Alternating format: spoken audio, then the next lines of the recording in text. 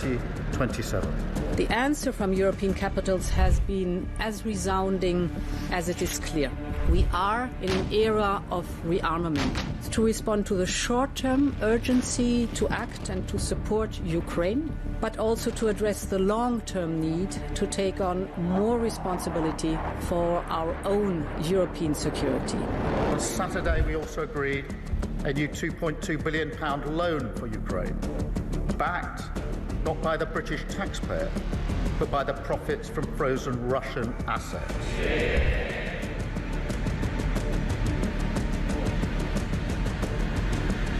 It is my pleasure to bring from His Majesty the King a letter. He sends his best wishes and his regards, of course, but he also asked me to bear this letter and bring it to you. So can I present the letter from the King to you? Thank you very much. Am I supposed to read it right now? Yeah, please do. I will do. I've got to tell him what your reaction is, so I need to know. I need to know. He is a great gentleman. A great, great gentleman. He said he thinks the war's going to go on for a long time, and he better not be right. Well, I just think he should be more appreciative, because this country has stuck with them through thick and thin. We've given them much more than Europe, and Europe should have given more than us, because, as you know, that's right there, that's the border. What kind of diplomacy, JD, you are speaking about? What do you mean? I'm talking about the kind of diplomacy that's going to end the destruction of your country. Yes, but if you are not Mr. President, with respect, I think it's disrespectful for you to come into the Oval Office and try to litigate this in front of the American media. You're gambling with the lives of millions of people. You're gambling with World War III. You're gambling with World War III.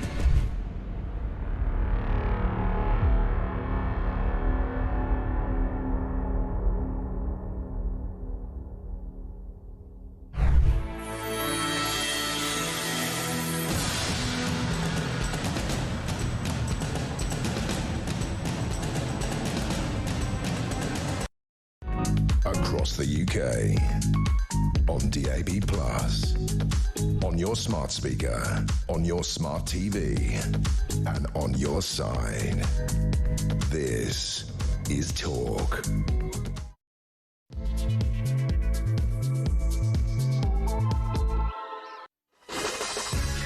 Good morning and welcome to Morning Glory. It's coming up to 30 minutes past 6. The sun is up. It's VE Day, ladies and gentlemen, so it's a celebration, a commemoration of 80 years since victory in Europe. We spoke at the beginning of this week about it, obviously because there was quite a big day on Bank Holiday Monday, but today is the actual anniversary of VE Day. There will be a 2-minute national silence at midday. There will be a series of events going on, including the royal family appearing at Westminster Abbey for a service. After that, of course, the King and Queen, joined by members of the royal family, to attend the service of Thanksgiving at Westminster Abbey. That will be later on today as well. And then this evening, there is a show, a concert at the Royal Albert Hall to celebrate and to commemorate, of course, those who lost their lives in what was one of the most remarkable pieces of British history that I think anybody could ever remember. Today, we've also got a lot of other stories to talk about too. There seems to be very much an emphasis on migration, immigration. Now, isn't it strange? Does it not occur to you that after Reform's absolute barnstorming victory last Thursday in the local elections, where they won control of 10 councils, where they got 400 and odd MPs, 477, I think, council workers into power who previously weren't there, 2 mayors, and of course an MP who was here with us yesterday. We'll tell you more about her coming up in the show. Basically, we have got the Labour government on the run. They've now decided to come up with a whole load of new policies, to wit, on the front page of the Times, migrants who want to come to this country must now be fluent in English.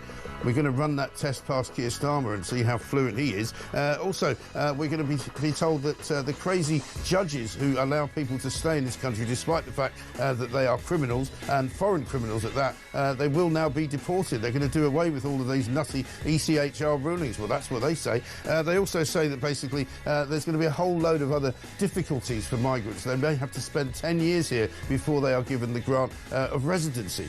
All of which sounds to me like a government on the the run, a government trying to appeal to those people who think immigration in this country is out of control, which is pretty much everybody in the United Kingdom. Of course, 0344 499 1000. We're also going to be looking into this Iranian terror plot. It now turns out that the people who were here from Iran to commit a terrorist atrocity were targeting the Israeli embassy, ladies and gentlemen, which seems to be a pretty ghastly plot. And we're going to find out soon, I presume, whether or not they were actually asylum seekers. My suggestion to you is I wouldn't be surprised if they were. 0344 499 1000. We're also going to talk about the new Pope.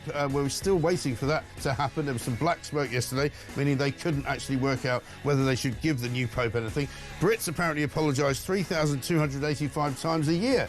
Sorry about that. And also, of course, we'll be finding out exactly why the NHS wants to give babies to the elderly. This is Morning Glory. I'm Mike Graham. Let's get it on.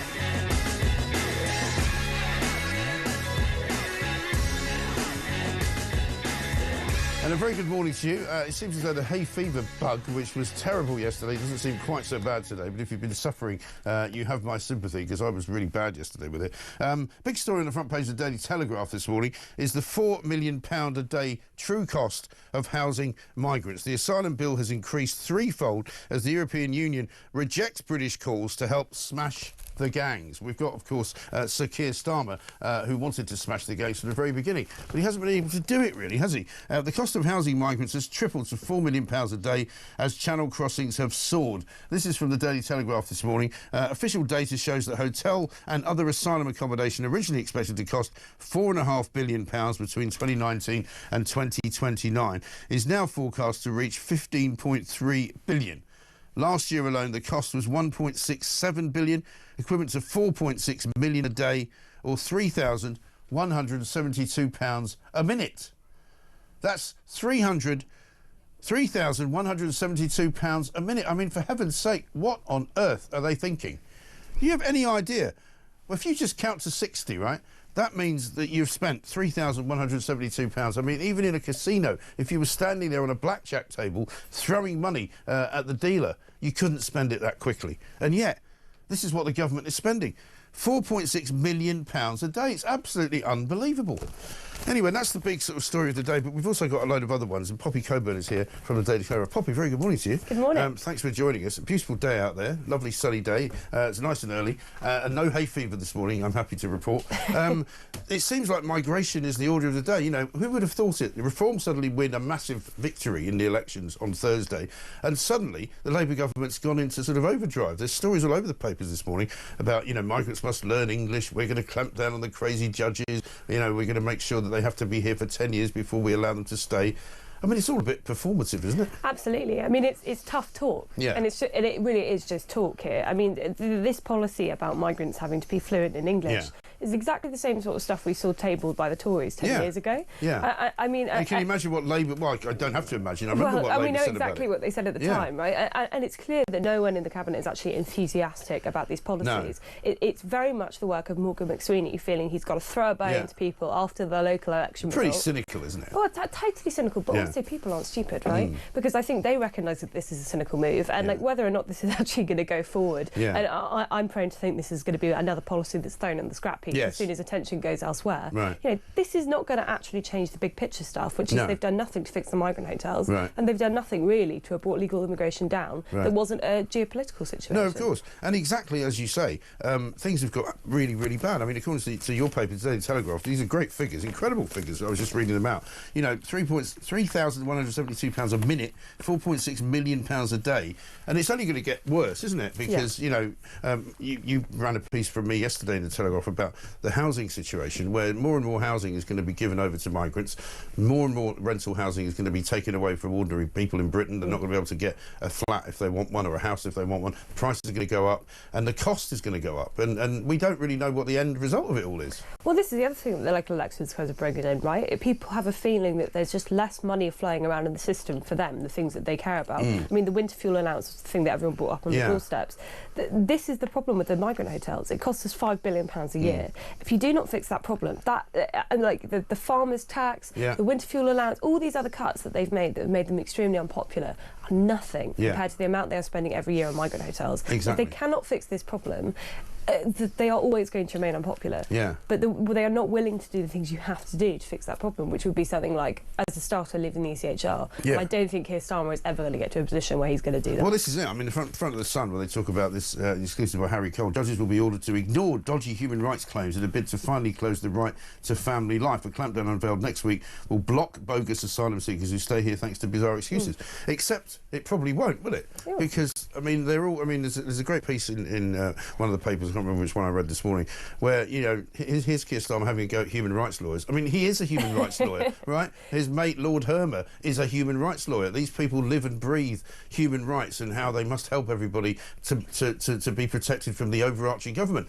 You know, they can't do it, can they? It reminds me of the Who Rules Britain, Not You, Mate. Yeah. I mean, like, the judges are not the sort of people who are going to be listening to someone who is, as you've just said, literally one of them, turning around with a wink and a nudge and being like, oh, keep it quiet for a bit, just while the heat's on me. Yeah. I mean, the problem is that the judges have been empowered for too long, for decades. Yes. It's not just the European judges, it's our own homegrown judges. And again, I just don't believe that Starmer wants to go to war with these people. No. I don't think they do either, and that's going to be the problem. No, and they're kind of... It's almost like you can see him standing in Downing Street holding his nose. It's like this other ridiculous thing that he came out with yesterday. You know, it's now going to be illegal to deface the Winston Churchill statue. You know, this is the same guy who removed the Winston Churchill portrait from his own office because he didn't want him looking at him. And, you know, it's already illegal to climb on statues. You know, they don't need to pass a new law, but they're suddenly going, oh, look at us, we're all patriotic, we don't like immigrants now, and we're the new Labour Party. I don't believe a word of it. Yeah. The problem as well with Starmer is that he's literally like an empty shell of a man. He's not an ideological man. Right. He loves power and he knows he will do whatever it takes to hold on to power. Yeah. But this stuff, as you pointed out, I mean, it's literally already... You can't deface statues legally, but apparently you could a couple of years ago when it was fashionable to do so. Yeah. And now the tide has turned back again. Or in a pro-Palestinian march, you're fine. Right. You know, but if you're from the far right, obviously, and a thug, I'm afraid you will be arrested. Yeah, I'm afraid I just don't think this Labour strategy of trying to pretend they're ultra-patriots is going to work very well for them. Nobody's buying it, and even they're not buying it. You know, they're almost sort of saying it from behind a curtain. They're kind of going... Look at the faces of the backbenchers when he starts doing the whole patriotic talk. I mean, they look like they're about to throw up. Yeah. They can't stand it. They can't stand it. Absolutely not. And all in the background of all of this, the economy stupid, as Bill Clinton used to say. Rachel Reeves, again according to the Telegraph, record tax increases have derailed the economy and threatened to blow a £57 billion black hole in public finances. Well done, Rachel Reeves. Let's give her a round of applause. Well, apparently they're going to try and ameliorate that today because they're pushing this line that, you know, oh, there's going to be a trade deal announced between the UK and the United States of America. Again, we don't know what's in that, and we don't even know if it's happening. Yeah, exactly. And again, like Donald Trump, the art of the deal, he's not the sort of person that gives concessions to ailing British chancellors, you know, who are, again, not particularly big fans of his. No. He usually likes people to kiss the ring. But it all comes down to the fact that, like, as Rachel Reeves herself said, there's not enough headroom. And they're not doing the things that you need to do to create the headroom. That would mean slashing the size of the state and actually doing something about the massive debt problem we have. And they're unwilling and incapable of doing those two things. So it's just a total roundabout decision. It really is. She's just hoping that she's going to find money down the back of the sofa at this point. It's almost like she's hoping to win the lottery or something, and there's going to be, but this time the lottery is going to be £100 billion and we're going to get rescued. But it's really, I mean, it all seems to be teetering very much on the edge of a precipice, doesn't it? I mean, it's much more serious than we think. I was having a conversation with someone last night where I said, I think the only way that we are actually going to fix our economic problems is if we have to go cap in hand to the IMF again. Seriously, I think we're going to need to be better. We're not a million miles from that, are we? No, I don't think we are. I mean, seriously, look at the size of our debt. Next time there's a massive shock, you know, something like the Ukraine war, if that happens again, we are in such a bad position on energy, on public debt, on like dealing with the welfare bill. We do not have the cash now to spare because people have not made the difficult decisions they had to have done many years ago, and that goes to the Tories as well. Yeah, of course.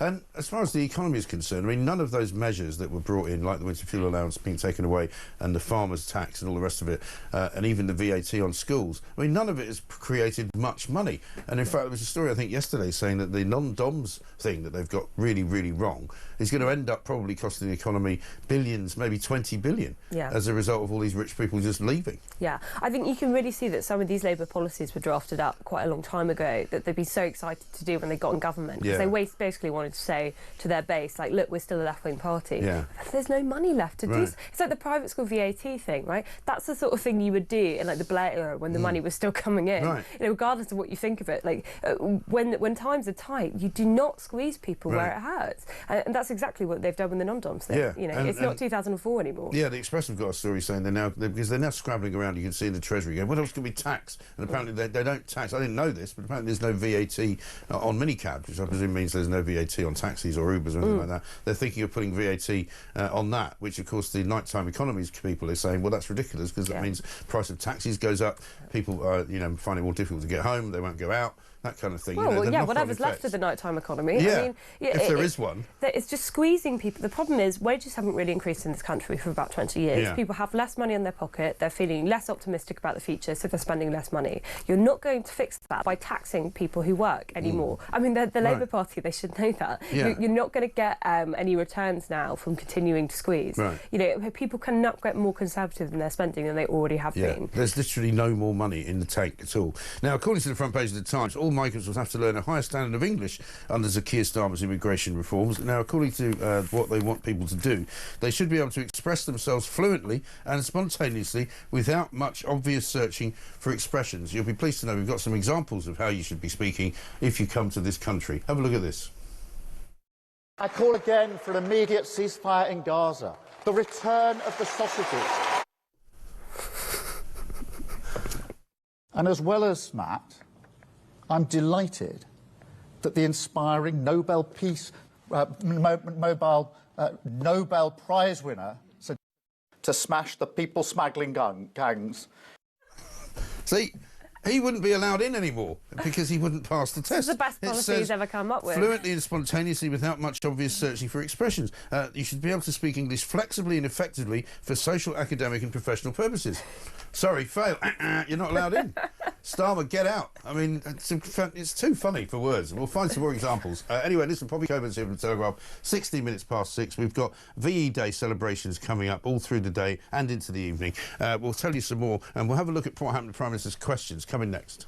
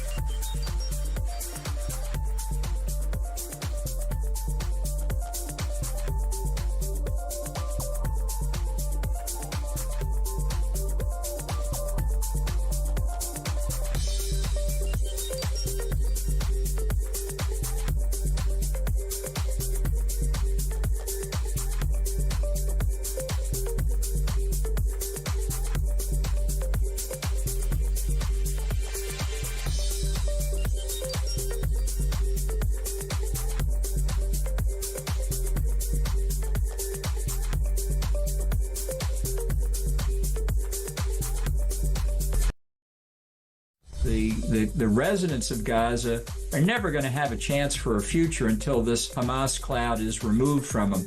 We finally now seen some demonstrations by the Gazans against Hamas, but ultimately it would be a mistake to rebuild a high-rise refugee camp. I think the only humane way to help the Palestinians in Gaza is to look for resettlement in other Arab countries.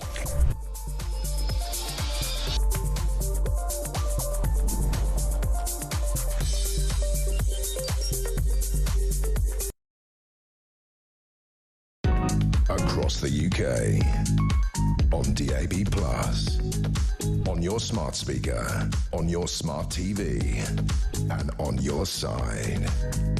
This is...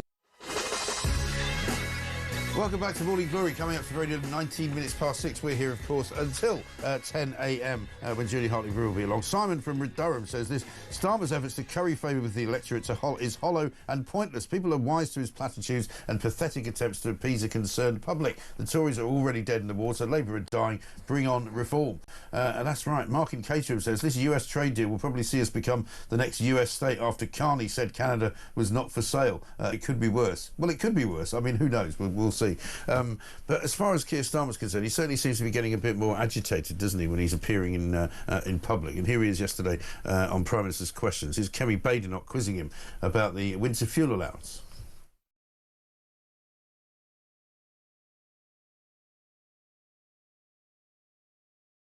The Mr. Speaker, the only black hole is the one the Prime Minister is digging. This issue affects some of the poorest and most vulnerable pensioners. His mayor in Doncaster says it's wrong. His First Minister in Wales says it's wrong. Even his own MPs are saying it's wrong. He's refused to listen to me on this. Will he at least listen to his own party and change course? Mr. Speaker, let's spell this out. All the parties opposite would take this country back to where it was a few years ago. Broken public finances, interest rates through the roof, NHS waiting lists at all-time high. Because no other party in this House is prepared to say how they would put the finances straight. No other party is saying how they would invest in our NHS and public services. No other party is focused on the long-term prosperity of Britain. No one on this side, Mr. Speaker, is denying how big the challenges that we face, but no one on that side of the House is even prepared to take those challenges on.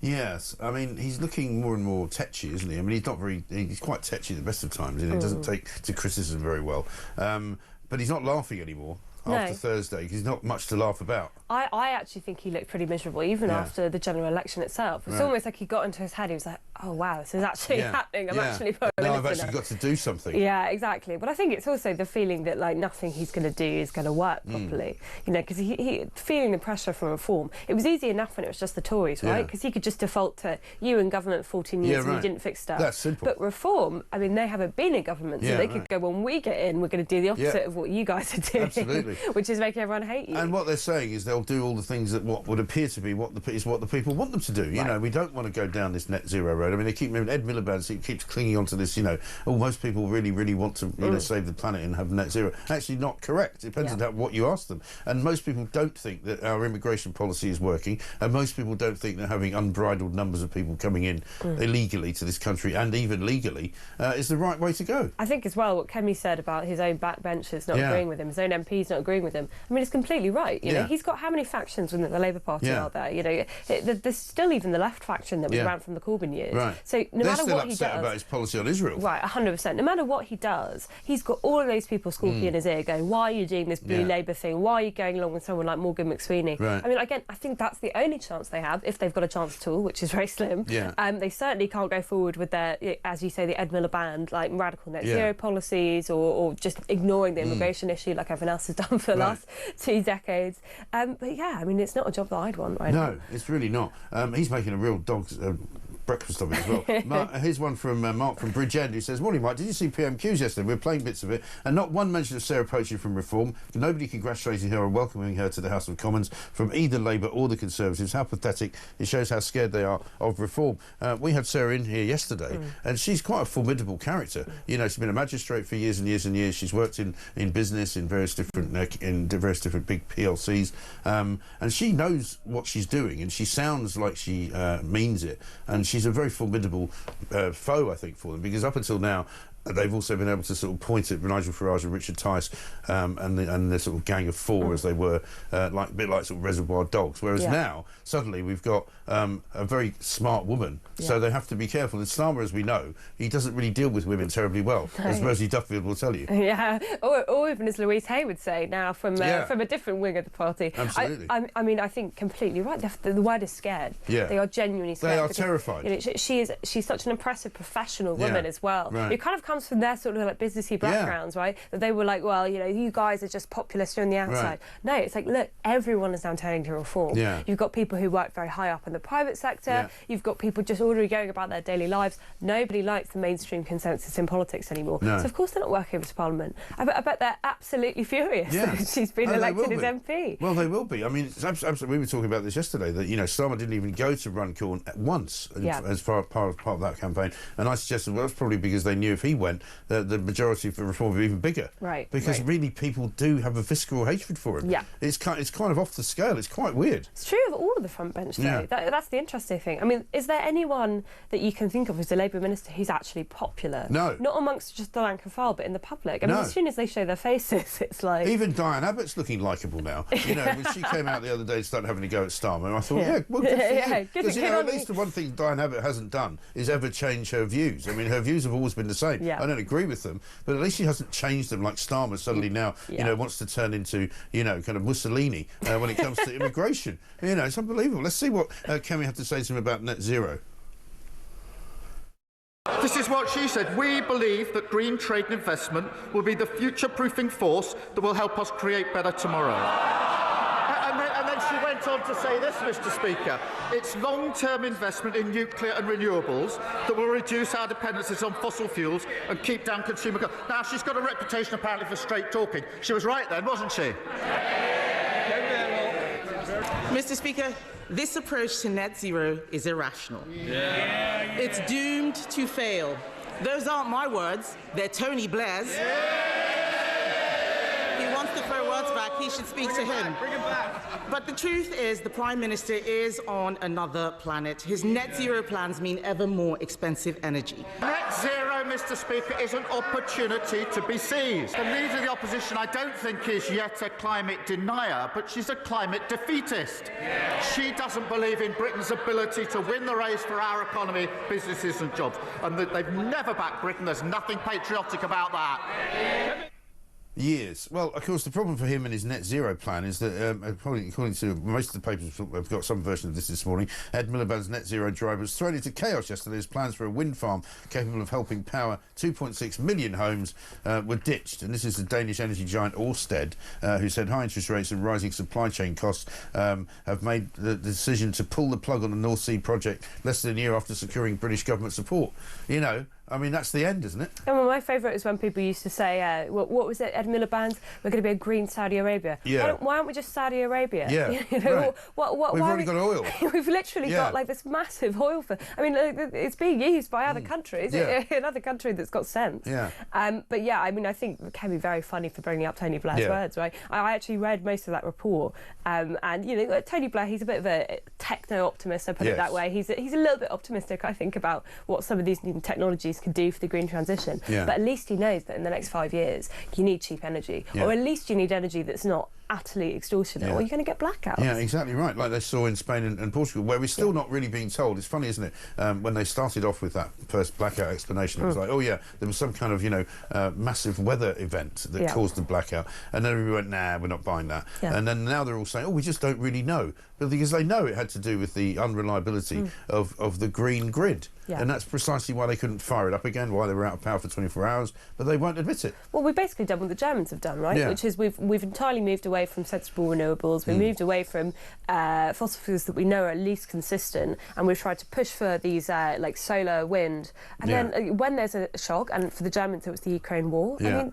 then you're completely screwed. You're spending an absolute fortune. It's destroyed their car industry. I mean, we have no industry left to destroy anymore, because we've... But don't worry, we're going to import some Indian industry so that we can start building some factories and employ a lot of Indians. Oh, well, fantastic. Who are cheaper to employ because they have to pay NI. I mean, it's hilarious watching all these Labourites trying to defend this deal. In fact, I think we've got another clip of Starmer talking about it. Let's have a look at this.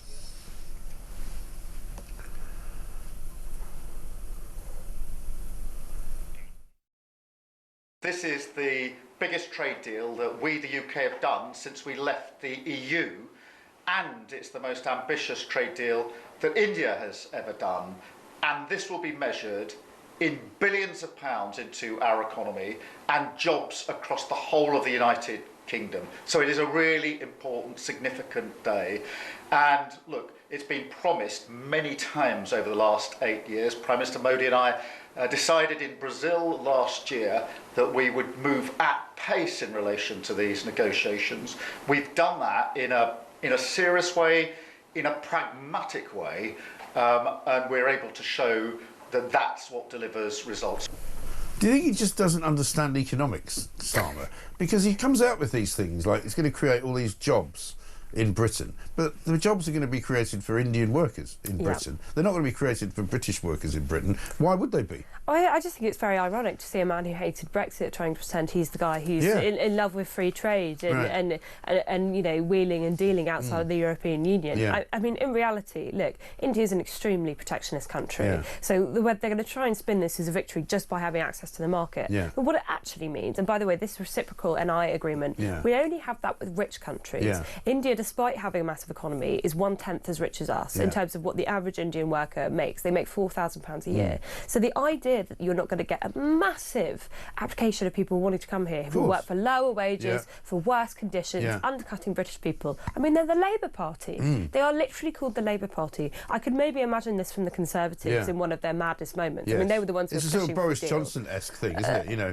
liberation for all the world's poor. Let them all come and work here. Yeah. Since when has Labour become the party of free trade, undercutting British workers, you know, wage suppression? Seriously, like, what do these people actually believe in? This is why nobody finds them credible. Yeah. That's why, because, you know, when they're sort of they're now faced with this sort of economic oblivion, which again is partially caused by Rachel Reeves, and they're just sort of flailing around at the bottom of the well, kind of going, what can we do now? Oh, look, there's something we can grab onto. Let's try and do that.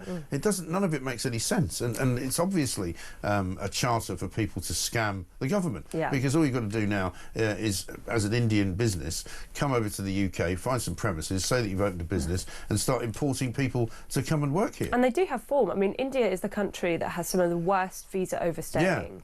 You know, particularly on people on student visas who will come over on a student visa and then apply for asylum, or just sink into the black economy. Well, I mean, was it not under the Sunak government, I think, that they had to stop accepting business students from India and Bangladesh because they were all coming here clearly not with the intention of studying business, but with the intention of staying and living in this country. But here's the unfortunate reality: the only thing that Britain is now selling is a visa. Like, that is all we're selling now. We're selling passports to the world because our politicians have thought it's too difficult to do anything about actual industry. A visa superpower. That's what we are now. Well, yeah, I mean, but, you know, it's going to come to a point where we're such a miserable country, no one's going to want to come here. And then what are we going to do when the lights go out? Well, I think we will have to go to India. Maybe we're just going to set up a colony in Goa or somewhere. You know, it'd be quite nice. Coming up, we've got loads of other stories to talk about, of course, as well. We haven't mentioned yet the Iranian terror plot. It turns out that the people who were living here, we're not quite sure how they got here, but I would not be surprised if it turns out they were all asylum seekers. The government's been very quiet about what their immigration status is, but it turns out they were targeting the Israeli embassy. So we'll bring you more on that, and also we'll find out what else is going on inside the NHS. They've had a couple of weird ideas. This is Talk.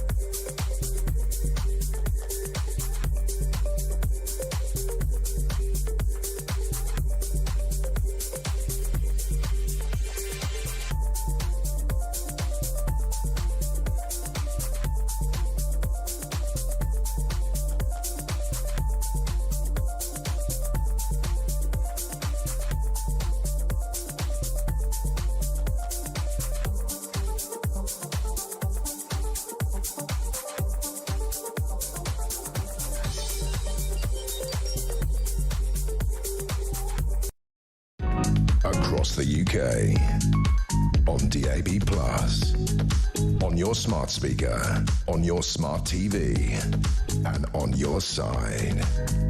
This is Talk.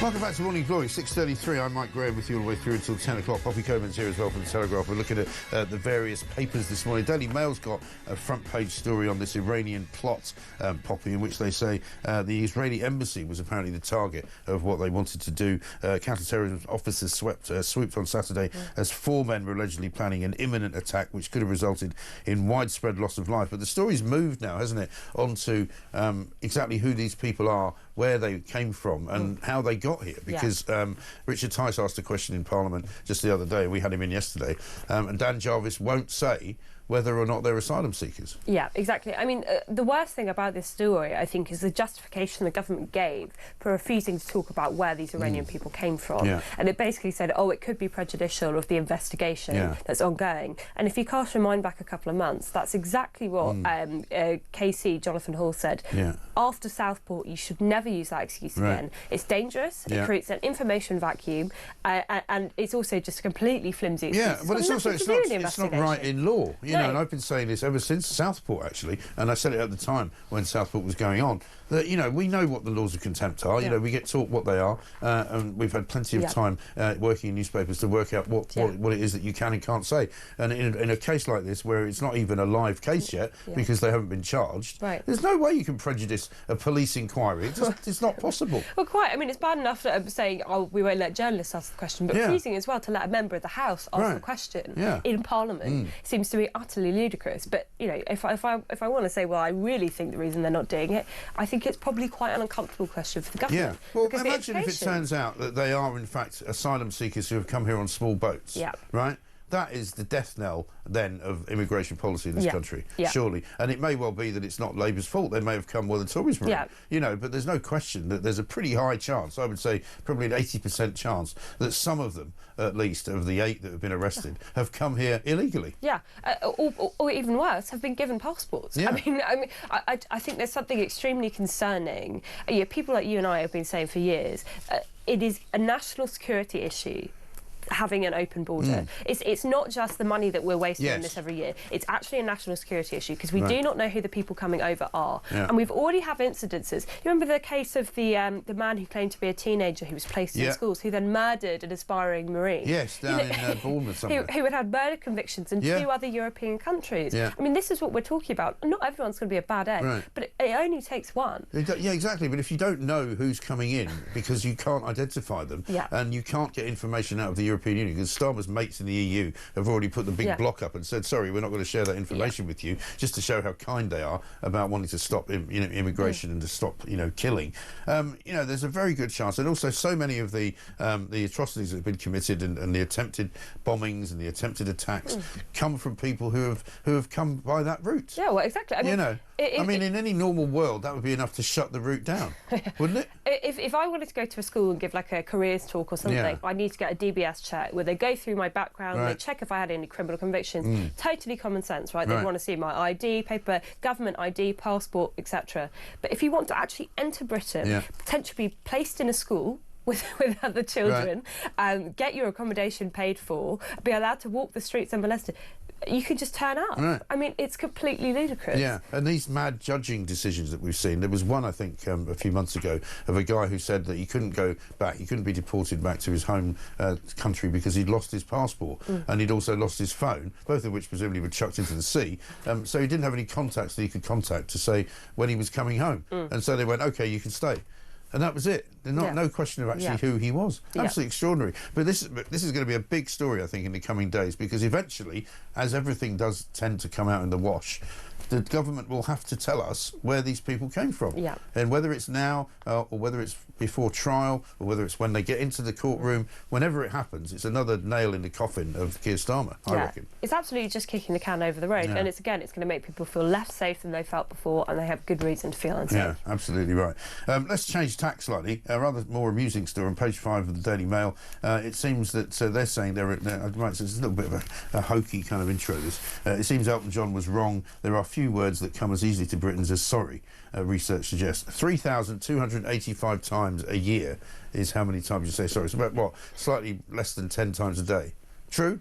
Oh, definitely. I mean, for me, it's probably about 20. I mean, I do it when I sneeze. I do it when I accidentally bump into a wall, when I'm not looking where I'm going. I do it when some horrible person on the commuter journey in the morning bumps into me. I go, oh, I'm sorry, even though they should be the ones who are saying it. You know, it's just, it's like a verbal tick for British people. It really is, isn't it? I mean, it's like that great, very British Problems Twitter account, which is always very amusing. And people do. But funnily enough, one of the things that people notice now and they say has happened for the worse in this country country is that people don't say sorry to you so much anymore when you walk around London. You know, you might be saying it to everybody, I might be, but very few other people are, because they don't have that kind of British thing going on. Yeah. And again, it's not me being xenophobic, it's just the fact that if you're not British, you don't feel like that. I think it's like the basic manners stuff of like people not holding open a door. Right. I don't expect people to hold open a door because I'm a woman, by the way. I do it for everyone. I you do just it for everyone. do it. You know, you hold it as someone's going through. Or if you see an old person, you know, you get up your seat on a train and you would give it to them. Sure. It's just that when that sort of thing breaks down, you can't quite put a name on it. On the But tube now, nobody gets up and gives seats to anyone. You know, you see quite often, you know, big burly guys sitting in the sort of the, you know, the seat that's supposed to be for the pregnant women and people, you know, with mobility issues or whatever you call it, and they don't get up, they don't bother. And people get on the train before you get off it. You know, they don't give. There's no politeness anymore. That's what people complain about. That, you know, the modern Britain, is, thanks to all the immigration that we've had, and I'm quite happy to say it because that's what it is that they, you know, they don't have any manners. Yeah, it's alienating in a way that I feel like you've been raised a certain way to think this is a normal convention, and then you move to a big city and all of a sudden it's out the window. Yeah, but it was never like that. It wasn't always like that. I mean, New York was like, when I lived in New York in the 80s, you know, it was a pretty rude place, but you knew that because it was New York, and you'd have a row with 3 people before you got to the end of the street, you know. And you know, they used to have a parking sign that said "Don't even think of parking here," which was brilliant, you know. But it was kind of rudeness in a microcosm, and so it was funny. But this is a different kind of rudeness. This is generally people just being horrible to each other and not even being considerate in any way. Like driving now. You let somebody in and they don't say thank you, they don't go thanks very much, they don't do it. You know, I always do that. You know, I'm about the only person left in Britain that does it, I think. Yeah. Well, I think also it could be dangerous, right, with the driving stuff. I mean, even from a pedestrian angle, you see a zebra crossing. Right. I always really look when I'm crossing over a zebra crossing because there's a lot of cars that just don't recognise it at all. No. I mean, I don't know where they've got their credentials from. They'll just speed right down the road. You know, it's the same with those line bikes. And that's if there's not a cyclist. Yeah, well right. Exactly. I mean, he never looked, never pay attention to traffic lights, you know. I'm lucky I haven't had my leg taken off. I know. They're always in a state of rage as well. They're always sort of shouting at people to get out of the way. It's like, you're on a bike. I know, absolutely. Let's talk about the latest madness from the NHS. This is on the front page of the Telegraph, but the story's on page 11.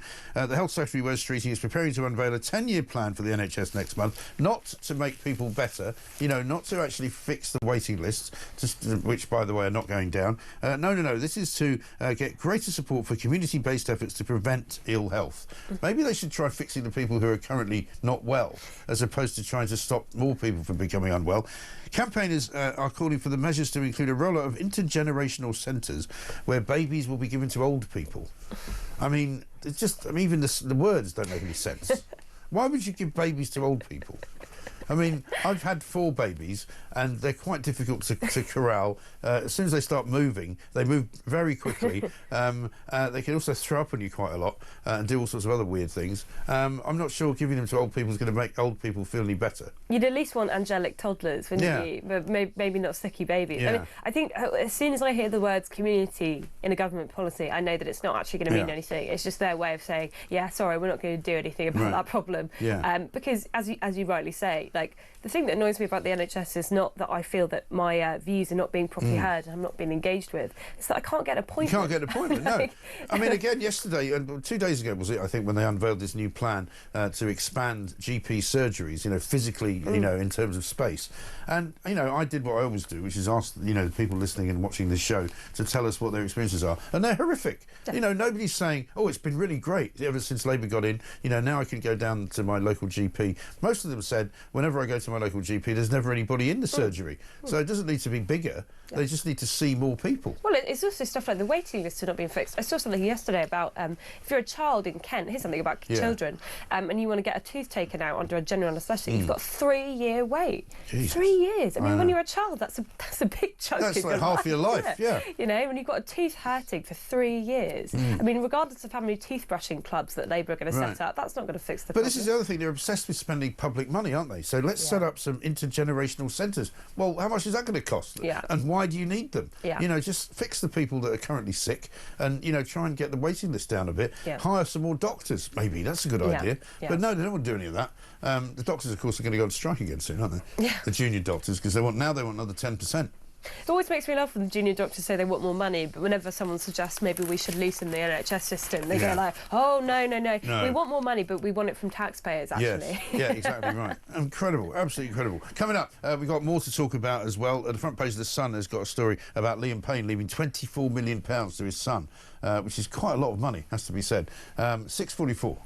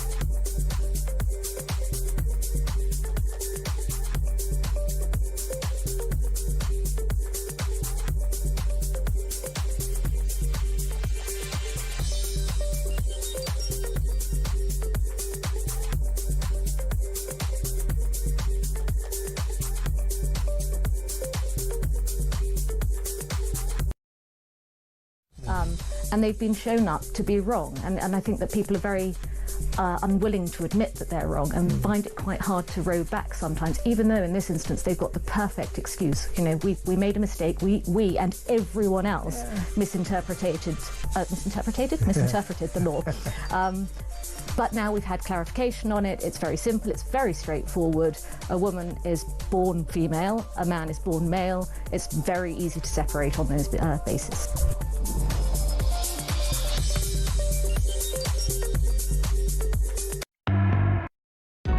Across the UK, on DAB+, on your smart speaker, on your smart TV, and on your side. This is Talk. Welcome back to Morning Glory. It's at 6:46. I'm here until 10 o'clock, of course. It is VE Day. We'll be bringing you all of that as it unfolds throughout the course of the day. There's a service at Westminster Abbey, a Thanksgiving service. Also, there will be a concert this evening at the Royal Albert Hall. Let's get a voice note from Dave. Hello, Mike. Great show. Starmer really hasn't got a clue.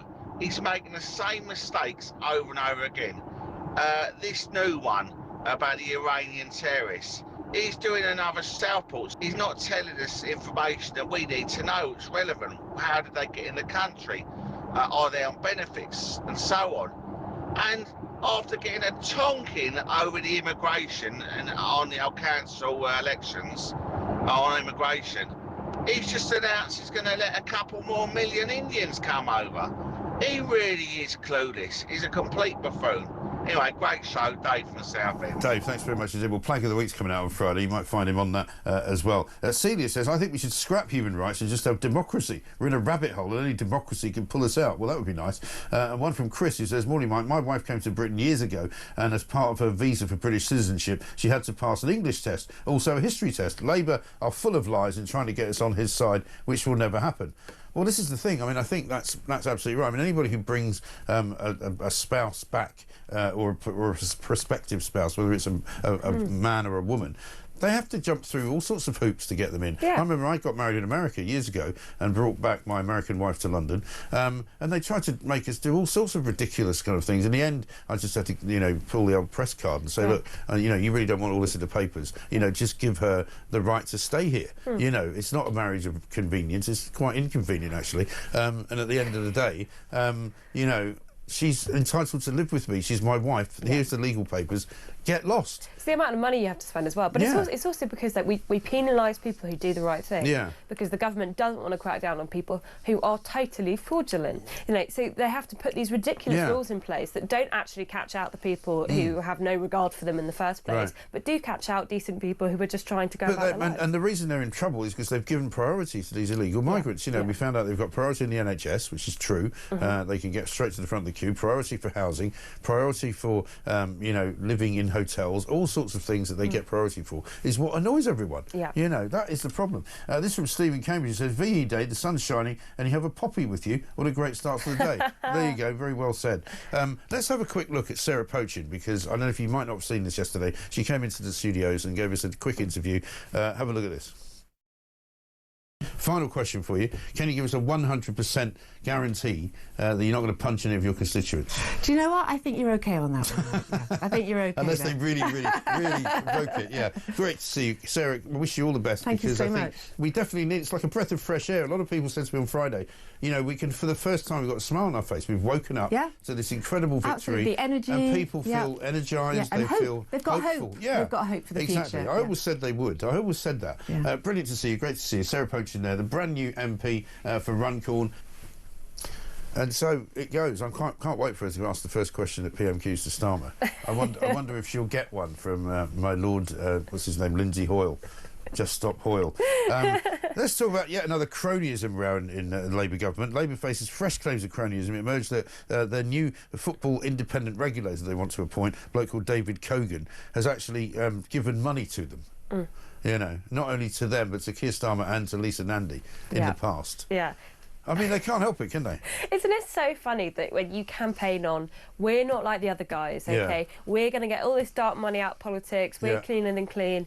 Oh, and then almost immediately the Lord Ali clothes scandal comes out, and actually, no, that's misunderstood, it's being blown out of proportion. And now this with the football regulator who's actually given us a load of money. Yeah. I mean, it's just so classic Labour. They cannot help themselves. But why do they not think... It was a bit like when they announced the Indian trade deal. You know, they didn't mention the fact that they decided to give a break to the Indian workers and the Indian companies on national insurance, as if nobody's going to find out. It's like, don't put it in the press release, nobody will figure it out. And of course they did.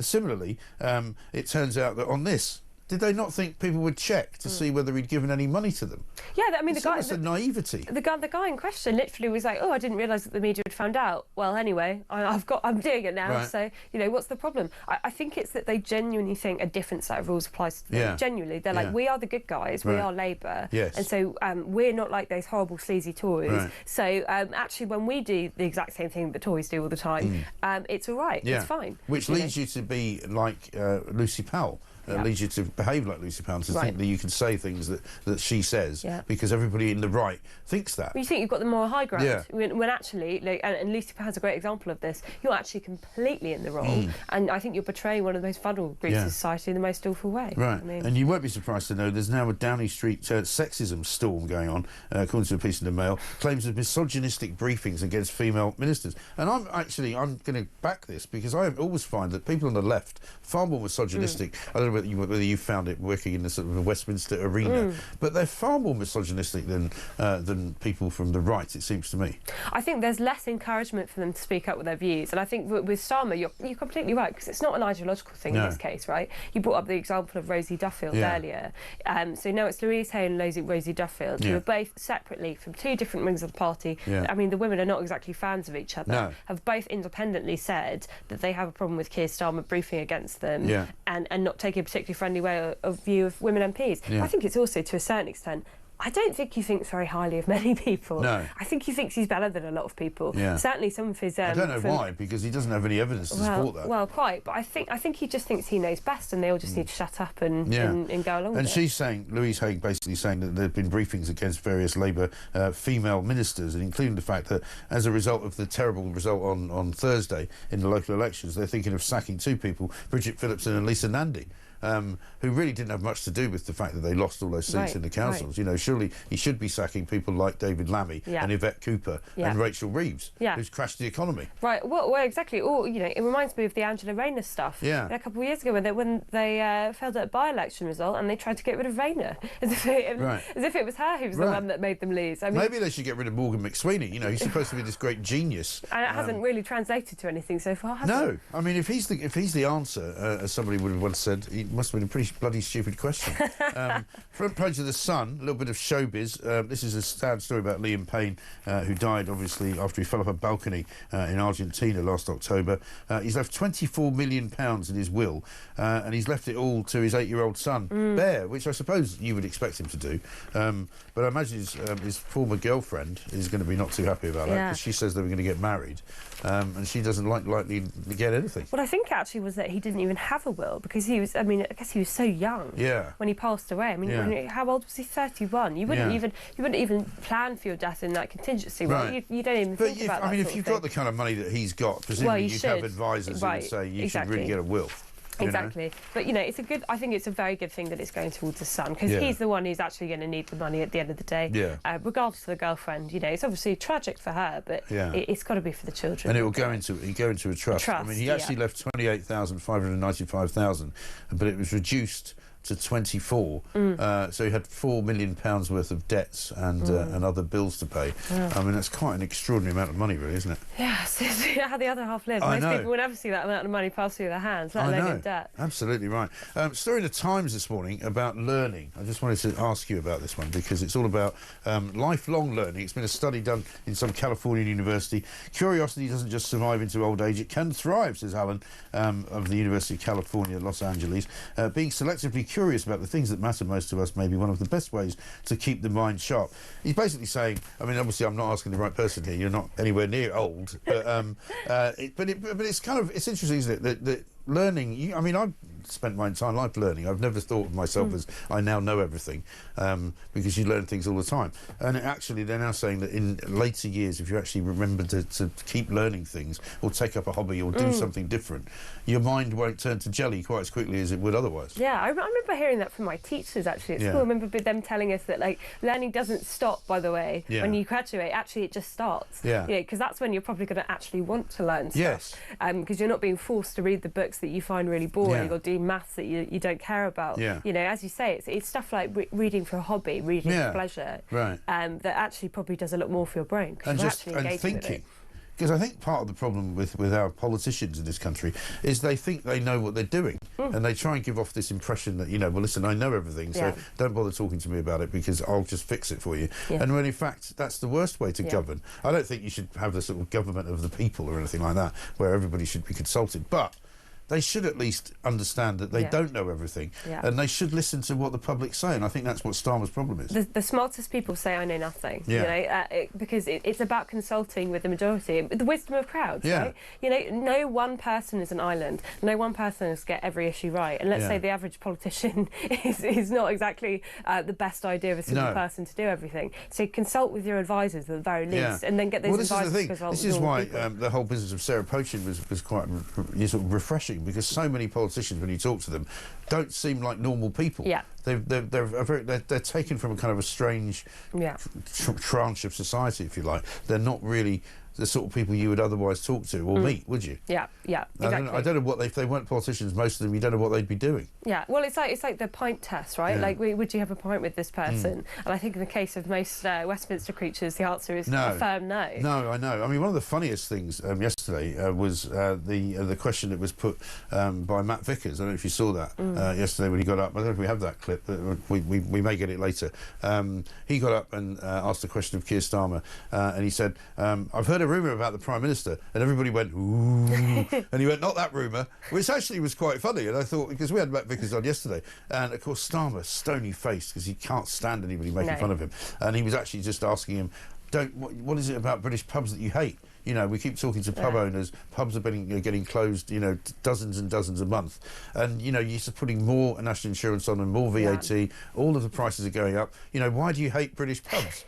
And he didn't really have an answer for it. Do you think it's because he didn't get invited out when he was a teenager? Yeah, probably. Do you think it's got something do you remember to do with famously got thrown out of that pub in Bath? You remember? I do Get out of my pub. That was very, very funny. Yeah, I suspect. Well, it's very interesting, and I've been looking into sort of his early years and the things he talks about. And when he was head of the CPS, he didn't really perform in court. He wasn't, you know, because I keep asking the question, if he's that useless at speaking, you know, why was he ever a successful barrister? Because I always think this. and He's it got turns such a out nasal that voice. when he was head of the CPS, he used to basically, I think we spoke to Victoria Atkins from the Tory party, who used to be a minister. She's a KC, and she said that she used to be one of the people hired by the CPS to go and, you know, plead their cases for them. And he would be sitting in his office basically assigning cases. That's what he did. He wasn't actually an active barrister, which explains a lot, which means he doesn't really have the gift of the gab. He doesn't have the ability to speak, you know, which is why we're coming back to the beginning again. Should we play it one more time? Why he wouldn't pass the new English lessons that they're going to give to migrants. Keir Starmer, have a look.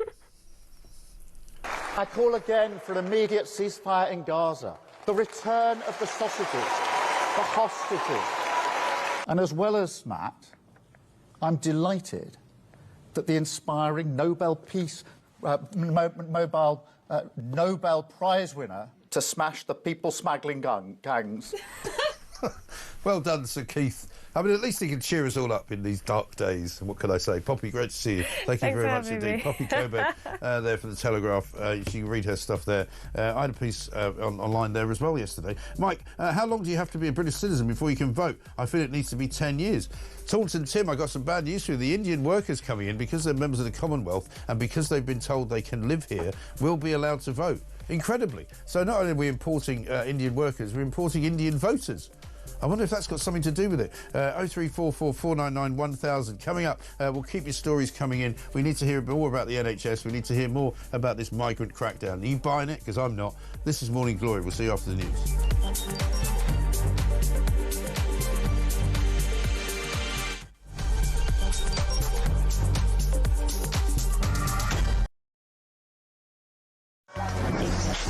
Five, 4, 3, 2, 1.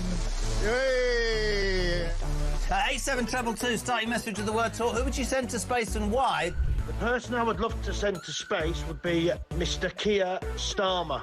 And then I would tell the Galactic Empire that he was part of the Rebel Alliance and let them blow him away with the Death Star.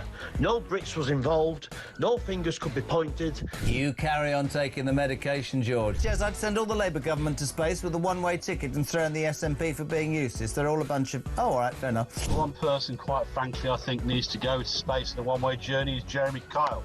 He goes on about his age one more time, how he's 60 this year, he was 59 last year, repetitively over the course of the weeks and months. We have to hear him, I'm 60 this year, I'm 60 this year. Richard Tice, did you put that cheeky bugger up to that? I'm hoping he's going to send me the invoice because that was absolutely brilliant. Which MP would you send to space?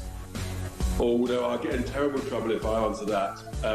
But it's fair to say there's quite a long list. The sad thing is about sending people into space on a one-way ticket is I don't think that we've built a spaceship big enough to take the lunatics off this planet. I mean, from the net zero loonies to the transgender loonies to the racists to the terrorists, there is just so much to the wokerati. We need some big spaceships. Big spaceships. Good evening. I never know how you're going to start this conversation, Jeremy. Katy Perry went to space today, OK? Who would you send... I'd love her to say what I wanted to, but I'd never disrespect her. Who would you send to space who could never come back? Well, I'd be happy to send Ed Miliband to space, I think. Oh, that is an outrageous question, so I'm not even going to answer that question. Sam Matterface, do you get the job, yeah? Come on. No, Sam Matterface, I tell you what... There's no. I think David Lammy would be the person I'd want to send up in space and never come back again. Yeah, the problem is how much would the bill be for him to munch through whatever food on the way there? Hey, it worked.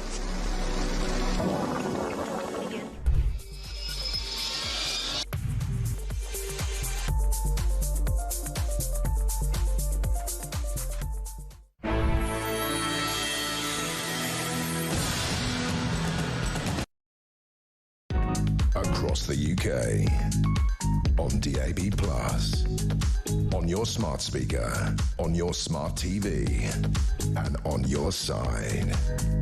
This is Talk.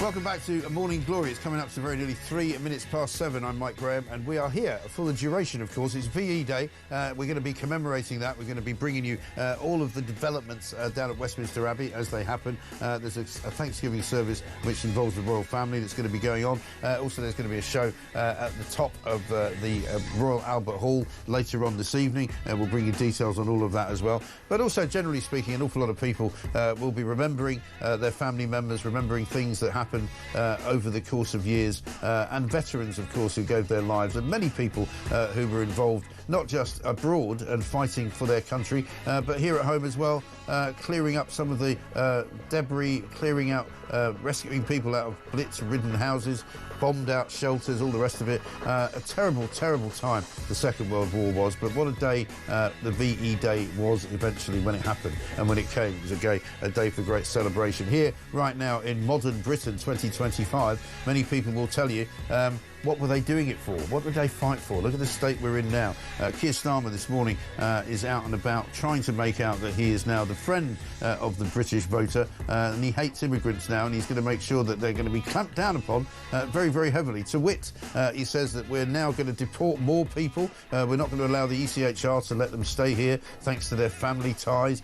He says that English is going to now have to be spoken much more fluently by any migrant who wishes to come to this country. There's an awful lot of smoke and mirrors going on because obviously he's running scared after Reform won such a massive victory last week in the local elections, in the by-election in Runcorn, and of course in the two mayors who have now been installed in this country. Let's get a voice note from Darren.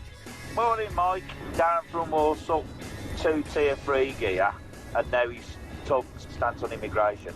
I've had a quick flick through the old Labour manifesto. I can't see any of that in there. Got to speak English.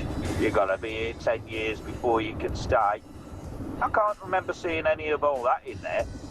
Well, I don't know. Oh, hang on. Page 99. Oh, yeah, we'll get some on immigration if Reform start giving us a kicking. They really do think we are stupid. Well, no, they don't think we're stupid, Mike. They hope we're stupid. I know, absolutely right. Dean from Dagenham says the same thing. Happy VE Day, says Dean. All these plans coming from Labour, how do they expect us to believe a word of it? All they have done since being in office is lied. No doubt these plans will also be BS. Well, absolutely right, because the real story this morning is actually on the front page of the Daily Telegraph, in which it says that £4 million a day is the cost of housing migrants in this country. We've spoken about it this week already. Not only now are we housing them in hotels, but we're now going to be commandeering all sorts of private residences, whether they be flats, whether they be big houses that they can separate up into multiple occupancy units. That's all going on. Meanwhile, of course, we're being told that Donald Trump is going to unveil some kind of UK trade deal soon. We won't hold our breath, but we'll bring you that as soon as we can as well. 0344 499 1000. This is Morning Glory. Let's get it on. Luckily, we've got a man who can help us out here with some of the nonsense coming out of Downing Street. James Price is here, former government advisor. James, very good morning to you. I like the idea that I'm an expert in nonsense. Happy to help. Yes, well, I think we all are now. We've been covering it for so long that, you know, I can separate definitely the wheat from the chaff when it comes to nonsense coming out of Number 10. And I smell a rat, or several rats, with this sort of scurrying around, desperately now trying to present themselves as, you know, the anti-immigration party. You know, oh yes, we're going to hold up a hand at Dover and say, unless you can speak English, you cannot come in. And we're going to give you a little test as well, because in the words of the Home Office, apparently you must be able to speak fluently and spontaneously without much obvious searching for expression. You must also be able to speak English flexibly and effectively for social, academic and professional purposes. And as you might expect, we've got a very good example of how you should speak if you wish to live successfully in modern United Kingdom of Great Britain and Northern Ireland. Have a look. I call again for an immediate ceasefire in Gaza, the return of the sausages, the hostages. And as well as Matt, I'm delighted that the inspiring Nobel Nobel Prize winner to smash the people-smuggling gangs. I mean, it's as plain as the nose on your face, James, isn't it? An amazing little montage there. But unfortunately, that idea of having to speak fluently, that could apply almost to every single Labour MP, it seems. Yes. Or when they pop up at Prime Minister's questions, and instead of asking something on behalf of their constituents or some pressing issue for the entire country, they'll ask, probably reading off a bit of paper, which in more civilised days, the other MPs would have shouted, reading, stop that. Yeah. And they'll just ask some fawning, or does the Prime Minister think he's having a good hair day today? They're all like this. They're all just frightful. They really are. And let's move on to the second crackdown. This is one that's in The Sun, exclusive by Harry Cole and Jack Elsom. A long-awaited crackdown on dodgy family life loopholes in deportation cases will take a huge step forward within days. Judges will be ordered to ignore bogus claims featuring laughable excuses which left-wing lawyers have been able to repeatedly exploit. Apart from the fact that Keir Starmer is in fact himself a left-wing lawyer, you know, I don't believe that this is going to happen either, because who's going to ride roughshod over the ECHR if you're in the judicial business? Yep, absolutely right. I think the fundamental point of this is that Keir Starmer's entire career, as you were talking about his time at the CPS just before I came on, was all about the idea that international law is a real thing and it's very important, probably more important, in fact, than any other kind of morality, or certainly than national law when it comes to opposing it. So to admit that all of this stuff needs to be changed would be to admit that his entire career before entering Parliament only 10 years ago was a complete and utter lie, right? And complete pointless and waste of time. So I think you've got this real problem here where you're going to have to go through an awful lot of domestic law, because it's not just as simple as leaving the ECHR. We've written about the ECHR in lots and lots and lots of bills of Parliament going back since the time of Tony Blair, and then you're going to have to go and undo all of that. So not only is it a very difficult thing to do, you're going to find so much opposition everywhere you do that all the way along by people who will start going, oh, but what about our human rights, as if this country never had any human rights at all until Tony Blair came along and wrote it on a piece of paper. And I don't think they've got the guts to do that. Exactly right. And also his bosom buddy, Lord Hermer, who seems to have sort of faded off into the darkness lately because he was looking like he was going to be the next man for the chop a while back. You know, he's the guy that negotiated and decided it was a great idea to give the Chagos Islands to Mauritius, even though they didn't even know they wanted it, to basically talk about arresting Benjamin Netanyahu if he ever came to the UK, believing everything that comes out of the International Court of Justice in The Hague. And I mean, you know, all of these guys are steeped in this, you know, ECHR prophecy that you must have the right to human life no matter how ghastly a criminal you happen to be. Yeah, of course. It's been dreadfully drafted, this idea of right to a family life and all these things that will apply to the most awful scumbags we've ever seen in this country. To give listeners and viewers one example, somebody is allowed to stay in this country despite having raped his own stepchild because of his right to a family life. Well, what about the right to a family life of the poor stepdaughter who suffered him? There's these sorts of ridiculous examples that we've got. And I want people to take home something really useful from this, that people who will defend the ECHR will say, well, Winston Churchill started it. You don't want to go against Winston Churchill, do you? Yeah, that's true. He did. In the wake of the Second World War, when most of Europe had fallen under a tyrannical, horrendous, very evil, most evil, whatever regime, the Nazis, we all know how awful and evil they were.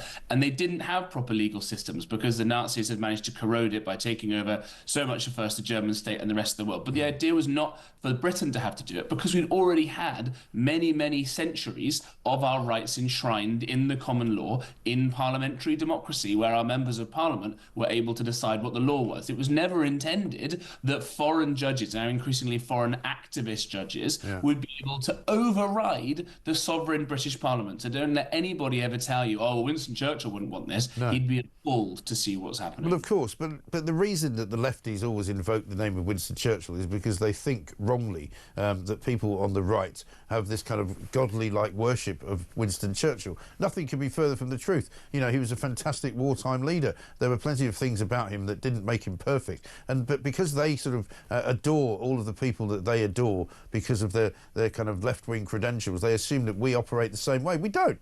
You know, I mean, like, that's the next, you know, the next patriotic Starmer moment is yesterday afternoon they declare that we're going to make it illegal for you to deface Churchill's statue, as if that's going to sort of calm people down who are fed up with mass immigration in this country. Oh, this will appeal. There'll be some idiot sitting in Downing Street going, oh, this will appeal to those right-wing nutters. Tell them that if anybody goes near Winston Churchill's statue, they'll get arrested. I mean, do they think literally that our heads zip up the back?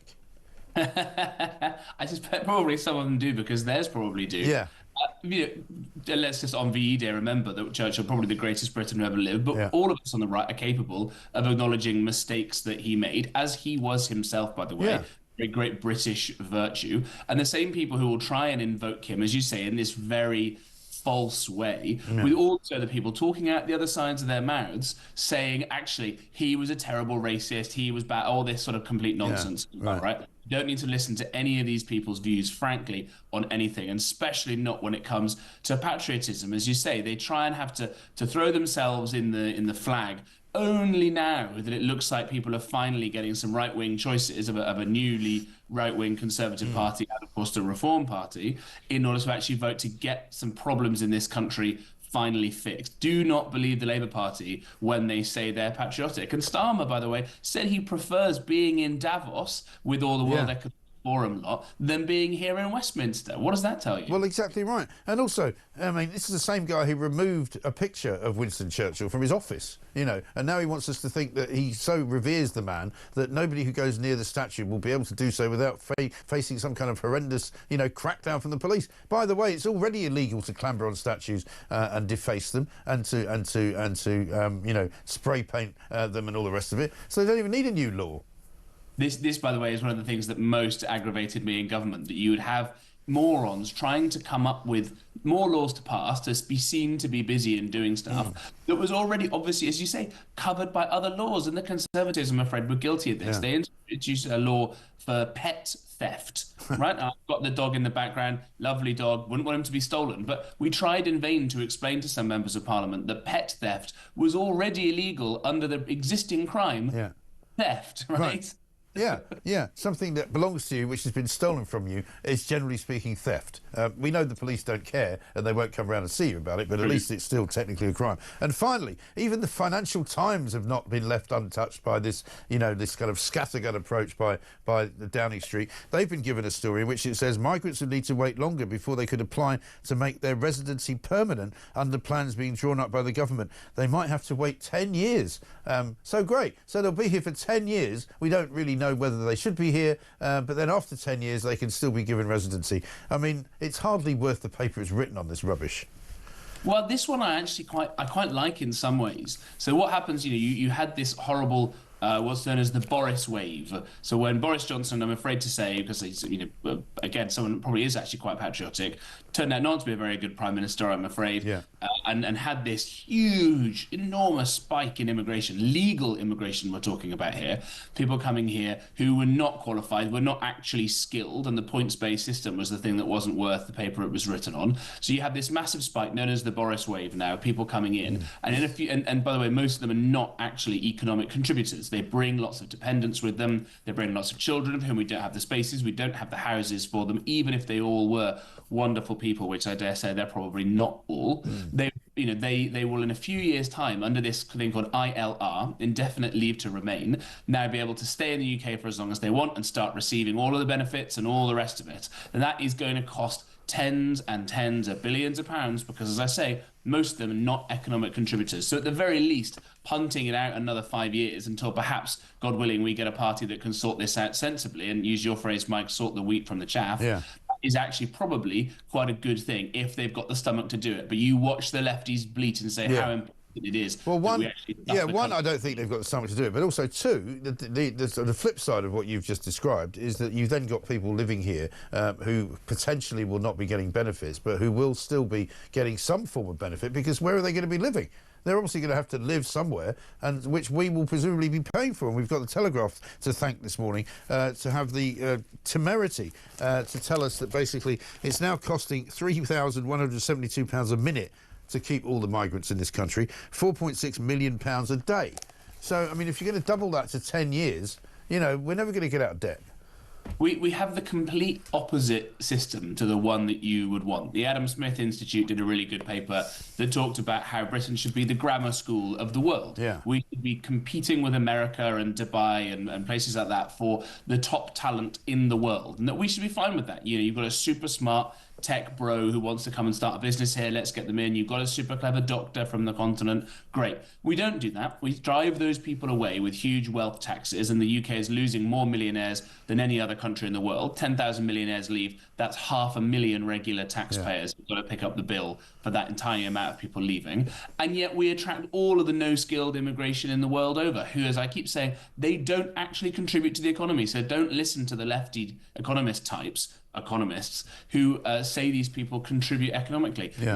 We've got the system totally topsy-turvy, and it's bonkers. It really is. James, great to talk to you. I've got to leave it there. Thank you very much indeed. James Price, former government advisor, speaking an awful lot of sense, apart from, of course, when he said he thinks it's not a bad idea to keep these people waiting longer before they're given the right to remain. I get that, but how about we don't give them the right to remain in the first place, and that way they don't wait 10 years at all. They don't wait any years. They just get deported. And you go, sorry, guys, we're full up. We haven't got room. Coming up, James Carter is going to talk to us, Shadow Defence Secretary. We'll ask him about what's going on with these Iranians who are apparently plotting to blow up the Israeli embassy in London. Morning, Mike, says Dean in Oxford. We can sort this migrant speech issue out easily. Just send in Starmer's speech therapist. Oh, on second thoughts, don't bother. It didn't work for him. And Rich says, morning, Mike, from Lucerne this morning. Work permits already need an English certificate. That's why numbers are down. Projects are late and productivity is through the floor. Well, this is the point. I presume what they're trying to say is that if you're an illegal migrant, you're going to have to learn English before you can come in here as well. But are they? Really? I don't know. It's really, really difficult to know what this government wants, because at the end of the day, they don't know what they want. And all of these platitudes about trying to look tough on immigration are simply really not washing it, I'm afraid. It's 19 minutes past 7. This is Talk.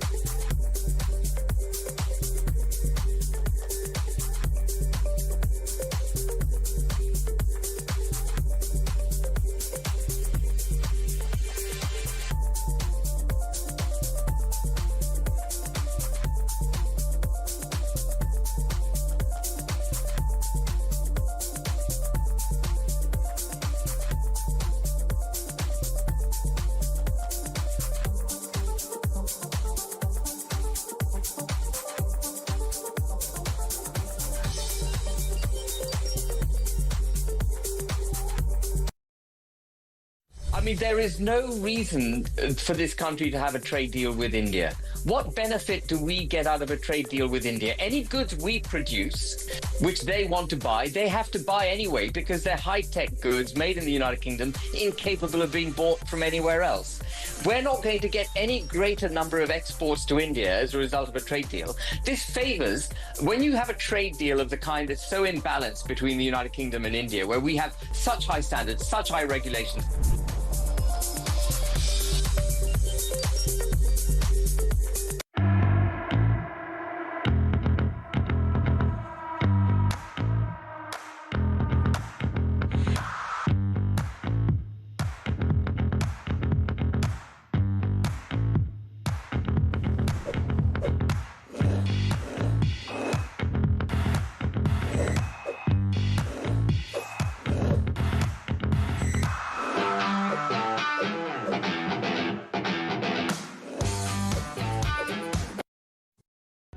Across the UK, on DAB+, on your smart speaker, on your smart TV, and on your side. This is Talk.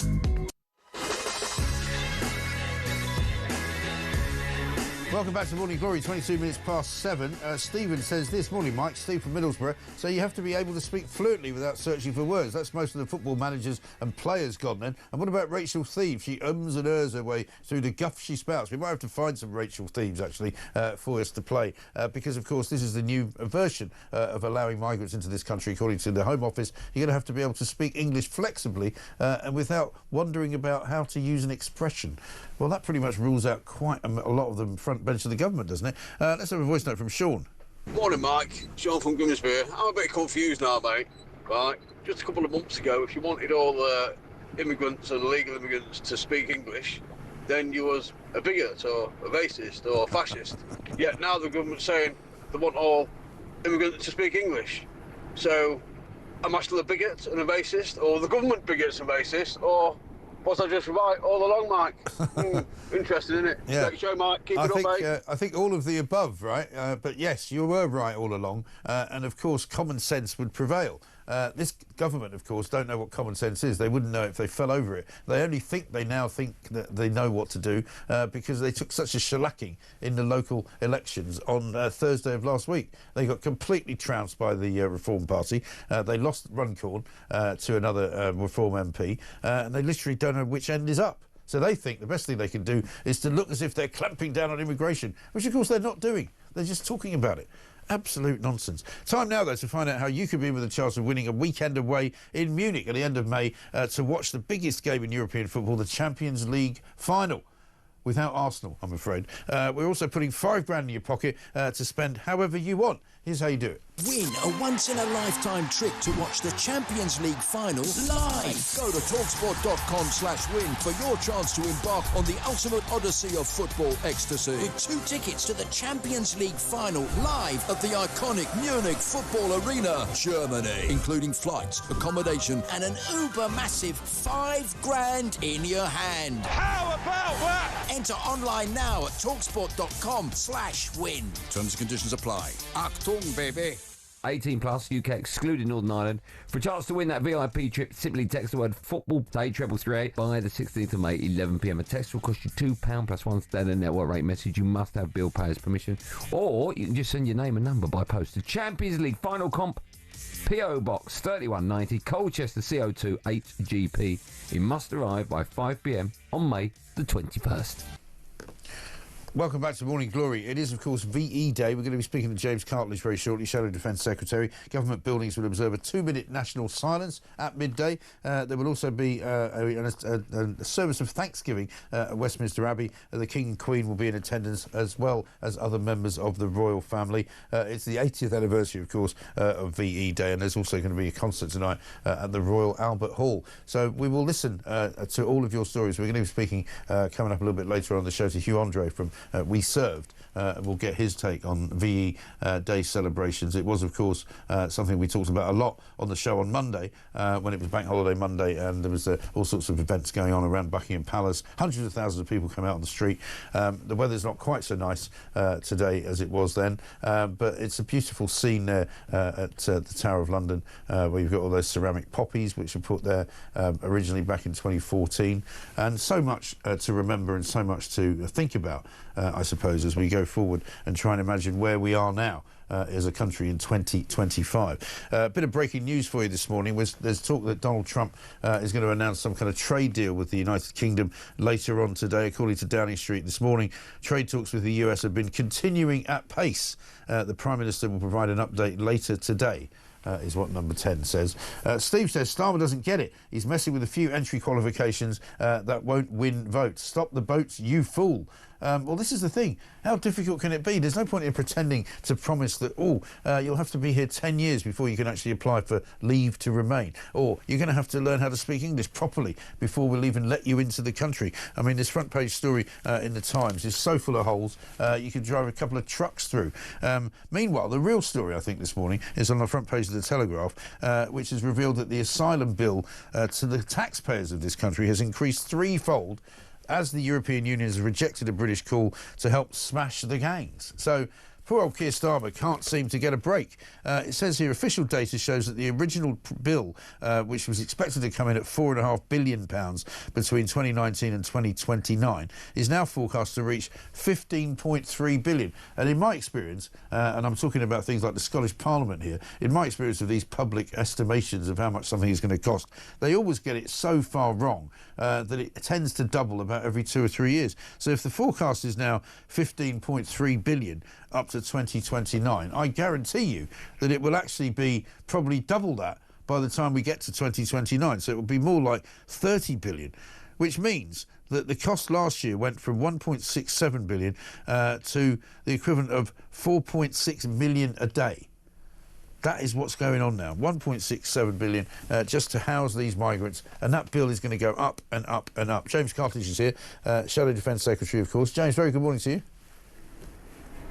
Good morning. An awful lot of noise being made this morning by the Labour government about immigration. It would only be a cynic, presumably, that would say it's all in response to Reform's performance on the local elections last week. I think that's an entirely rational thing to say. I mean, look, they were very difficult election results for both us and the government, and I think that, as you say, quite rightly reflects frustration in particular on this issue. You know, when we were in government, we tried to put in place a deterrent through the Rwanda policy, and we came up against defeat in the House of Lords, legal challenge, and I must say, just as a Conservative MP at the time, I found that incredibly frustrating, because I know how much it means to voters, to people like your listeners. Yeah, absolutely right. And I'm not sure that much of what's being said this morning, like, for example, migrants have to learn how to speak better English, we might give them more than 10 years before they can apply for leave to remain permanently and all of that. I'm not sure it's anything other than just a sort of a policy statement. It's not actually going to happen.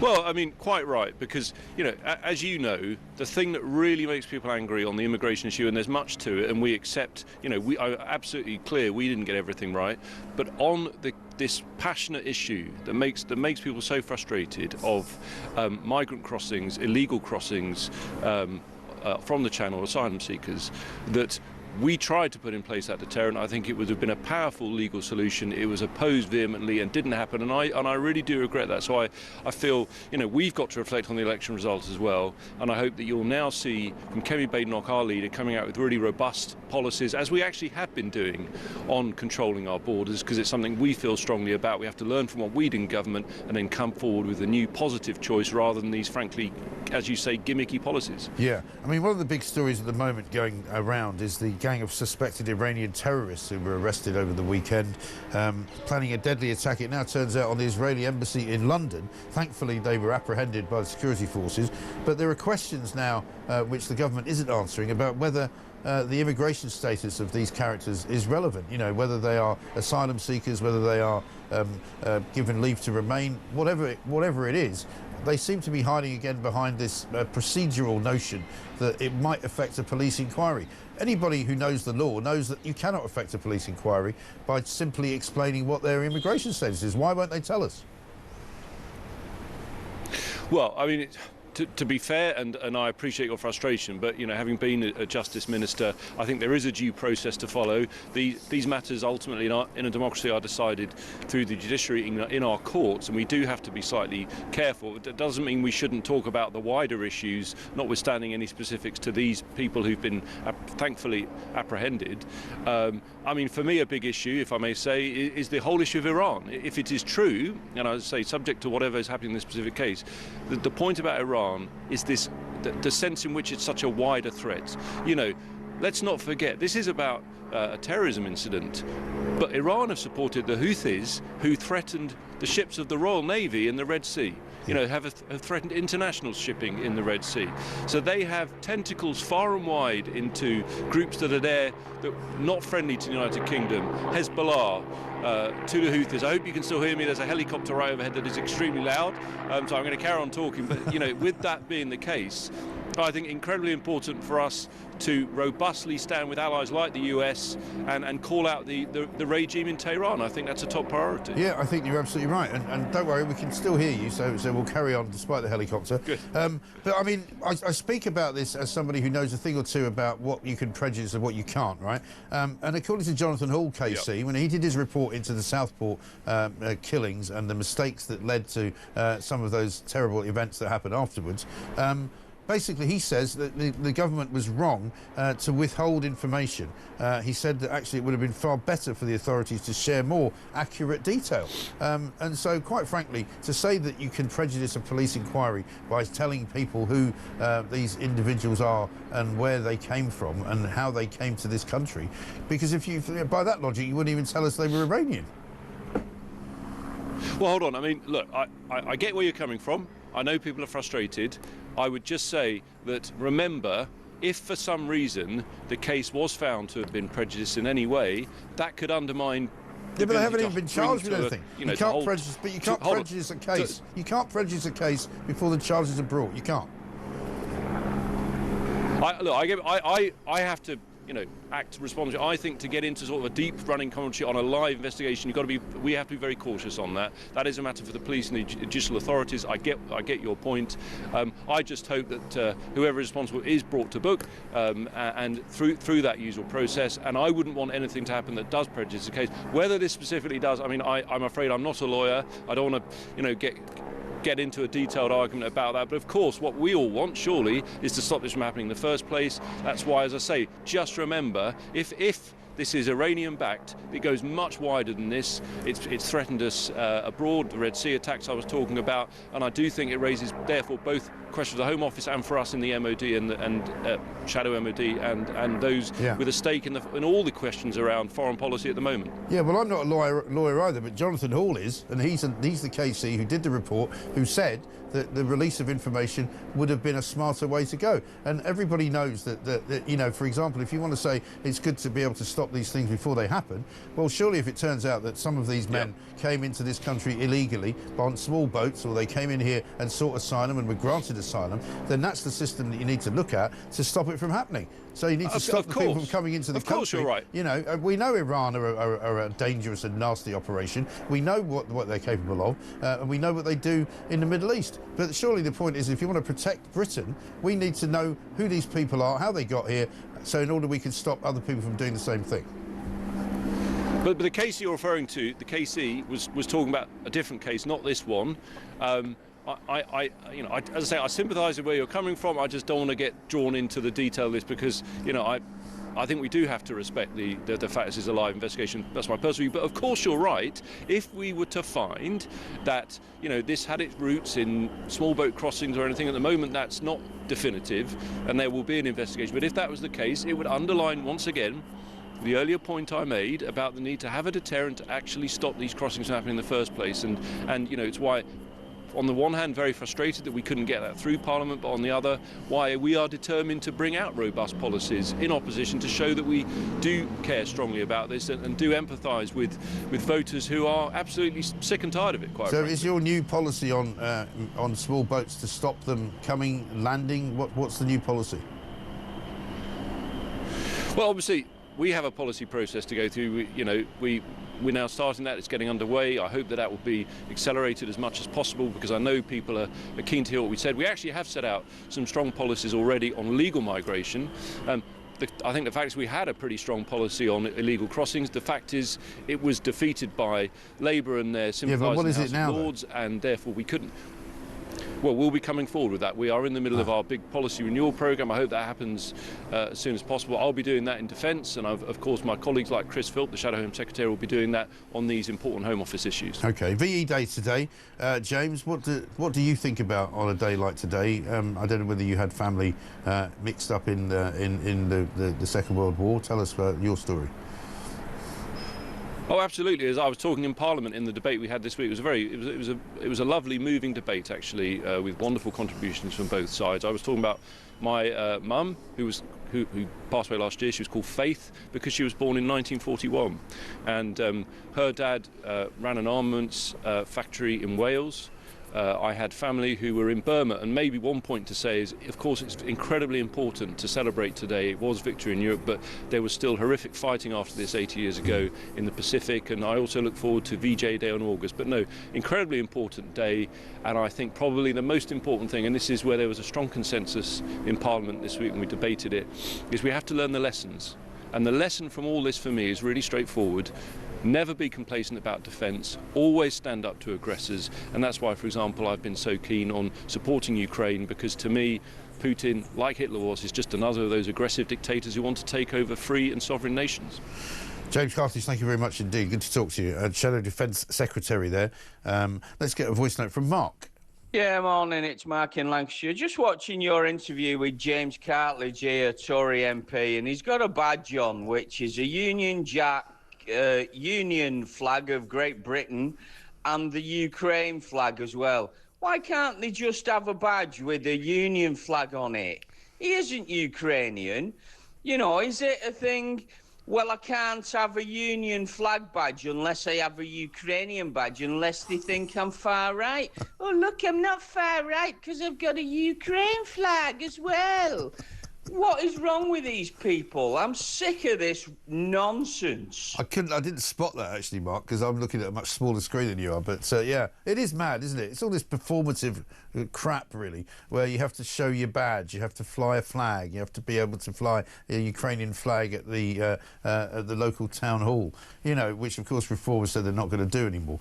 Absolutely right. Oh, by the way, some breaking news. You'll like this one. This is great. This is perfect. On the net zero front, the root cause of the fire that sparked a major power outrage at Heathrow Airport, according to the UK National Energy System Operator, is unknown. It's unknown. How is that breaking news? Breaking news, we don't know. What was the cause of the fire? No idea. How long ago was it? 5 weeks ago, was it? I don't even know. It was certainly last month, I think, when they had a power outage at Heathrow, wasn't it? Unbelievable. So here it is, the statement once again from the UK's National Energy System Operator. The root cause of the fire that sparked a major power outage at Heathrow Airport remains unknown. I could hazard the odd guess, I suppose. And what are they doing exactly? How long does it take to get to that conclusion? They could have told us that on day one. What's the cause of the fire? Don't know.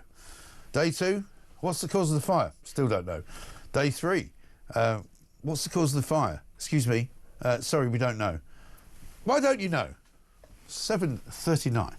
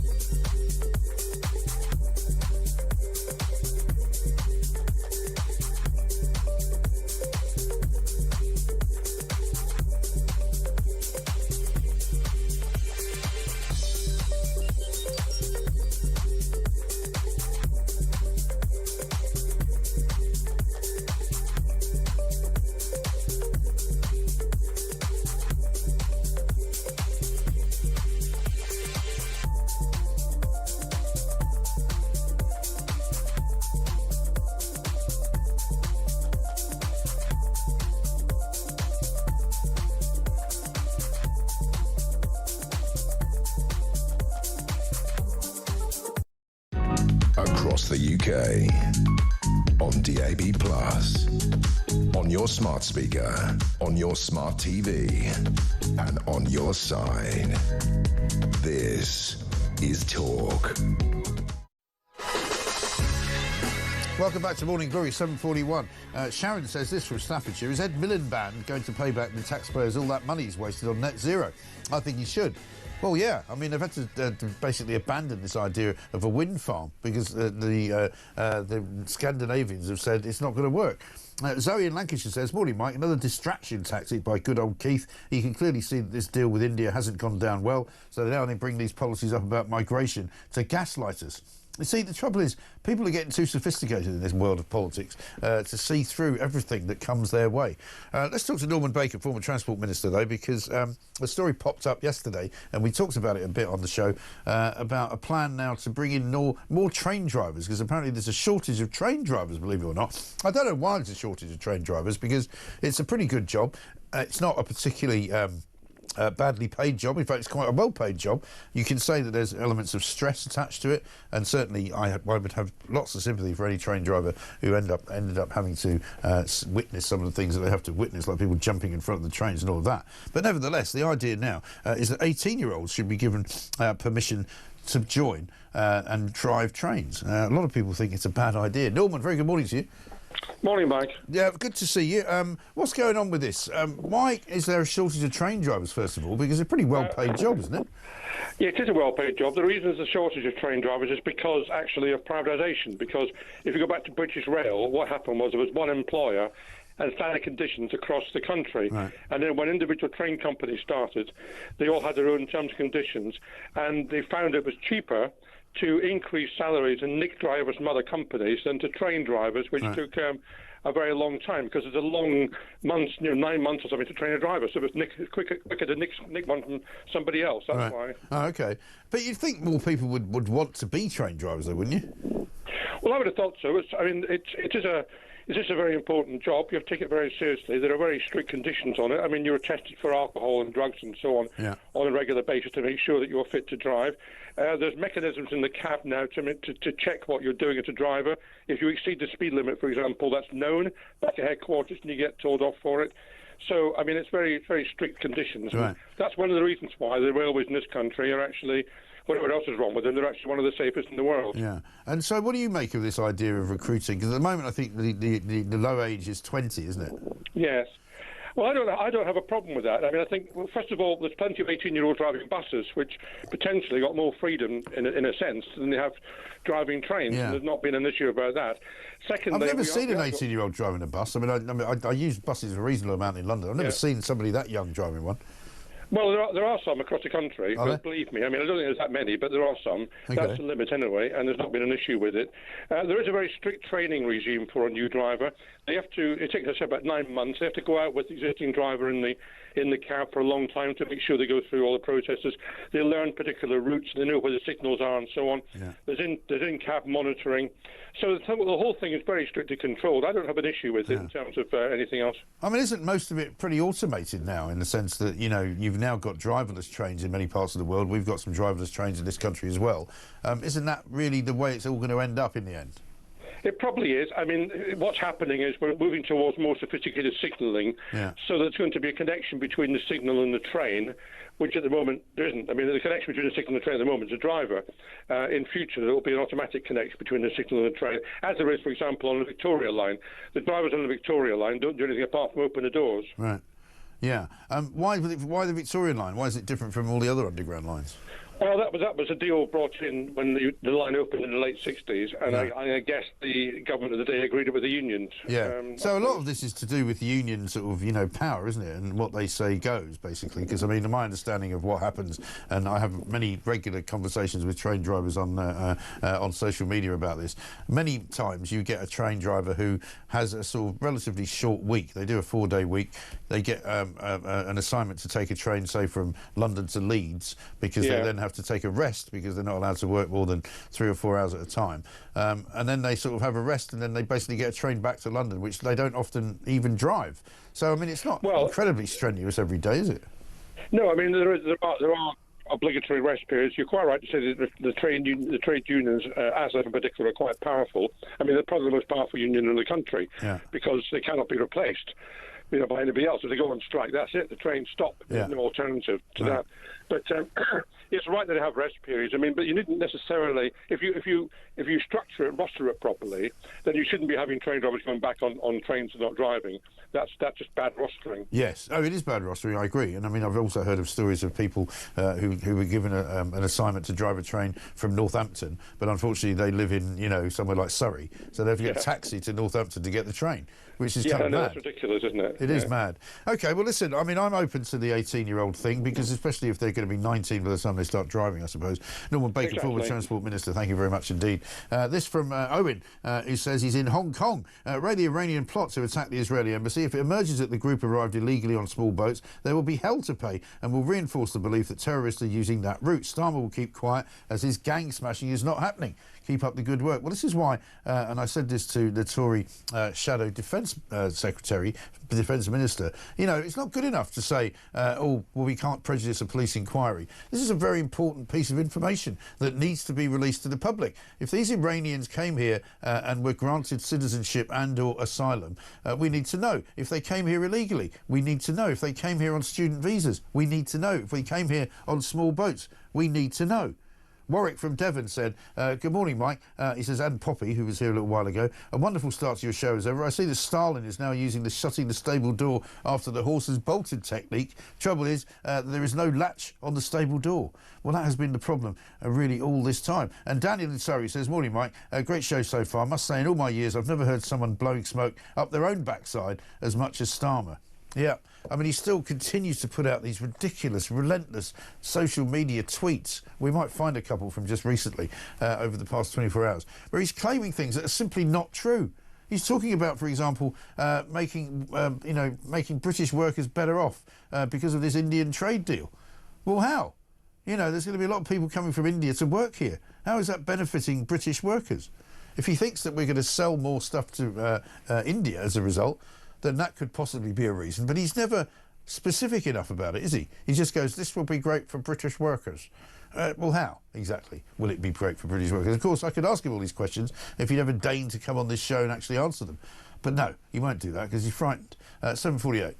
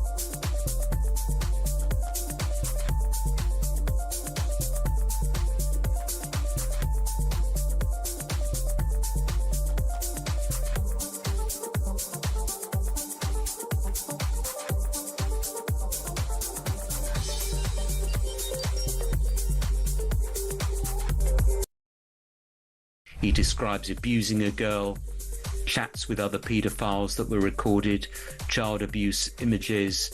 So as a kind of treasure trove of evidence. Yeah. I would say that there's also a document that suggests, that supports the fact that he was at a particular location where it is alleged. He talked about, he made, in essence, a confession about taking Madeleine. So that claims that she didn't scream.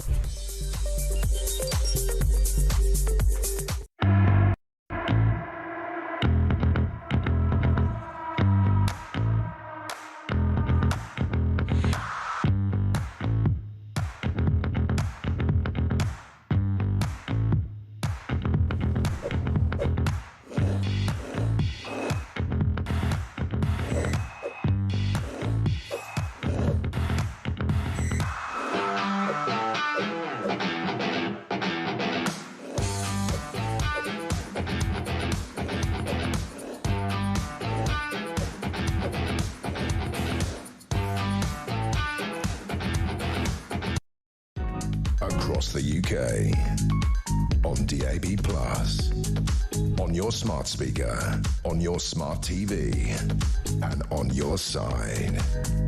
This is Talk. Welcome back to Morning Glory, 7:51. Mike in Bath says this. Starmer said he would put country before party when he entered number 10. When is he going to start and have a national inquiry into the rape gangs and defend our borders? Terry in Slough says if ignorance is bliss, this Labour government must be the happiest government in the world, because anyone with an ounce of common sense knows that letting in all these asylum seekers and illegal immigrants is just storing up so much trouble for the country in future. Absolutely right. A bit of breaking news for you this morning. We broke it just a moment ago. It turns out the root cause of the fire that sparked a major power outage at Heathrow Airport remains unknown. Unknown. That's according to the UK's National Energy System Operator. Let's get a voice note from Darren. Good morning, Mike. It's Darren here from Carmarthen. Just a little update on this weekend's activities, Mike. I just had the very uncomfortable conversation with my partner. Told her I was going out with the boys all weekend. I'm going to be drinking a lot. Going to be doing everything I shouldn't be doing, Mike. And she said, how much are you going to spend, Darren? I said, it's unknown. She said, okay. How many pints are you going to have? Unknown. Oh, right. What time are you coming home on Saturday night?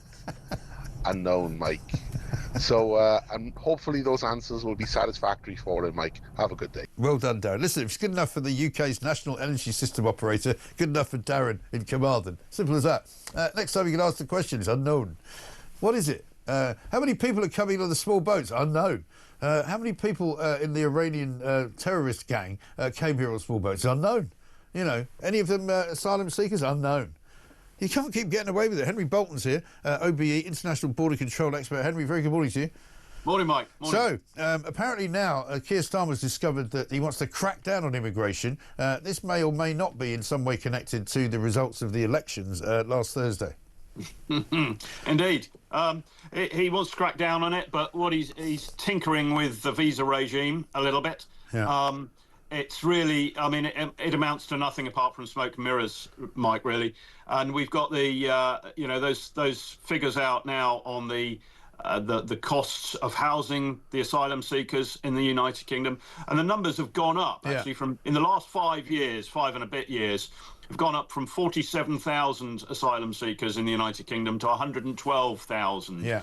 And we're accommodating at taxpayers' expense around about 109,000 of those. Yeah. So that's a heck of a lot of money. Well, the figures in the Telegraph today, £3,172 a minute is what we're now spending on these asylum seekers, £4.6 million a day.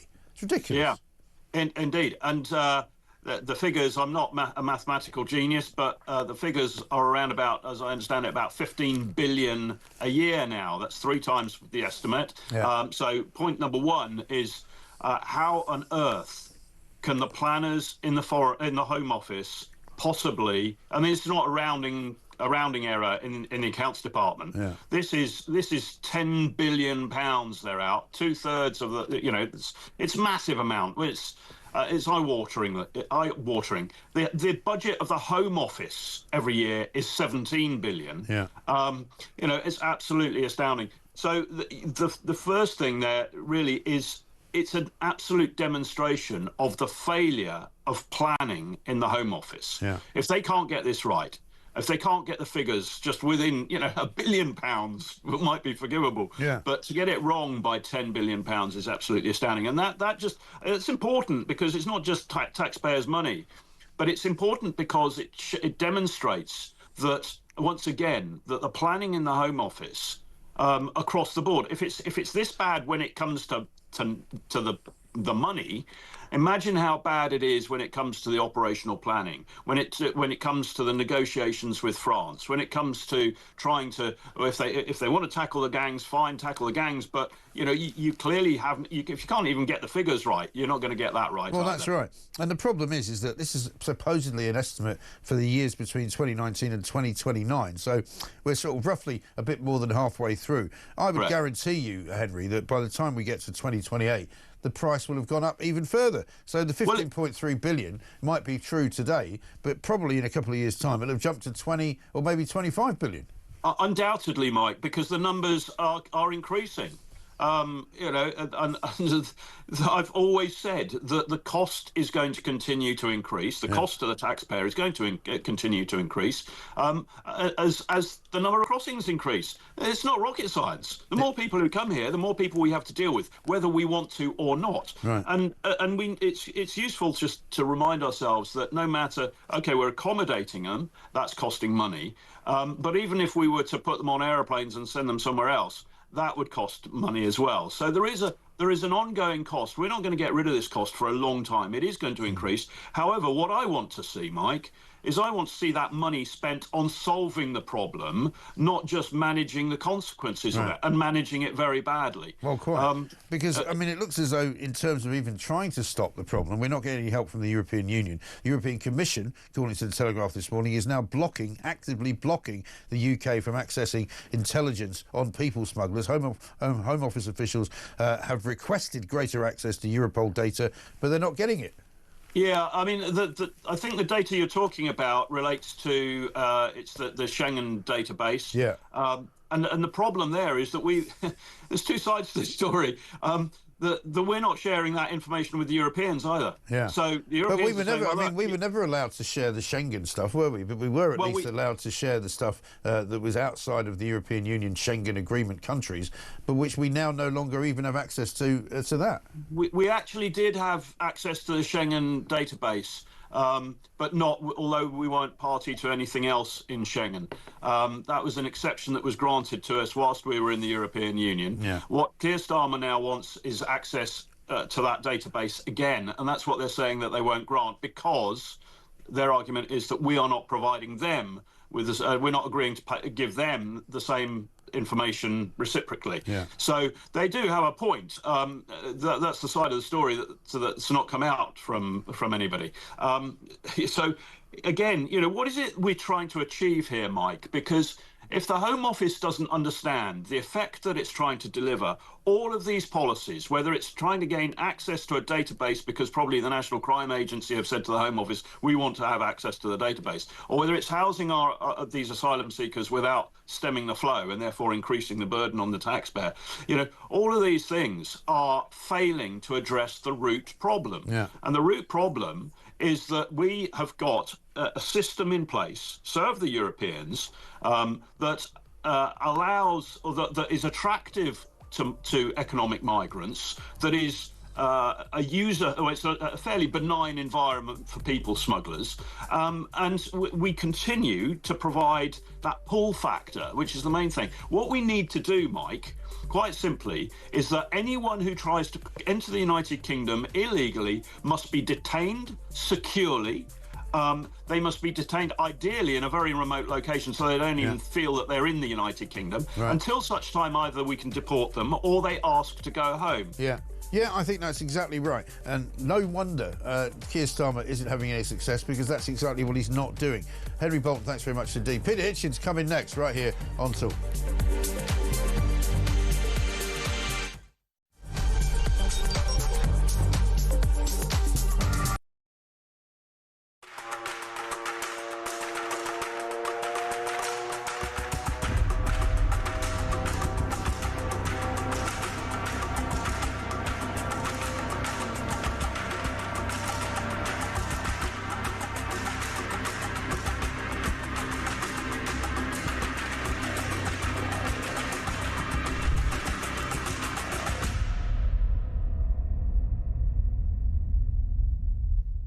You said you don't like Polish people and you don't trust them. That's not what I said.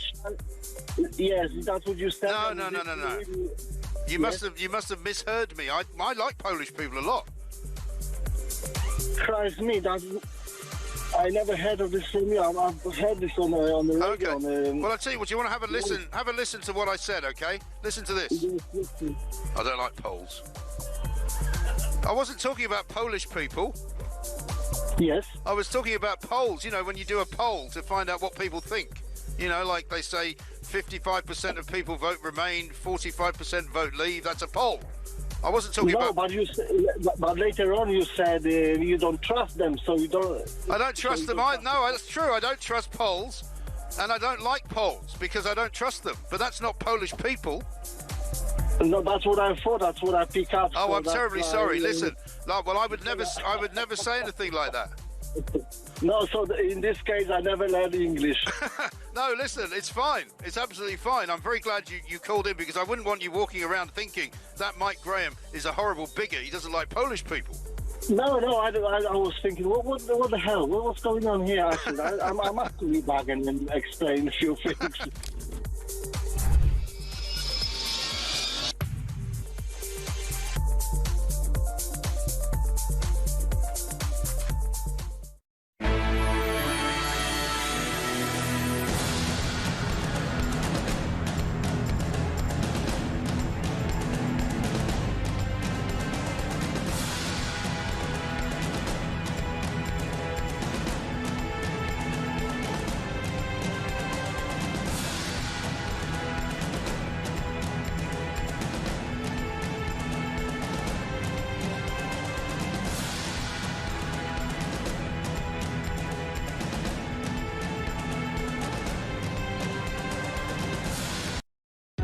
Across the UK, on DAB+, on your smart speaker, on your smart TV, and on your side.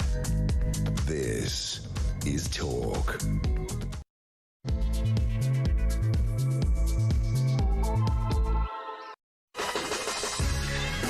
Welcome back to Morning Glory. It's coming up to 3 minutes past 8. I'm Mike Graham. The day is upon us, ladies and gentlemen. It is VE Day, and we will be celebrating it, commemorating it, of course, as the day goes on. Coming up at midday, there will be a 2-minute national silence observed in government buildings and, of course, across the nation.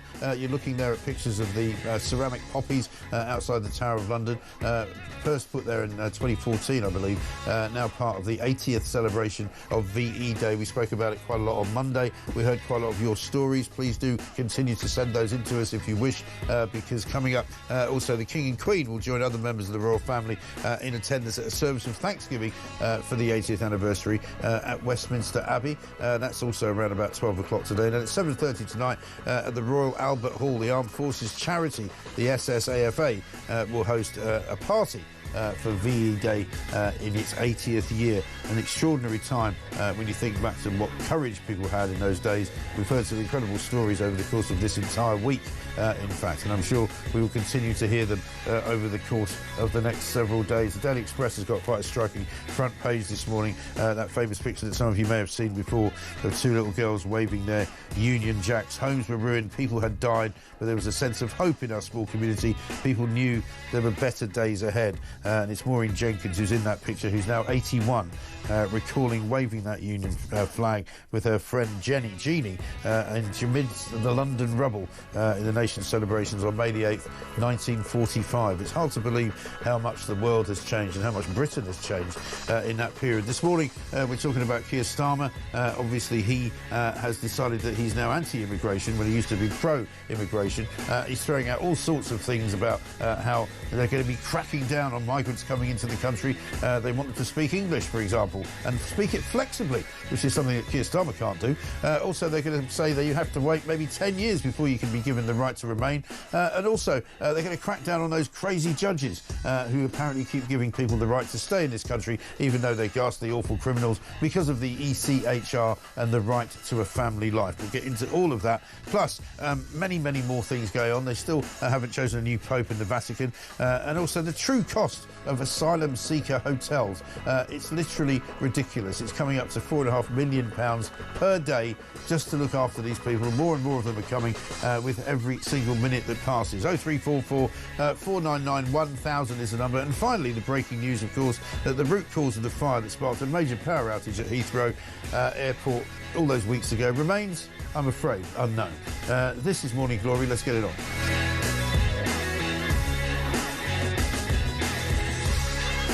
Morning, Mike, says Francis from Wilton. I only passed my O-level English. As at A-level, I studied maths, physics, chemistry and biology with economics at B-Tech level, which is why I know that net zero is a $50 trillion scam. Francis, thank you very much indeed for that. And Morris sends a picture of a lorry on its side, and he says, no disrespect, Mike, this 18-year-old left the depot. 15 minutes later, this happened, which I presume means the truck was turned over on its side. The government, in its lack of experience and panic, decided to let 18-year-olds drive Class 1 trucks.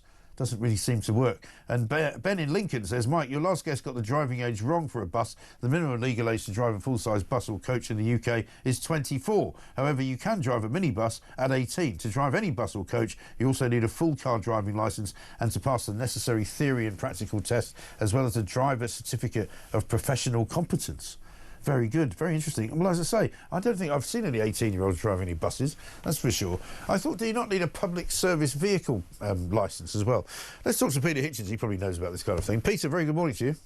Morning. No, I don't, actually, though I have this belief that all driving tests in this country are far too easy. Yeah. Anybody who tries to ride around on a bicycle or be a pedestrian will rapidly discover that large numbers of people don't know how to drive but are driving. Yes. It may be they haven't got licenses because nobody checks this kind of thing anymore anyway, but on the other hand, some of them must. The other thing, which is absolutely evident, is that quite large numbers of people can't see. Yes. It's even worse than it is among football referees. They just can't see. And well, they can't see you if you're on a bike, that's for sure. Well, they certainly can't. No, there's lots of other things I suspect they can't see either. It's amazing we don't have more carnage than we do. Can I just reflect a tiny bit on? It was just looking at those films you were just showing on VE Day. I think all of us are terribly moved by looking back on this, especially if this, in my case, these were the years just before I was born, in which my parents lived and which they remembered quite well. I'm filled with mixed feelings about this. Obviously, nobody wants to do anything other than honour those who died and suffered through it, because without them, we'd be much worse off than we are. But the thing which crossed my mind as I looked at those films is how much less British we are than we were on VE Day. Yeah. I remember there was an interesting minor poet called Priscilla Napier, whose husband was a destroyer captain who actually died of exhaustion in the first months of the Second World War, keeping the seas around this country safe from the Germans.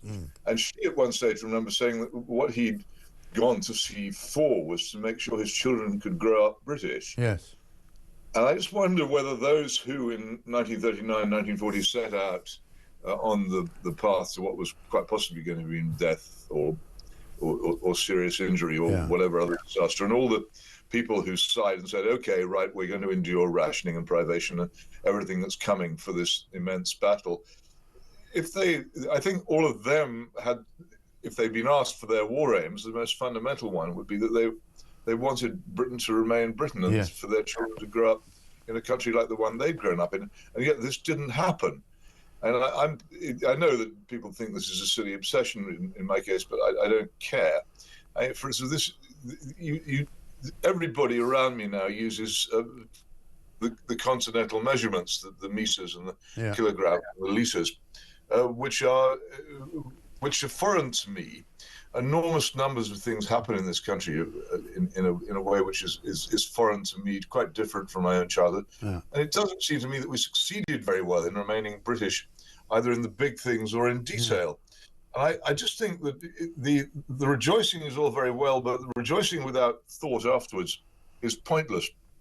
And when people have put away the Union Jacks and cleared up the street party debris and all the rest of it, and when the pubs have finally closed, I would just urge people to think a lot more about whether we really did win this war, and what we could do about restoring and retaining that which is still British about us. Yes. Because I think that is really the important thing we now face. Before it all goes and vanishes altogether, we really need to consider what we were fighting for rather more profoundly than we have before. That's my response to I think you're right. I mean, we were here on Monday and watching the crowds gathering outside Buckingham Palace and watching the fly past of the Lancaster bomber and the Red Arrows and all of that. And I wasn't able to watch it live, but I watched it later, and I was really quite struck by how patriotic it felt and what a great day it was to be in London. However, it was a rarity because we don't feel like that very often, and it's very often that you're kind of made to feel rather xenophobic and made to feel. I mean, I like you. I don't care what people want to make me feel like. I feel the way I feel. But people will sort of frown upon those kinds of exhibitions of patriotism, particularly this government, who now seem to have rediscovered it because they think they're going to get slaughtered by reform. Well, for them, it seems to me to be wholly insincere. I simply do not think the New Labour project has ever been patriotic. They tried to pinch the Union Jack and make it theirs. It's never succeeded for me, and I don't believe that they really care very much about this country or its independence or its history or its nature. No. And what they're doing now is what Labour governments always do when they're in trouble, is trying to get back the ground they've lost. All this goes back, you know, the whole political crisis we're in, the rise of reform goes back, in my view, to that day.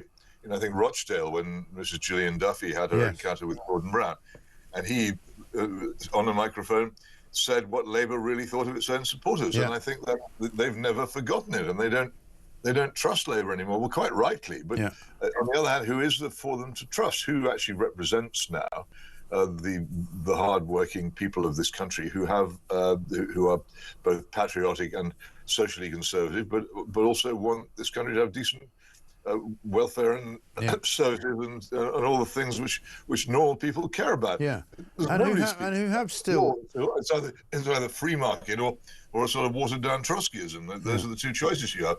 They're no good to me. That's the other thing that I think, you know, most people in this country, regardless, and I think this goes to your question of, you know, what did we fight for, what did we preserve? And I think the last bastion of what we preserved was a sense of fairness, and I think most people in this country still have that, which is why so many of them now are going to reform, because they see that there's a lot of unfairness in this country. People who are coming into this country are being treated better than the people who were born here. And I think that's what's really starting to get to people's, you know, psyche, and they're starting to go, enough is enough. I'm hearing that a lot. But it's all very well saying enough is enough, but do you really get the sense, because I don't, that the leaders of reform have got any profound thoughts on how to put this right? Or they seem to me, as I say, to be a Margaret Thatcher tribute band, harking back to her time as if it was paradise, when in fact an awful lot of what was important about this country was wrecked during the Thatcher period, particularly the manufacturing industry that enabled us to be an independent country. I think their intention is to address the issues that people are upset about, and to take away some of the progress, in inverted commas, that's been made over things like net zero, which has become like a religion to people, and they realise that they're the only party that actually says, we don't believe in that. We don't think that's the right way to go, and they'll dismantle it. The same for the ridiculous, you know, diversity and inclusion policies that have been ruining companies and councils up and down the country. They'll start putting a stop to that. And I think if that's the beginning of it, then that's the start to something, isn't it? Well, maybe it is, or maybe it isn't. I think that a lot of it may, if they do obtain office, which I don't rule out, there'll be a lot of crowd pleasing of the Donald Trump type in the first few months in office. But do they have any fundamental idea of what sort of Britain they want this to be? I think an awful lot of Britain is, as I say, social conservatism and the value we place on private life and the family and the Englishman's home being his castle, which it certainly isn't anymore, and the state being under our feet rather than over our head. Yeah.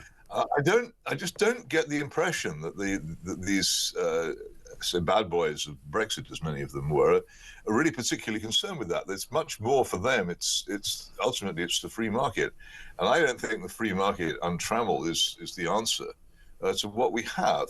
And I would like to see something much more actually conservative with a small c emerging from this than Reform UK appears to me to be. Well, maybe it will, but I mean, certainly the Conservative Party appears to be dead in the water right now, and I don't see any reason for that to come back. But I mean, amongst all of those things, be, Mike, and the things I find frustrating is that it's now, oh gosh, 15 years and longer since I was trying to explain to people the Conservative Party was indeed dead in the water, didn't represent them, and now I'm surrounded by people saying, "Oh, the Conservative Party is dead. It's useless. It's not conservative. It's not power."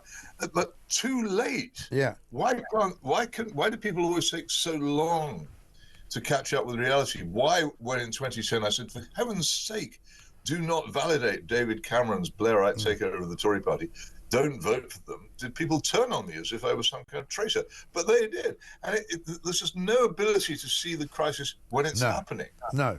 But that's a very much a modern problem, isn't it, with everything that you and I have spoken about for a very long time now. You know, people don't see it. I mean, talking about many of the things that just ordinary news stories, you know, suddenly there was a revelatory story in the Telegraph at the weekend that an awful lot of these people driving around on electric mopeds and scooters delivering food, turns out they're all illegal immigrants, and it turns out that some of them actually make money on the side even though they're not supposed to be working, and it turns out that even some of them share their bikes with other people. All of this stuff we've been saying for years, and now suddenly it's news, you know. I'm so sorry, Mike, I lost you during that. Oh, did you? Oh, never mind. Well, don't worry, it's not worth repeating. It was just... A sign came up saying low bandwidth, and I couldn't hear you. Yeah, well, that'll be the central command. The central command leaning on you again to try and silence you. Obviously, that's it. You know, it must be that. It can't be my computer. Yeah, but it probably is. Well, look, anyway. Yeah, but here's the point. What I was basically saying, is that in the end, you know, we've been saying these things for many years. I think people are frightened of looking as if they're out of step with the common good or out of step with the way that people think. You don't care about that, and neither do I. And that's why we say these things. There is also some unwillingness to face sometimes how bad things are. Again, look at the police. One of the great crises in our society is that the police have almost entirely vanished. And they don't, when they appear, they don't serve us. This has been evident for so long, and there is still nowhere in major politics any attempt to address it. Absolutely none. No. You don't see anybody saying anything about it at all. Why is that? Why does it take so long? Why for 20 years they've been dismantling our armed forces? So we've barely got enough to hold a parade now. And again, nothing happens until a panic comes. Yeah. Why do we have to wait to panic? Yes, I don't know. I don't know the answer to that. But listen, we'll let you go because the sound is sort of echoing, reverberating. Peter, good to talk to you, though. We shall remain, I'm sure, outliers on all of this stuff, and we'll continue to speak out whenever we feel like there's something wrong.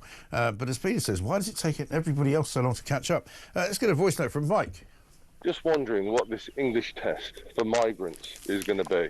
How will it start? With the phrases, give me, 4-star hotel, where's my benefits? I want free money, and so long as they can pass that test, they'll get what they want. Well, as you can imagine, Mike, the Keir Starmer version of what it is that English should sound like is going to sound very strange indeed. Shall we have another listen? I call again for an immediate ceasefire in Gaza, the return of the sausages, the hostages. And as well as Matt, I'm delighted that the inspiring Nobel Nobel Prize winner to smash the people smuggling gangs. Yeah, fail. Sorry, you can't come in. You can't speak proper English. This is, of course, Morning Glory. Back after this.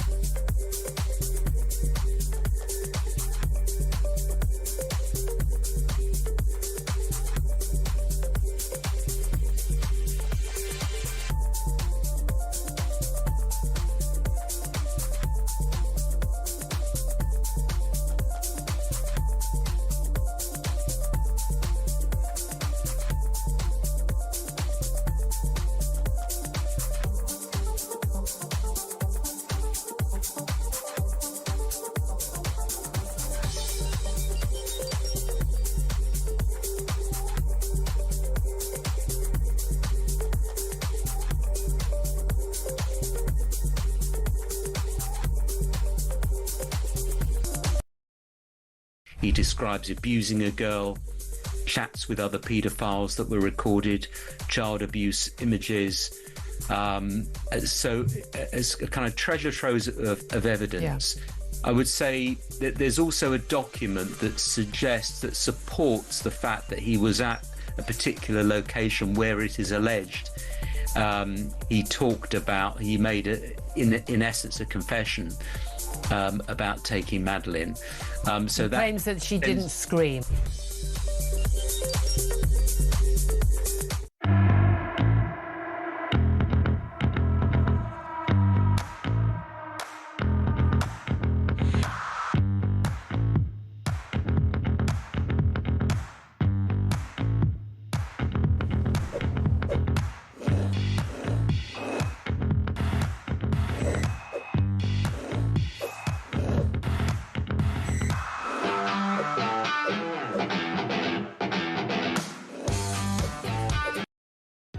Across the UK, on DAB+, on your smart speaker, on your smart TV, and on your side. This is Talk. Good morning, Glory. It's 8 to 22. I'm Mike Graham. Mike, this is migration terrorism, says this texter. Ian, the money this country is wasting on immigrants, the fact that many of them hold views which are incompatible with our country, and finally, they are pushing this country to the edge of bankruptcy. The amount of money involved is absolutely and utterly ridiculous. And Tony says from Norfolk, please tell Mr Hitchens that most cyclists have no idea how to ride a bike safely and responsibly too. Well, certainly that's true of some of them. I'm sure it's not true of Mr Hitchens, though. Let's get a voice note from Carl. Morning, Mike. It's Carl in Manchester. Superb show this morning, as always. Just regarding, the election of the new Pope, and they have that quite simple system of the chimney with the white smoke or the black smoke. I was just thinking maybe they could stick one of those chimneys on top of number 10 Downing Street for Keith Starmer, and maybe just have like a dull grey smoke that's constantly bellowing out of it, because obviously he can't make his mind up on anything. Might be quite a good idea. Bye. Yeah, but I'm afraid Ed Miliband would outlaw it on the grounds that it might be damaging to the clean air zone. Also, what do you think Sadiq Khan would have to say about smoke coming out the top of a property in central London? He'd slap a ULEZ tax on it, wouldn't he? Let's talk to Mark Armand, who is, of course, director of the Crisis Research Institute, because a lot of people now are not content with being worried about what's happening in Ukraine and Gaza and the Middle East, but also in Iran. Now, we've got to worry about a conflict in Kashmir, which involves, of course, two nuclear powers, India and Pakistan. Mark's got a piece in The Sun this morning. India and Pakistan locked in perilous military tit-for-tat, and this really could mean nuclear war. Mark, a very good morning to you. Good morning. Thanks very much for joining us. It is quite alarming, this. It's been a sort of a simmering sore, I suppose, if you want, for hundreds of years ago, I guess, and most recently for certainly the last century or so. What's different about it this time, do you think? Well, I think it is the fact that two countries equipped with nuclear weapons are shooting at each other. There have been dogfights in the air, there's artillery bombardment over the dividing line. Yeah. And if you think back, say, to the classic Cold War crises between Washington and Moscow, say the Cuban Missile Crisis in 1962, the Americans and the Russians were not shooting at each other. Right. Yes, it was enormously tense and dangerous, but we've now gone slightly beyond the safety zone, where we have a test in real time as to whether nuclear deterrence works to stop countries with the bomb going to war with each other, or whether, if they're already fighting each other, they will escalate to pass to the ultimate war act, which is, of course, a mass destruction weapon. Yes. And, I mean, what would be the terms or the conditions under which something like that would happen? I mean, I was listening to a discussion about this yesterday on Times Radio, actually, and people were saying, well, the trouble is that, the Brits can say what they want. We don't really have much influence in that region in particular. China, well, we're blamed by both sides for creating the conditions with partition of India in 1947. Well, I mean, everything's our fault, isn't it? I mean, no doubt. Yeah, well, no, I'm not saying it is our fault. No. But if you're a Pakistani or an Indian, we're a useful scapegoat. Yes, no, I'm sure. But, I mean, whether or not they pay any attention to what David Lammy has to say is my point. They really don't. Yeah. And they don't really pay much attention to the United Nations either. They might listen to China, however. Well, Pakistan certainly looks to China as a friend and ally and a provider of many of the modern weapons that it's been using in the last 48 hours. Yeah. The problem is India has a serious border dispute with China, as well as the problem of Kashmir with Pakistan. Yeah. So the chances of China being drawn into a big conflict between India and Pakistan are quite serious. And then you'd move from a war between two Commonwealth countries to a war between the two biggest countries in the world in terms of population. Right. And so that would be horrific. Yeah, and I mean, what significance is there to the fact that, I mean, I call him the most unlucky Prime Minister that we've ever had, Keir Starmer. I mean, literally on the day that he announces this big trade deal with India, you know, suddenly they decide to launch a few warplanes on their nearest neighbour. Yeah. Well, I'm afraid, you know, Keir Starmer does not pass Napoleon's test for promotion. Is he lucky? He's not. He's really not, is he? Yeah, no. I mean, again, it's a crisis which ultimately Britain might want to interpose itself, the Foreign Office might want to mediate, but ultimately either China or the United States are the two potential big powers who can knock heads together. But as I say, China has a lot of interest in backing Pakistan. Donald Trump has said he'd like to mediate, but he's also been very friendly to Prime Minister Modi of India.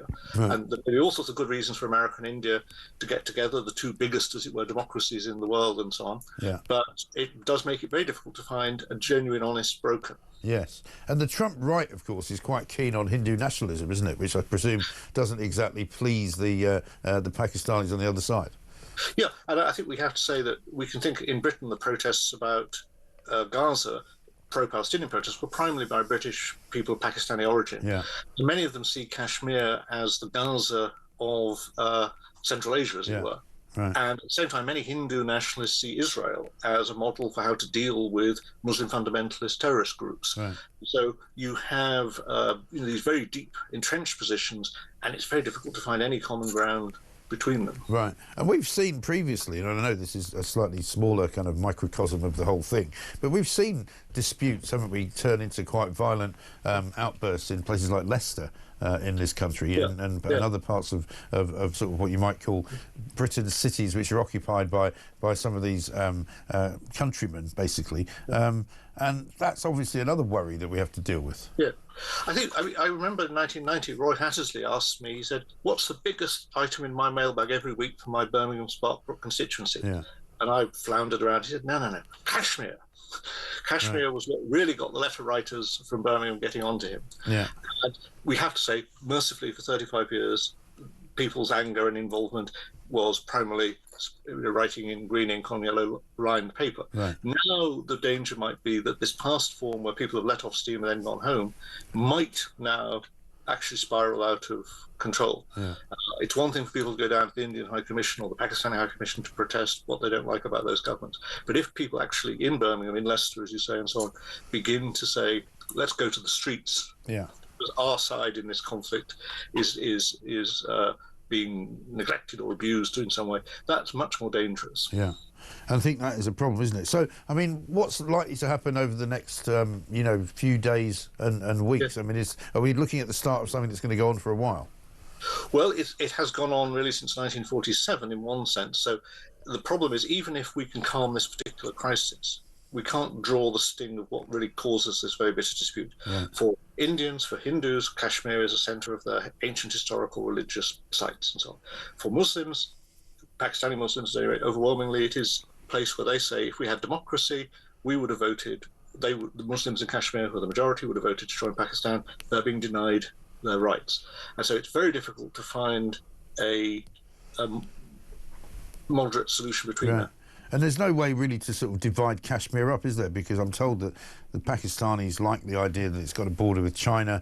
Obviously, India like the fact that it keeps part of, I suppose, northern India very much part of what they can claim to be their own. And historically, it really doesn't belong to anyone, does it? Well, obviously, for instance, the history of India and Pakistan, for that matter, is they are creations of the British Empire. Yeah. And the British Empire overthrew the Mughal Empire. And so the attempt to write back into history the idea that somewhere was always part of India or Pakistan when they're essentially modern states was part of this propaganda war, if you like. there are all sorts of terrible things. By the way, we're worried about the hydrogen bomb going off, but what about the water bomb, the H2O bomb? Right. Because India controls the waters of the main rivers, which provide all the water that Pakistan gets for its agriculture and for people to drink. But China controls the headwaters of the rivers that go to India. Yeah. So we could see a war over water as much as a war with weapons, or war using water as a weapon. Yeah, and that could be just as catastrophic, I suppose. And what about Nepal? Where does that sit in all of this? Because that's kind of off to the side of India, between India and China as well. Yeah. Well, in many ways, Nepal, like, say, Bangladesh, has an ambivalent relationship with India, and for that matter, to say it's not with China. But China is less, shall we say, of a threat to Nepal because the Himalayas shield it from the enormous power of China in Tibet, neighbouring Tibet and so on. Right. But on the other hand, the government of Nepal doesn't really want to risk being gradually absorbed into the economic and other dominant spaces of India. Remember, India is a big growing economy. Why Keir Starmer and for that matter the Tories wanted to make this trade deal with India is the belief that, like China, the 21st century is going to belong economically to India and China, and we ought to get in on the ground floor. Right, yeah, it's going to be a fascinating thing to watch. Let's hope it doesn't turn into anything more than fascinating, but we shall see. Mark, good to talk to you. Thank you very much indeed. Mark Arman, writing in The Sun today, director of the Crisis Research Institute in Oxford, basically saying that, you know, it's a bit worrying that these two nations have nuclear weapons, but also there could be water that becomes the main weapon of war in that situation, and also what will happen on the streets of this country if it does all kick off. Let's get a voice note from JB.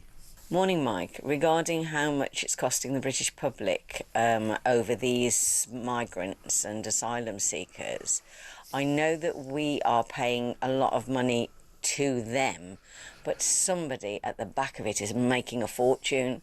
And I think if we can get to the bottom of who that is, or they are, I think you might be able to start to stop it, because they are raking it in and no way do they want this to stop. Well, there's no question that the powers that be behind these people smuggling gangs are making so much money that no international effort is ever going to stop them. It's a bit like saying you're going to stop the drug smuggling gangs, or you're going to stop human trafficking gangs, you're going to stop the fact that there is so much organised crime going on in the world. You can't stop it because it's made very successful.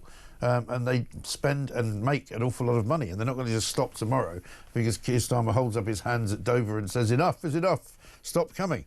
It's just not going to happen, is it? Morning, Mike. Legal immigrants need to be able to speak English clearly. My mum is in hospital. I could not understand what the doctor was saying to me, and that's unfair. Does that make me a racist? Says Kieran. Well, no. I think you should be able to understand what a doctor is saying to you. I think you should be able to understand what anybody is saying to you if you're being treated in a medical scenario. And similarly, if people are coming to this country who want to work and who want to learn and who want to be part of our culture and be part of our way of life, then of course they have to speak English. Absolutely madness if they don't. Amanda says, English test for migrants, how much is that going to cost to set up? Well, they don't say anything about testing them. They just say that they should be coming into the country already with the knowledge to do it. But of course, who's going to work that one out? Are you going to stop people on the streets of Dover and start asking them questions? And if they can't answer them right, you're going to put them in a bus and take them back to Calais? Is that what they're going to do? No, of course they're not. John in Rugby says, VE Day, a day of thanks and remembrance. In all the words spoken by the greatest Briton ever, Churchill, they contain hope, inspiration, courage and victory. Starmer's words contain no hope, no inspiration, no courage and only defeat. Rule Britannia. Well, quite right. Well said, John. Starmer's just hopeless. He's like an empty suit. He's like a robot. Just ridiculous. What's the point of him, would be my question. 8:34.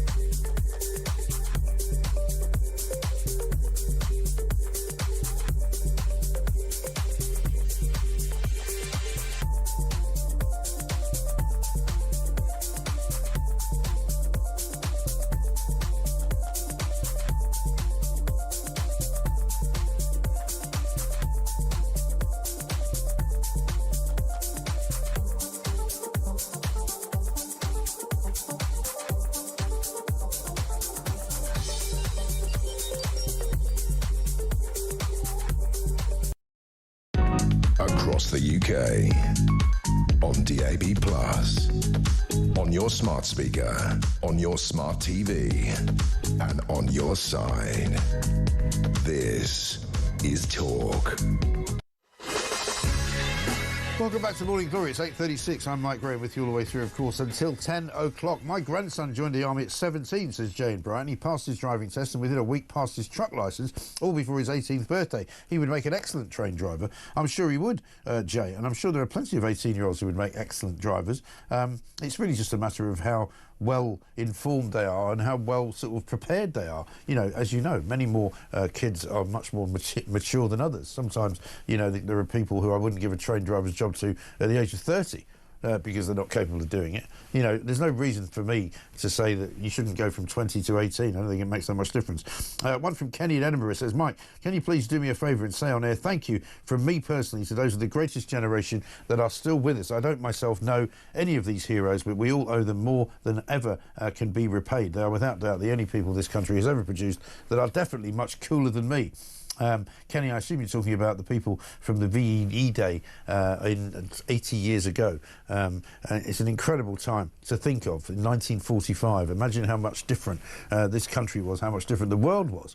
Let's talk to Catherine Porter now, though, independent energy analyst, of course, because some bad news out there for Ed Miliband. It was announced yesterday that his great wind farm plan in the North Sea is going to go the way of all flesh, and it's actually not going to be happening. Partly because it's too bleeding expensive, which is what we could have told him before he started on it. Catherine, a very good morning to you.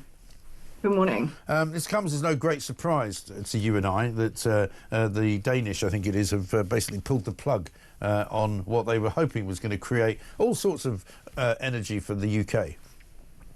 Well, yes. I mean, they've cited what we've all known was going on, that you've got rising financial costs and rising supply chain costs, and these have now made the project not viable. And what's interesting is that the strike price for this project, so the level of the subsidy, is actually the current level of the market price. Yeah. And so all this, renewables are cheaper, they're going to save you money. Well, they couldn't make this project work at the same price that is being paid based on gas generation that Ed Miliband's constantly complaining is too expensive and driving everything higher. Yes. So if they can't make it work at that price, well, the question is, well, what price would it work? And it's obviously more than we're paying now. Yeah, and that's the problem with Ed Miliband. He kind of continues to issue these platitudes about, you know, what we could be getting in the future and how much we will be saving and what this will mean for your energy prices. But it's all a will and a maybe, and it's not actually a this is here and now and how now it's happening. Well, it's also not true, though, because we can see from this example that offshore wind is more expensive than gas-based generation. Right. Like, this project's been cancelled based on not being able to make it viable at the current price that you get for building gas plants. Right.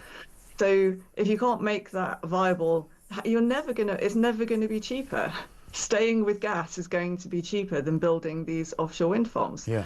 And so, you know, you might think there are other reasons you want to build offshore wind farms, but don't say it's cheaper, because it obviously isn't. This proves that it's not. Yes.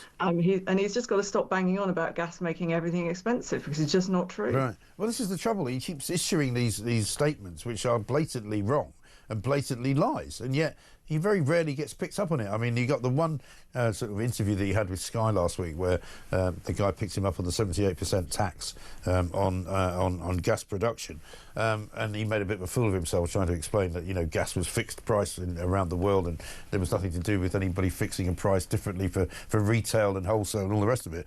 But, I mean, every single statement he makes relies upon how this is going to be better for us, because the reason we pay so much for our energy is because of fossil fuels, which again is just wrong, isn't it? It's completely wrong. We have the highest industrial electricity prices in the world, the fourth highest domestic electricity prices in the world, but our gas prices are only the 15th highest. Yeah. So these are not consistent facts. If gas was to blame, then it would all be the highest. Lots of other countries are importing gas. Lots of other countries use gas for electricity generation, but their electricity prices are lower. Yeah. And it's because we load all of the subsidies onto electricity bills, and then we've invented a whole bunch of extra carbon taxes, which other people don't have, and we stick those onto electricity bills as well. And all of this is coming out of consumers' pockets. Yeah. And it's extremely disingenuous when he sits back and goes, oh, none of this is my fault. It's all to do with international gas prices. Right. He could change this straight away. He could take hundreds of pounds off energy bills immediately by recovering these subsidies through taxation, by cancelling these very expensive new subsidy rounds. The previous round cleared at the same price as the current market price. So obviously, no benefit over the existing gas-based costing. We're expecting the next round to be more expensive. And they want to move the contracts from 15 years to 20 years, which is only something you propose when you're worried about the headline price being much higher than it was previously. Yeah. There's no way he's going to achieve his plans for 60 gigawatts of offshore wind by 2030 without spending enormous amounts of money. And there's no way this is going to save people any money at all on their bills. It's going to make bills higher. It's exactly right. And it's also going to cost us jobs because, of course, we keep hearing from Keir Starmer as well as Ed Miliband that there's 600,000 jobs in this green superpower that we're going to create. And this particular closure of Hornsea 4 is going to mean that there's loads and loads of jobs which they claim they were going to create, which are now not going to be created, right? Well, and it's not just there, it's across industry where we're seeing manufacturing closing as a result of high energy prices, making them uncompetitive.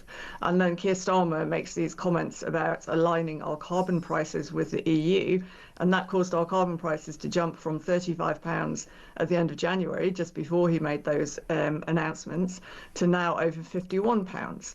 And this, again, it's adding hundreds of millions of pounds to electricity bills per year. Across domestic and industrial consumers, plus all of the impact that will have on people using gas in their businesses. Yeah. So again, it's an extra layer on top of the new and higher business taxes, the higher employment costs. Every time businesses turn around these days, they're getting smacked in the face with new costs and taxes. Yeah, and at the end of the day, you have things like this climate security summit, which seemed to me to be a complete vanity project, where he got to sort of give Ursula von der Leyen a hug on the way into Downing Street and talk about setting up all these amazing kind of, net zero companies and all these net zero agreements, all of which are sort of going to come to nothing, aren't they? Well, exactly. And what's really frustrating about all of this is that our net zero policies are actually making global emissions higher. So Ed Miliband goes on about how there's a climate emergency and that's going to cost everybody more money than whatever it is we have to spend on renewables and so on. But at the end of the day, all we're succeeding in doing is offshoring our manufacturing to countries like China and India, where their energy is cheaper but much dirtier. And then you've got to ship all this stuff back here. And so overall, our emissions might go down in the UK, but global emissions go up. Yeah. So for all this talk about climate emergencies, none of it is actually achieving anything useful. No, a bit like Ed Miliband himself, not achieving anything useful. Maybe we could put him into some kind of, fracking well and concrete him over. Perhaps that would be a good idea. Catherine, good to see you. Thank you very much indeed. Catherine Porter, independent energy analyst. Let's get a voice note from Lisa. Morning, Mike. It's Lisa from Canterbury regarding the border control. I spoke to you the other day from Dunkirk. When we headed back to Calais in our car to get the boat, we actually saw the migrant camps there. And I can tell you now, there wasn't one police officer, there was nobody there. There were thousands of them down there, all waiting to get on those boats to get over to UK. Very worrying indeed. And with all the money that the UK has given France, why on earth wasn't there a detention centre built right where those migrant camps are and put there in a detention camp and returned? Not one police officer or anybody in sight, just hundreds and hundreds and hundreds of illegal migrants waiting to go to England. It's shocking when you see that stuff. It really is. You can't quite believe your eyes. And it goes for miles and miles and miles. And you think, in about 6 months' time, all of the people that you can see will all be in Britain, because that's where they're heading. That's where they're going. And they'll keep trying until they get here. And once they get here, they won't leave. It's not good. It is VE Day, though, so we're remembering that as well. Hugh Andre is going to be joining us. He's a former British Army captain, of course, and he's now the founder of We Served, a very worthwhile organisation, a very decent organisation which helps veterans to find their way whenever they've left the armed services. He's coming next right here on Talk.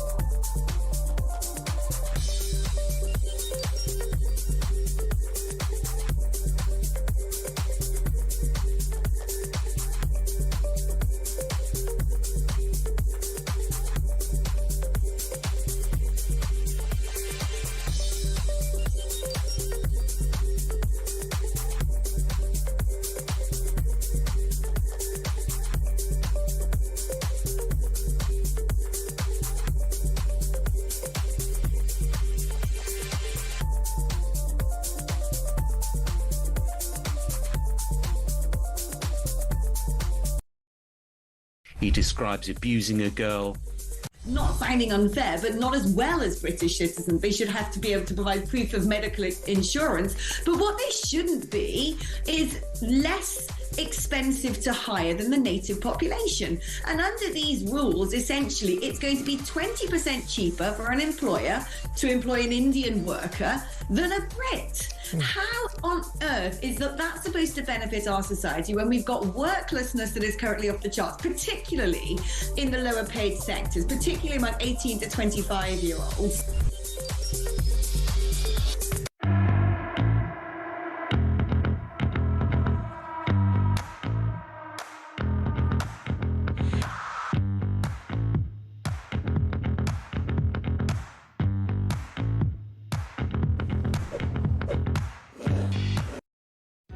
Across the UK, on DAB+, on your smart speaker, on your smart TV, and on your side.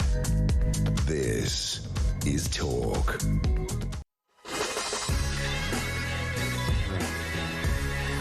Welcome back to Morning Glory. 8:48. I'm Mike Graham with you all the way through until 10 o'clock. Of course, it is VE Day today, the 80th anniversary of that. And, of course, coming up this morning at 12 o'clock, I should say, there's going to be a 2-minute silence which will be held and observed in government buildings and all across the country, and right here, of course, on Talk as well. The King and Queen will also join other members of the royal family at Westminster Abbey to attend a service of thanksgiving. And then this evening, the Armed Forces Charity, I should say, the SSAFA will host VE Day 80, the party at the Royal Albert Hall.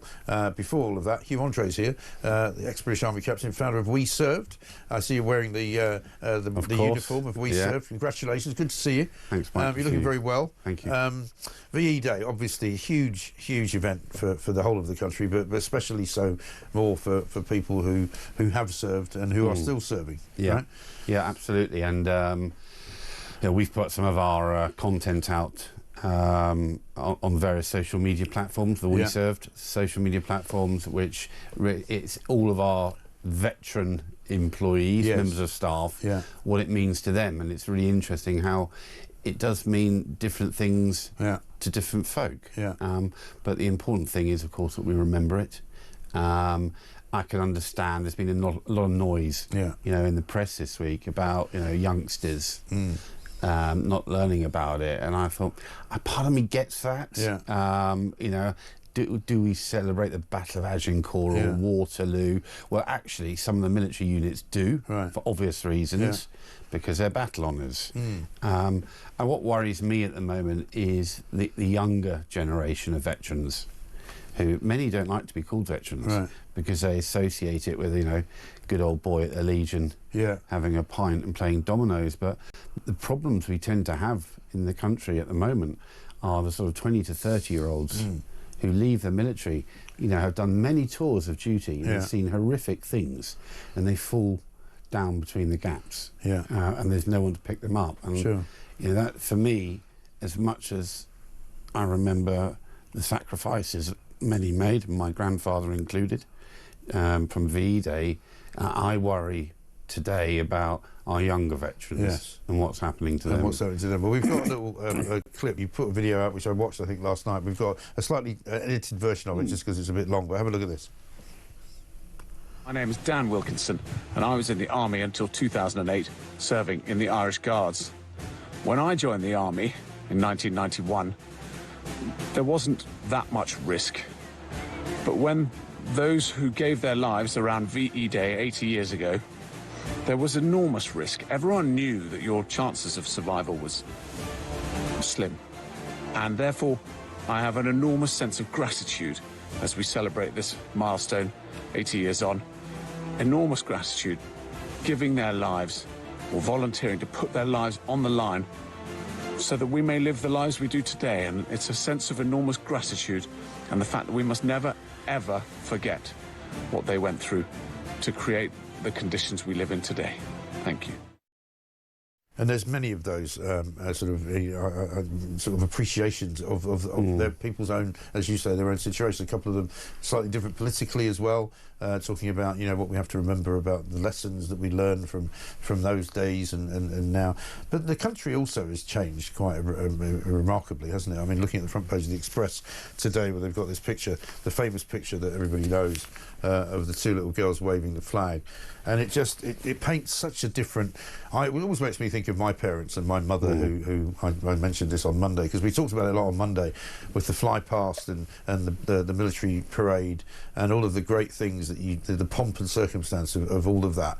And I thought to myself, you don't see it that much in Britain anymore, and it felt nice to have it, to have it back. I often, it really winds me up that sometimes I feel that I'm being forced to almost be embarrassed. Yes. For example, on St George's Day. Yeah, right. The flag, etc. But I suppose I'm enormously privileged in that I've led British soldiers and servicemen and women on live operations, and we are very, very fortunate in this country that we have the best armed forces in the world. I didn't say the biggest. We most certainly do not have the best kit, but we have the best soldiers. We're a tiny island with a massive heart, and what I will say is on numerous occasions I've seen both young men and women, 17, 18 years old, step up. And that makes me proud, and so I do take a great deal of solace in knowing that if someone like Putin came knocking on our door, we would pull together. We would focus, we would switch fire, and we would stand up to any aggressor. And again, that's another lesson learned from the Second World War, and frankly any war, that there's an aggressor. Yes. And that aggressor is, ultimately when you stand up for somebody, sometimes you have to fight them. Sometimes you have to, and sometimes you have to whack first. As much as people don't like fighting, and nobody does, and nobody wants to see that, sometimes you have to. Yes. I mean, funnily enough, one of the other stories we talked about this morning was about 18-year-olds driving trains. You would bet your bottom dollar that people coming out of the armed forces, not at 18 obviously, but at say 20, 21, 22, they could do anything. 18-year-olds drive tanks. Yeah. That's what I'm saying. 18-year-olds ultimately get asked to pull a trigger. Yeah. So with respect to driving a train, happy days. Yeah. And that's something else. We're consistently talking about, people have left this country, they've gone home, we've got all these vacancies and jobs. Yeah. We have 20,000 members of the armed forces leave every year. Yeah. In fact, at We Serve, we've just signed a partner with a global technology firm who have said to us, the thing we know about veterans is that their attitude is solid, it's good, work ethic, and all of that, and they have the aptitude to learn. Because once upon a time they weren't a soldier or a sailor, an airman or woman, were they? They were just, civilian like me and you. So they've shown the attitude and the aptitude to learn. And this particular company, I'm going to mention the name Oracle, have said we'd like 900 veterans over the next 3 years. No experience required, but We Served and our training partner AI Corps will not only train them for 12 weeks, we'll pay them. So we're going to employ them from day one and then guarantee them a job for 2 years. And that's fantastic. This is how, after which then they go on to the books of Oracle or whomever. But this is what we need to be doing. And I saw the announcement of Valor, the latest creation. Yeah, what do you make of that? Mike, I've seen 8 prime ministers come and go, and my view, and my view is veterans should be looking after veterans, not politicians. I think it's we welcome anything that any government does. You ask me in 12 months' time, how it's going. Quite where they got 50 million from, where Johnny Mercer struggled to get 5 or 6, I don't know. But look, as I said, really welcome all support. But let's wait and see. We'll wait and see what comes out during Armed Forces Week, and then a remembrance. Have you got a particular remembrance of VE Day from a family recollection, or from just something that you did? Yeah, well, no, just from my grandfather. My grandfather commanded a frigate during the Second World War, actually got sunk, and then he was interned So we would. He never jumped. It's like that generation. They never really jumped up and. No. And I don't think we do as a whole, as a nation, really shout and. No, you have to sort of get it out. It's very respectful, yeah. But yeah, we always celebrated it and remembered. And my mother was in the Wrens. My mother. And this is kind of, I suppose, what we thought about on Monday, because, as I say, watching, you know, all the pageantry, which is wonderful, and it makes you feel quite proud to be British. It struck me that we don't feel like that very often. You don't see it very often. And like you say, it's not that we're made to feel embarrassed necessarily by it, but I wonder, just particularly in London, where, you know, I've lived most of my life, and it doesn't seem the same city anymore. It doesn't seem as though you're actually, you know, in the majority of people anymore. I think you made an interesting point. I said briefly I went to Lincoln on Monday to do some work with the lads who do all our social media stuff. Right. On the way back on the train, I couldn't help noticing how many towns had red, white and blue bunting out outside of London. Yeah. I think it's probably more of a London, because it's such a mixed bag. It is, yeah. You know, but I was really happy. I mean, so many street parties I saw exactly on Monday. I haven't seen one in London. No.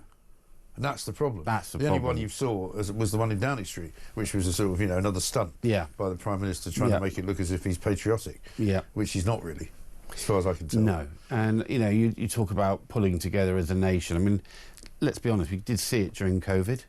You know, and we're good at getting things done. Great Britain and the people of Great Britain get things done. Yeah. Our soldiers, you know, get and they were done. very key to that in the COVID times, weren't they?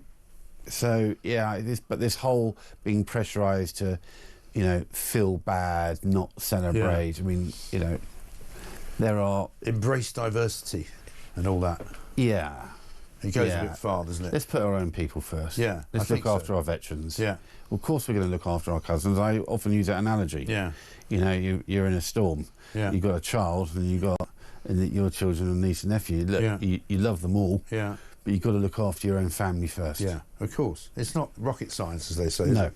Hugh, good to see you. Thank you very much indeed. We Served. Tell people how to find it if they haven't done it yet. WeServe.com, we-serve.com, and especially if you're a veteran or a family member, please register, because we send out a weekly newsletter and something big is coming down the line in June. Good stuff. Hugh Andre, former Army, of course, captain and founder of We Served. Coming up in the next hour, we're going to talk to Carl Williams.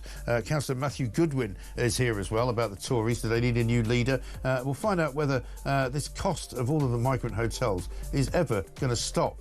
This, of course, is Morning Glory, 0344 499 1000. See you after the news.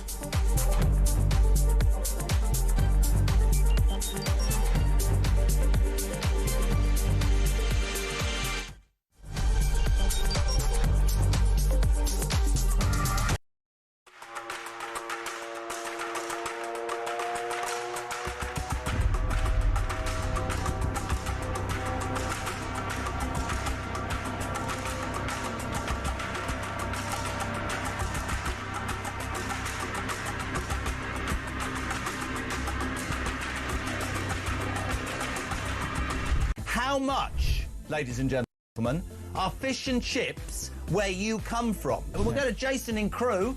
Jason from Crewe, fish, chips and peas, £7.50. It's the best chippy in England. Janice in Leeds, go. Regarding fish and chips, in Leeds it's between £9.50 and £12.75. Whitby, how much is fish and chips? 3 of us, fish, chips, peas, I think one of us curry sauce, 3 cans of pop, just short of 70 quid. £70? That's 23 quid a head, man. Even my maths does that. Very quickly, a voice note. Campbell in Scotland, go.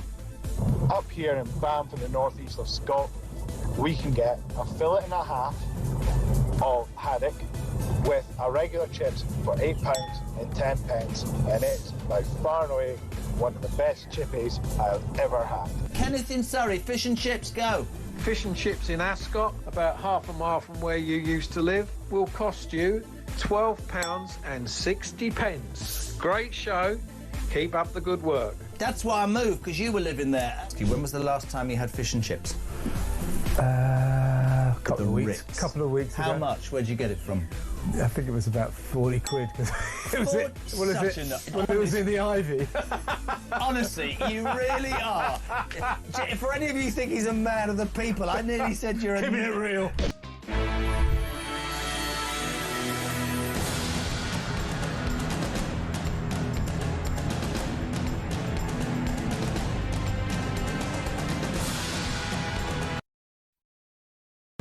Across the UK, on DAB+, on your smart speaker, on your smart TV, and on your side. This is Talk.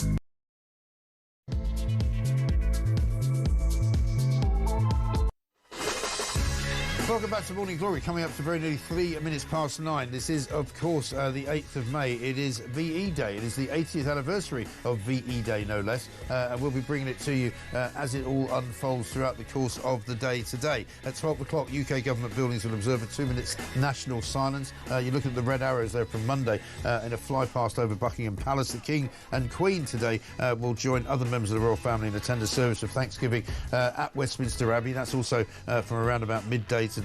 And at 7:30 tonight, the Royal Albert Hall is the venue for the Armed Forces charity, SSAFA. They will host VE Day 80, the party.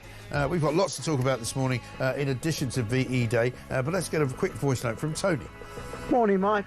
Tony from Stoke-on-Trent. So I get up at 3:30 this morning so I can come and earn my taxes. I was a little bit sombre this morning, mate, obviously being VE Day. But anyway, I put my poppy pin badge on and off to work we go. And I'm driving around thinking, what has happened to this country, Mike? What has happened to this country? We've got thousands upon thousands upon thousands of immigrants illegally entering the country, and that's weekly. We've got anti-Semitic marches in London. That's going on weekly. We've got Ed Millipede and his Mad Net Zero. And now we've got the possibility of Pakistani and Indian gangs fighting on our streets. And at the same time, the government's just selling us out. Oh, we need some hope from somewhere, mate. This country's ruined at the moment. It's not looking great, is it, Tony? You know, I think you, like many other people, will feel the same way today, looking back wistfully at what happened before, how this country came together during the Second World War, how we won the war in the end, and how in 1945, 80 years ago, this was a very proud place to be, a very incredible place to be, albeit it was battered, it was bruised, people lost their lives, buildings were destroyed, you know, entire neighbourhoods were destroyed, people's families were ripped apart, and yet we were still Great Britain, and it emerged with even more pride than it had probably started with. Nowadays, I think you'll find the main stories of the day are things like this. It's costing the equivalent of £4.6 million a day to house asylum seekers in a series of hotels up and down the country. That number is only going to go up. The forecast spend between 2019 and 2029 is now standing at £15.3 billion. That is £3,172 a minute to house these people. Absolutely extraordinary stuff. Lots going on as well on the other various news fronts that we can tell you about. We're looking at a summer drought on the way. The football regulator that the Labour Party wants to put in charge of football is apparently a crony who's given money to them. And of course, Nigel Farage has been described as the biggest fight of Labour's life. That's by Pat McFadden. There's all sorts of asylum blitzes going on. Keir Starmer's trying to make out that he's going to be different, that he's going to be the man in the middle now of kicking asylum seekers out of Britain. He's actually speaking live at a defence conference in London right now. Let's go to it and see what he's got to say. In this country, we know this isn't just a fight for freedom and democracy in Ukraine. No, it's a new, more dangerous era of history. A period of global instability that fuels insecurity for working people here at home. The British people have already paid a price for Putin's aggression in Ukraine, with rising bills and prices. Russia already menaces our security. They've launched cyber attacks on our NHS, spread disinformation online. Yeah, well, you know, there he is, the Prime Minister of this country, talking on VE Day when there's a massive crisis of immigration, talking about Russia and Putin and dangers of international problems in the world. I mean, he just doesn't get it, does he? And he's also talking about working people being threatened. I mean, has he lost the plot altogether? You know, if there was a nuclear war, it wouldn't just be working people that are affected, it'd be everybody. Why does he keep saying working people? What's wrong with him? I'll give him another chance in a bit to come back to him. I don't want to hear him pontificating on about bleeding Russia and Ukraine on VE Day, standing in front of a Union flag. We'll give him one more chance, shall we? Go on. An increase of £13.4 billion year on year, compared with where we are today. Not just meeting our commitment to spend 2.5% of our GDP on defence, but bringing it forward to 2027. And alongside that, a new ambition for defence spending to rise to 3% of GDP in the next Parliament. No, sorry, I'm not having it. So he's going to spend more of our money on defence, is he? Yeah, great, marvellous. Let's talk to Carl Williams, Research Director of the Centre for Policy Studies. Carl, very good morning to you. Good morning, Mike. I'm sorry to keep you waiting there. I thought the Prime Minister might have something interesting to say, but unfortunately I was proved wrong. He's once again taken the opportunity to try and deflect from his kind of woes at home and to talk about international matters. He seems to think that that's always where he can find himself on safe ground. Well, indeed, and yet so many of the problems we're seeing on migration, on the economy, are in fact self-inflicted. Yeah. Either by Rachel Reeves' budget or by Labour's inability to stop the boats. Yeah. Exactly right. And I don't know about you, but this morning, looking at some of the stories that are peppered around in various different papers from the FT, saying that basically, you know, people who come here either legally or illegally will now have to wait 10 years to wait to apply for residency, whether it's the story in the front page of the Times that migrants will have to speak better English if they're going to be allowed into the country, to the Sun, who say that the government's going to clamp down on these wacky judges allowing people to stay in the country even though they should be deported for being criminals. I mean, it's all a bit performative, it's all a bit perfunctory, it's all a bit, let's show how patriotic we are, let's show how much we're going to clamp down on these immigration statistics, when they're not really going to do anything of the sort. No, I mean, in some sense, these things are steps in the right direction, but they're just doing the sort of common sense things we should have been doing for years. Yeah. I mean, take the English language requirement. The last census showed that there's 1 million people in this country who can't speak English well or at all. Yeah. And 2/3 of those people are unemployed. So, yeah, we should obviously be doing something about this and about future roads of migration, but, you know, it's sort of, you know, the... yeah, but, I mean, are they actually... The horse is bolted. Yeah, well, exactly right. And they're trying to make out that, you know, tighter rules will insist on language ability close to A-level standard. But exactly how would they do that? Are they going to give people a test as they get off the boat in Dover? You know, they're going to hand them an exam paper and go, see if you can fill out that and tell me what you think Thomas Hardy's test of the D'Urbervilles was really about. You know. Well, yeah, I mean, and we know that there's quite a lot of fraud going on in this sector when exams are sat abroad. It's just something that's very hard to police. Yeah. Well, you can't do it. That's what I'm saying. You know, no matter what they say, basically, you judge people, as my father used to say, on what they do, not on what they say. And what Labour do is they appear to want to encourage more people to come here from foreign countries, and they want to give them more chances to be successful than they do to people who are here already. You know, look at the trade deal they've just done with India. You know, they tried to even keep it secret that they'd given them a tax break by having no national insurance payments required for 3 years.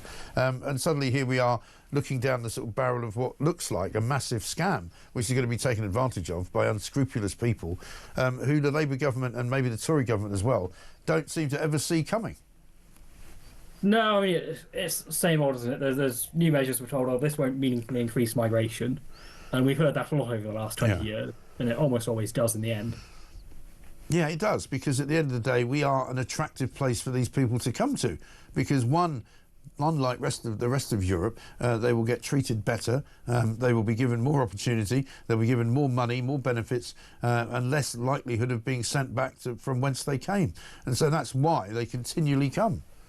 Well, precisely, in both legal and illegal routes. Yeah. You know this. And if the French actually say this, and I think the French are right on this, they're coming because it's so easy for them to work in your labour markets. Right. They know if they get here, they will stay. Right. I mean, I don't know what it's like in other capital cities around Europe. I haven't been to very many recently, and I know certainly Paris has probably got the same problem that London has. But, you know, I've got messages from people all over the place saying, oh, we've just going to Norway for the weekend, or we've just been to, Italy, and we've just been here, there and everywhere. Oh, it's really nice, it's really quiet, it's lovely. You don't get all these kind of marauding gangs of people on scooters, you know, delivering food everywhere. You know, we've sort of become the main drawing point, it seems, for the world's immigrants. Yeah, and I think it's not just London as well. I think what's really been noticeable in the last few years is how this has spread to more of the sort of provincial towns and even smaller settlements. Yeah, I think that's right. If you move out of London, you didn't have to deal with, the downsides of migration. Now it's harder to escape. I mean, do you think it's right to say that Britain as a whole has now been kind of sort of siphoned off by the cities being completely different from the countryside? I find it at the weekends when I spend time, outside of London, that, it's much more like the England that I grew up in than, say, London is, or Manchester is, or Liverpool is. And, it's almost like the inner cities, the metropolitan areas, certainly of England, have been completely changed, whereas the countryside has remained pretty untouched by it. Yeah, I think that's basically true. It reminds me of something Professor David Coleman has said. He's a demographer at the University of Oxford. Yeah. He was saying, on current trends, and this was before like the latest big migration wave of the last few years, he was saying that as things stood, the destiny of the English was to end up retreating into a rural hobbit-like existence in the shires as the cities were completely changed. Yeah, and I mean that's terribly sad, and it's rather a bad reflection of the state of our nation, the state of our government over the last several years, I suppose. But also, it bodes very ill for the future, doesn't it? Well, it does. It raises all sorts of questions about cohesion and belief of people in the British nation state. Obviously, it touches on the willingness of people to defend the country, which was Starmer's speech today. And also, with what's going on in Kashmir between India and Pakistan, will that spread out to the streets here? Yeah. In our big cities. I mean, we saw rioting in Leicester a couple of years ago. Right. It was kind of sparked by a cricket match. But that's it. I mean, again, 10, 20 years ago, that wouldn't have been a conversation we'd be having. You wouldn't be sitting there saying to me, well, we're a bit concerned about a big battle that's going on in Kashmir in case it spills over onto the streets of Britain. And you're kind of going, well, why would it? Why should it? Well, exactly. I mean, the transformation is really startling, but it's kind of... Sometimes it's like boiling the frog. I think often we forget just how rapidly things have changed in the last 20 years, or how dramatically things have changed. It seems to me that the real massive rapid change has happened in the last 5 years, really. Pretty much ever since Boris Johnson declared when he won the election in 2019, we're going to cut net migration down to 20,000 a year. I mean, that was the beginning of the end. Well, yeah, overall numbers will come down, the manifesto famously said. And in fact, net migration was about 2.5 million across the period. Gross inflow of 4.5.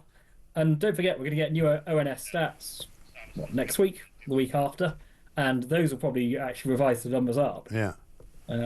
That's true. We just lost control. Yeah, I mean, looking at a piece in the Times from yesterday saying that Britain's trade deal with India in the long run will probably cost the Treasury around £200 million in lost taxes, and they'll make it cheaper for Indian firms to bring workers into the UK.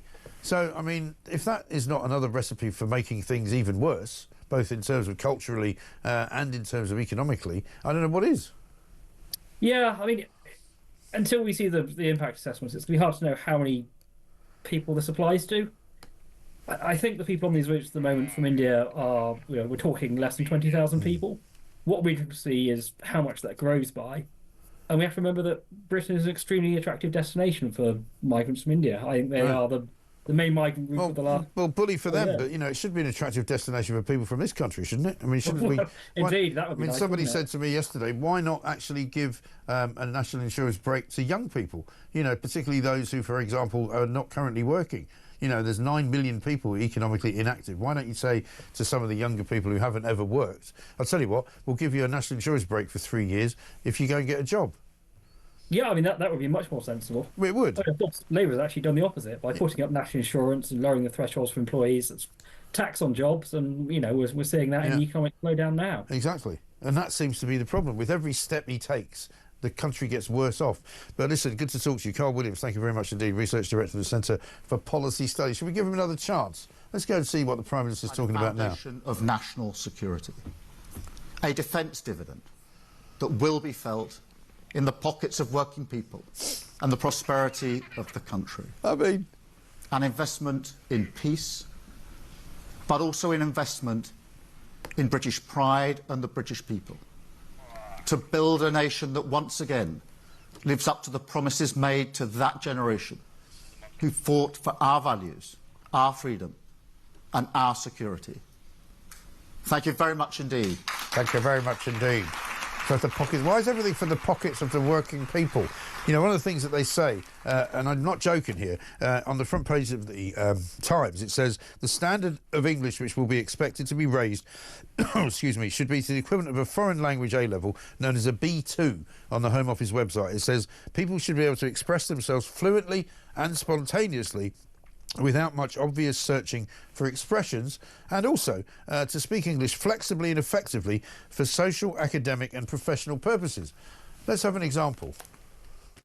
I call again for an immediate ceasefire in Gaza, the return of the sausages, the hostages. And as well as Matt, I'm delighted that the inspiring Nobel Nobel Prize winner to smash the people smuggling gangs. That's the standard of English we expect you to be able to perform if you come here as a migrant, don't you know? Let's get a voice note from Rob. Morning, Mike. It's Rob in sunny Welshfield this morning on my travels. Just a thought, Starmer's English might not be very good, but he can do maths. 5, 4, 3, 2, 1. Yay, it works!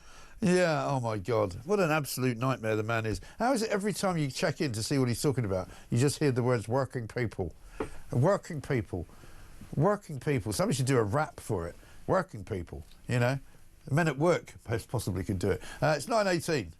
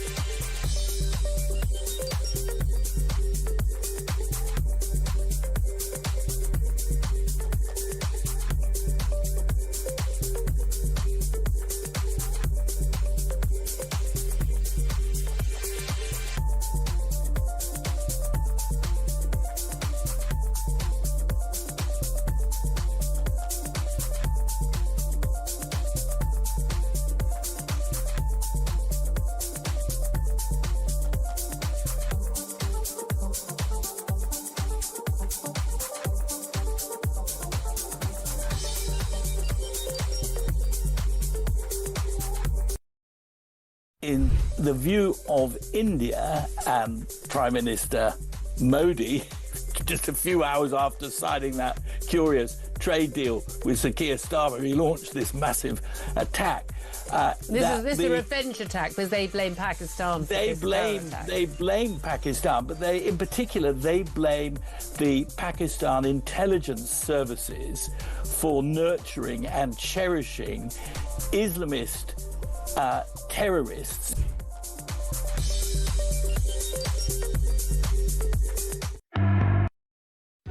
Across the UK, on DAB+, on your smart speaker, on your smart TV, and on your side.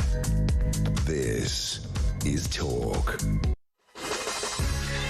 Welcome back to Morning Glory, 9:21. I'm Mike Graham. This, of course, is the home of common sense. It's the only place to be to get the truth, the whole truth, and nothing but the truth. And don't forget, there's a podcast as well every single day, every single weekday morning. We're here from 6 until 10. The best bits of it go out on the podcast literally almost straight after the show is over.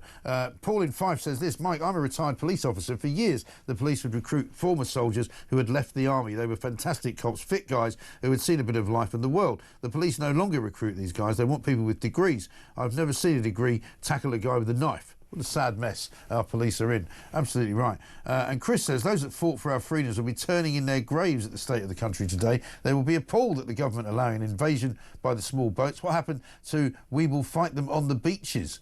Starmer is definitely not Churchill. No, he certainly isn't. But he has decided he's going to make it illegal for people to climb on Churchill's statue and to desecrate it or indeed make any kind of vandalistic noises on it. But there's already a law against that. He doesn't need to do it. Let's get a voice note from Mike. Hi, Mike. It's Mike from Lancashire.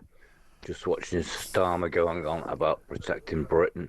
Today we should be celebrating VE Day, about what our brave forces did through the war to protect this country, and now you've got this idiot going on and on talking rubbish. I weep for this country, Mike. I really do weep for it. What have we come to? Great show, by the way. Keep it up. Right. Cheers, Mike. Thank you very much indeed, and very well said. I mean, surely Starmer should be out there making a speech in praise of the people who rescued this country from the Nazis, the people who actually provided us with the freedom with which we now enjoy, from the people who worked in the armed forces, from the people who died either fighting for the RAF or for the Navy or for the Army, actually going to foreign lands and getting shot at, plus all the people back home who cleared up after the Blitz, the fire people, the fire services, the police, the wardens, everybody, the people who worked in the factories. That's what he should be speaking about today, not, you know, talking about where we're building our defences up to 2027 for the working people. I mean, you know, come and have a bit of emotion, man, for God's sake. What is wrong with you? Reg says this, Mike, I went and worked in Holland for 5 years for the railways over there. I was sent to night school through the company that I worked for in Holland to learn basic Dutch before they would give me a work contract. They should do the same here. This country is too soft. Yeah. Absolutely right. And Vern in Southampton says, foreigners have to pass the Life in UK test to obtain British citizenship. My wife passed it second time. Most British people wouldn't even pass it as it's full of crazy questions. One of the questions was which British note has the highest denomination. Their answer was 50, which is incorrect, as apparently there is a Scottish £100 note. Yeah, but they never spend it, do they? I can say that because my parents are from Scotland. Thank you very much indeed. Let's talk to Councillor Matthew Goodwin Freeman, Councillor of the Conservative type in Hatchet. Not many of you left, Councillor. Very good morning to you. Morning, Mike. Thank you very much. Good to see you. Happy VE Day, I suppose we should say. Happy VE Day, what's happening in your neck of the woods? Well, we've got a street party this weekend. We've got a celebration at the local golf club this evening. Everything proud and British, Union Jacks galore. Yes. Well, that's good to know. And it's a shame the Prime Minister doesn't share that particular view. We just heard him making a speech there, which is about as sort of inspiring as a bucket of cold mud. I'm not going to say sick at this time of the morning. What is wrong with him? Why can he not embrace anything which is in any way British? You know, we saw him at the Tea Party on Monday, walking around, you know, looking for all the world like he wished he was somewhere else, you know, looking for any minority or woman that he could pour tea for so that it would look like he was doing the right thing. Well, I don't think anyone will be talking about that speech in 80 years' time from Keir Starmer, I can Not tell really. you that. It was interesting watching him get blanked by Queen Camilla as well, so that was interesting. But no, look, I don't understand. That was a bit of fake news, actually. I'm not going to let you get away with that one, because although that was put out and people played it all over the internet, he was actually talking to somebody behind her, because he was in the row behind her. Right. So Well, you've been foxed by that one. You've taught me something new this morning. Thank you. Look, the point is, this Prime Minister is everything that people in this country don't need. We want someone who is proud of this country, proud of this flag, and proud of everything it means to be British. Instead, we've got this pale robot who's trying to imitate what it means to be British. Yeah. And for some reason, his coding doesn't work because, as you said earlier on, his speeches are bland and boring. You pretty much switch off after the first sentence. You do. And also what he says is not relatable, because most of it isn't really true. I mean, he talks about, you know, being attacked by the Russians or Vladimir Putin, which would apparently be difficult for working people. Well, it'd be difficult for everybody. You know, he says these obsessive words of working people all the time. It's almost like somebody's put a coin in him, and every time he says the word people, he has to preface it with the word working. Well, I mean, he can't even define who a working person is. Remember, this is the same Labour government that said they wouldn't tax working people, and has whacked up taxes to the highest level in history. Yes. And it promised they wouldn't increase national insurance and has on employers. So I'm sorry, but none of us can believe a word that this government says. Yeah. People up and down the country are crying out for change, which is ironic, given Labour were elected 7 months ago on the promise of change. Right. Well, I think we've all worked out now that that's not the change we were looking for, because none of us have got any change left in our pockets. But what about the situation in the Tory party? Because a lot of noise is being made. We just spoke to a shadow minister earlier, Mr. Cartledge, James Cartledge, who seemed to be still very bravely supporting Kemi Badenoch. I'm not sure if that's a universal feeling inside the party, is it? Well, one of the frustrations in the Conservative Party is we had our biggest drubbing at the election last year. And nearly a year later, it doesn't seem like we've learnt our lessons, because we've just had the most difficult set of local elections ever. Now, obviously, anyone will tell you this was coming from a high watermark, blah-de-blah-de-blah. But the fact is that there were some victories. You know, I was running some campaigns in northwest Leicestershire. I've turned into Keir Starmer, God. Northwest Leicestershire, right. We delivered the only Conservative victory in that area. So there are small blue beacons that we need to be learning the lessons from. But yeah, it was a really difficult week last week, and we've got to get on and rebuild twice the speed. I mean, according to Labour this morning, Pat McFadden's been telling them that they're now in the fight of their life with Nigel Farage and Reform. So, I mean, even they seem to have given up on considering the main opposition to the Labour Party to be the Conservatives right now. Well, this is the frustration. You know, I'm here on the grassroots as a local councillor, as a member, and as an association chairman. And my frustration is the speed of change. Yeah. You know, the public out there are crying out for something different. And we as a party have got to get on with it. We've got to come up with policies. We've got to get out there on the front foot. And we need to be listening to people who are winning.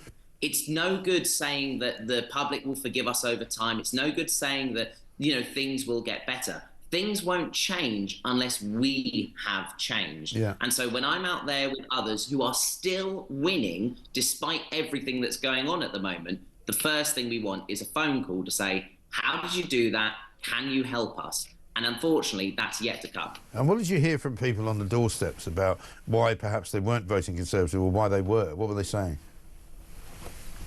The answers on the doorsteps were Labour are dreadful, but you guys are no better. Yeah. People have not forgiven the Conservative Party. And to be fair, I don't blame them. You look at everything since the general election, we've barely come up with any policies. We are barely changed as a party. We simply have a new leader. Now, I know there are people who are going around trying to make manoeuvres. What I say to them is really think about it.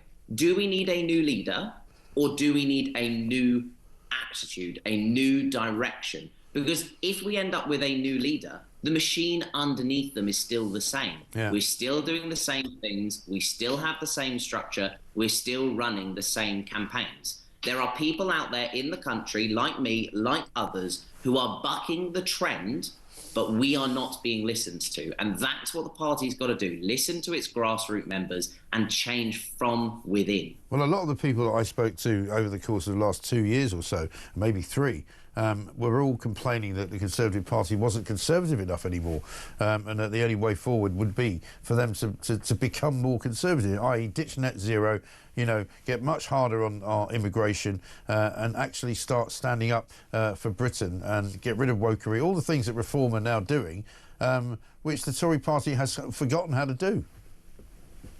Yeah, completely right. Whilst we spent last summer picking a new leader, Reform were out there pumping policy and ideas. And the fact is that we left them a void. And Reform have gone from strength to strength. They've nearly quadrupled their membership. Yeah. And that's what we missed out on. So, yeah, completely agree. Conservatives need to go back to common sense politics, common sense policies that the average person on the street goes, yeah, I believe in that. Yeah, I support that. That's what we've got to get back to, because at the moment we are heading only in one direction. Yeah, and it's not a good one. Thank you very much indeed, Matthew Goodwin Freeman, councillor there from Hatch End, Conservative councillor, one of the few left after the drubbing that was handed out by Reform, because a lot of people, of course, knew that Reform would take an awful lot of seats from Labour, but an awful lot of Labour seats didn't actually vote, and the Conservatives suffered by far and away the biggest losses, over 300 councillors down last Thursday alone. Mike says, Sean in Somerset, thank you so much for cutting that buffoon Starmer off. He makes me so angry. I don't want to hear your already overused line about defence spending.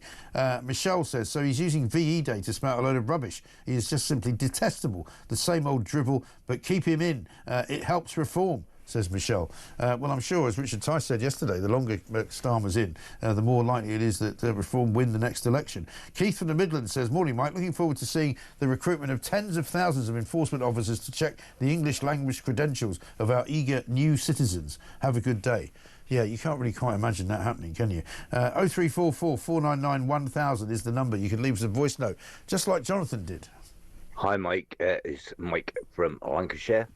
Just watching Starmer going on about protecting... Oh, no. Is that a different one? Oh, hang on. Jonathan. There we go. Good morning, Mike. This is Jonathan from Berlin. Thank you for keeping me sane with the home of common sense. Living in Germany isn't the most pleasurable of experiences dealing with these people.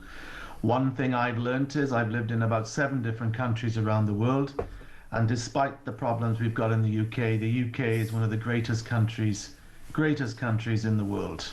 Keep up the great work, Mike. Cheers. Jonathan in Berlin, thank you very much indeed. Thanks for listening. 18-year-old drivers are hammered by insurance, says Paul in Fife. Insurance companies, because they are seen as a bigger risk. Barmy Starmer now wants them driving trains. Well, as we heard Hugh Andre say, you've got 18-year-olds driving tanks. I know that might be a slightly different skill, but listen, nevertheless, it can be done. Ingeborg says this, Mike, great show. Just like every morning, my son, born and educated in the UK, whose first language is English, must pass a test in the UK as an entry requirement for Seoul University. Why don't we have this requirement for new arrivals? Very good point. And Keith in Hertfordshire says, Mike, another outstanding show. It's really been crammed this morning on migrant English. These requirements won't be applied at Dover or to any illegal immigrants. It will only be applied to visa applications, so more Labour government flannel and lies. Well, I wonder if they'll apply to our new friends from India, you know, who apparently this Labour government seems to want to invite into this country by the thousands, because apparently it's a great place for them to come and work. Well, fine. But are you going to give them an English test, or will that be considered a bit insulting, so we can't do it? We'll see. We'll let you know. Coming up, we're going to speak to Britain's dullest man. That's right. It's not Keir Starmer, by the way. Apparently there's somebody even more dull than him who has launched his most rubbish calendar to date on the Birmingham bin strikes. This will be great. It's 9:34.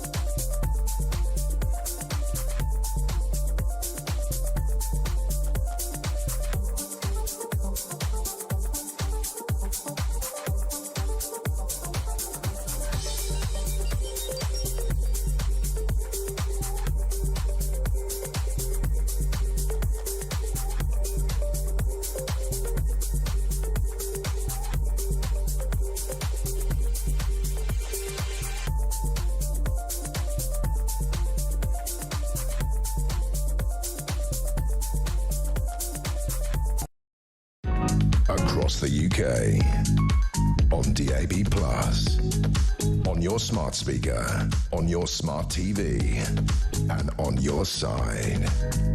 This is talk.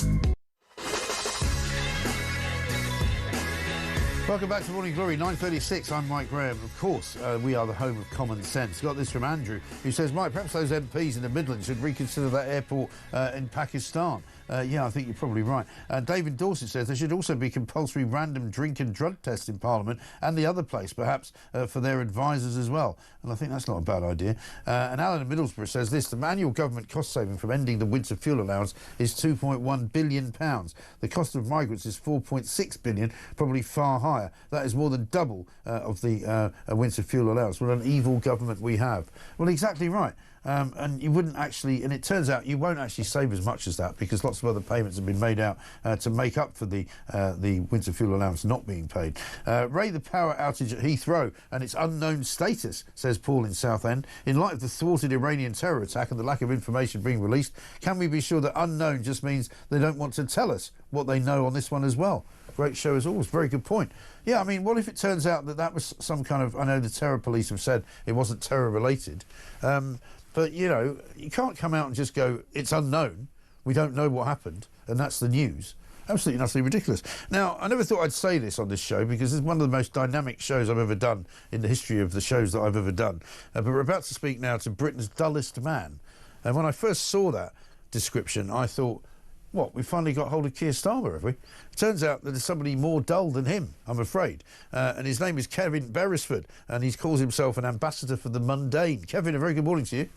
Good morning. Good to see you. I mean, you must be so proud to be even duller than Keir Starmer, because that takes some doing. Hey, it's sexy being dull. Dull is the new black. That's what I like to say. Is that what it is? Yeah. Now, you specialise in putting out calendars. You've done plenty of them in the past. I'm looking at one that you did recently about your favourite allotments, which obviously went down quite well. That was in The Sun a little bit earlier in last year, I think it was. You've now done one on the Birmingham bin strikes. Yeah. Yeah. Every year I do a calendar on rubbish tips of England. Right. I thought, seeing I was born and bred in Birmingham, I may as well do something that's quite topical and do a calendar of the Birmingham's non-bin collection. Yeah. Rats. Yes. Did you go up and take the pictures yourself? Yes, I did indeed. And yes. what did you? How bad was it? I'll be honest with you. It's mainly a postcode area sort of. Right. Yeah, that's what I'm hearing, because I was talking to Kevin O'Sullivan, who was up there not long ago, and he was saying that he went there to watch Fulham getting beaten by Aston Villa, and he said he met a lot of people from Birmingham who said, actually, in our area, it's not a problem. Yeah, well, that is correct, which is a bit sad, really. But as I say, I was born in Small Heath, which is Peaky Blinder territory. Okay, right. And really, I find the whole story an embarrassment for the city of Birmingham. It is really an embarrassment, yeah. Did you see any rats?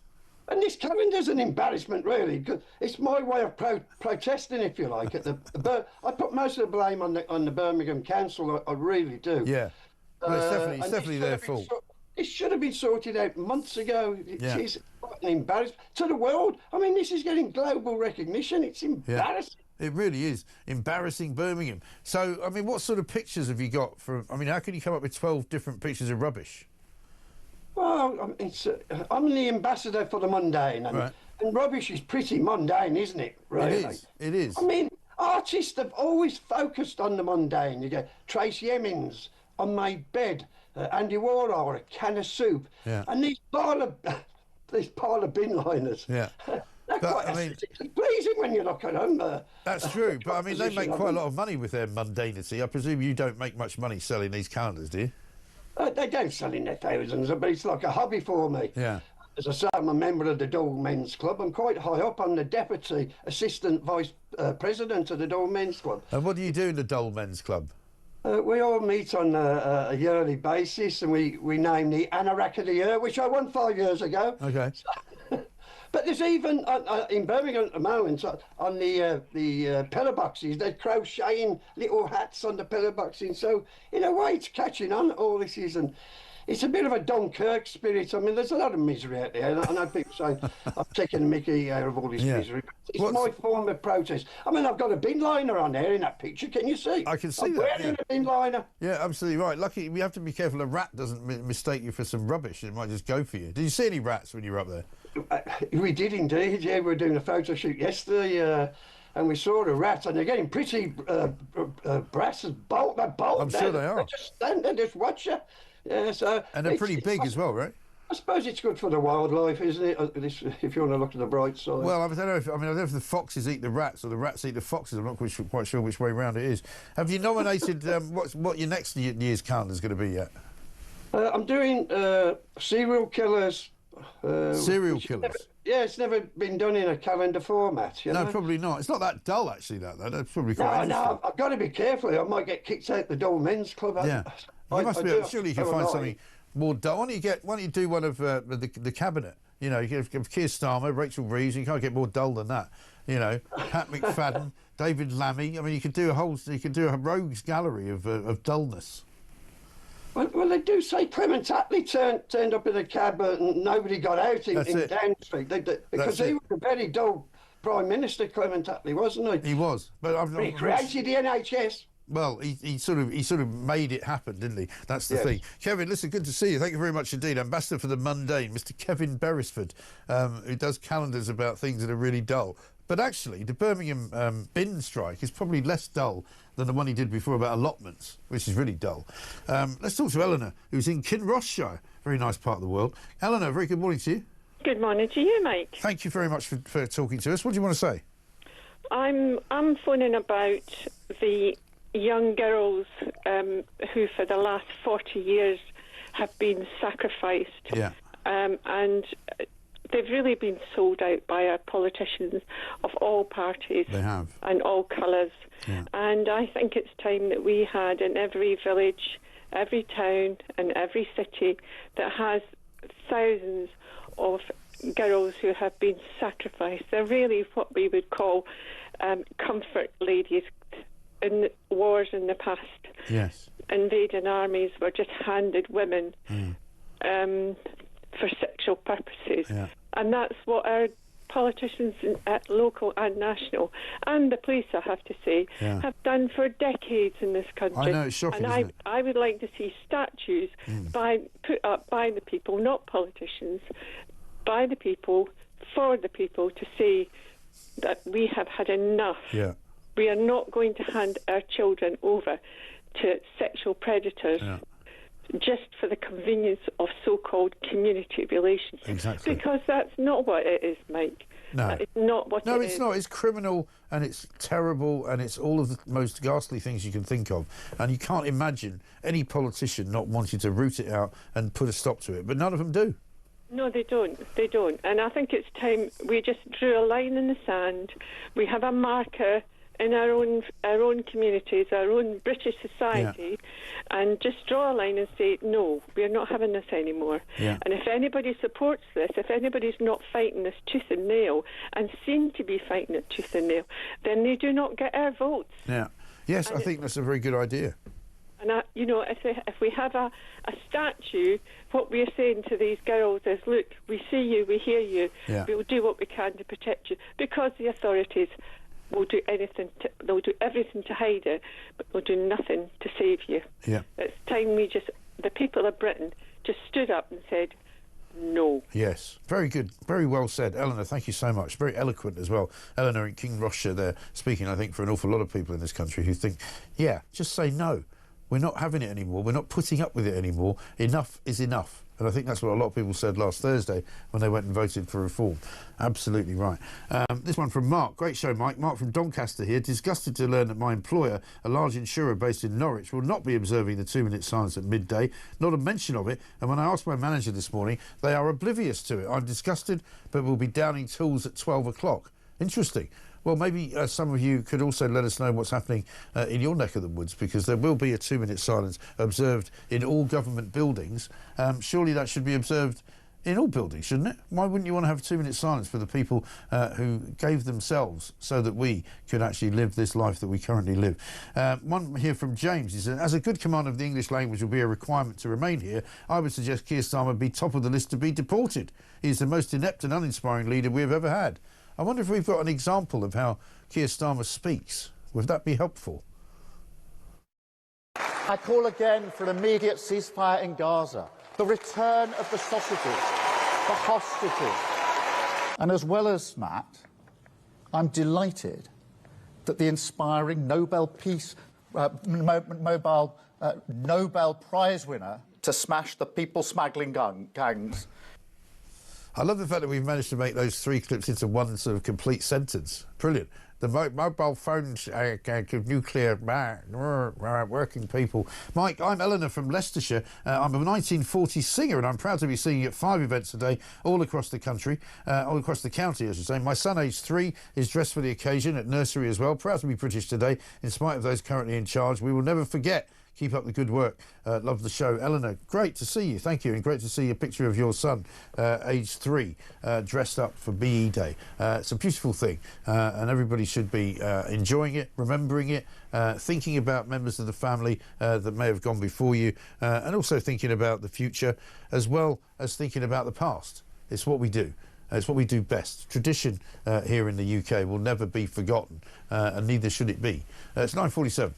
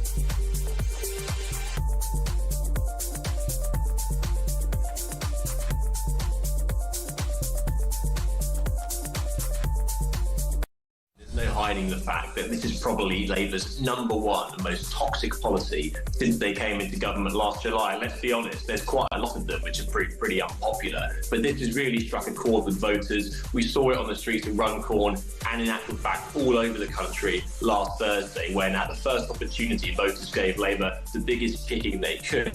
The problem I think Keir Starmer finds himself now is that actually he's boxed himself in so much, he's expended so much political capital on this policy.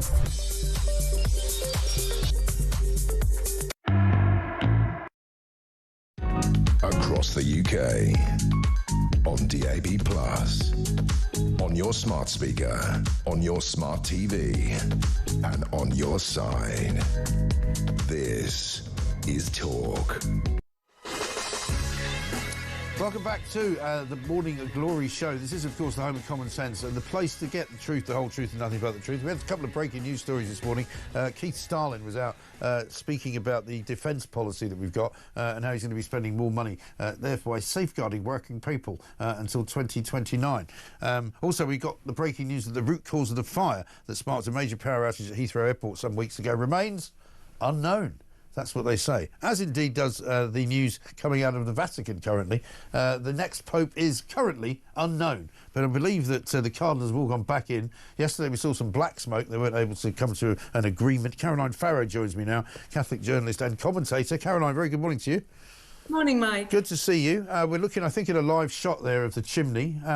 Always quite dramatic when anything comes out of it, really. But they couldn't decide yesterday.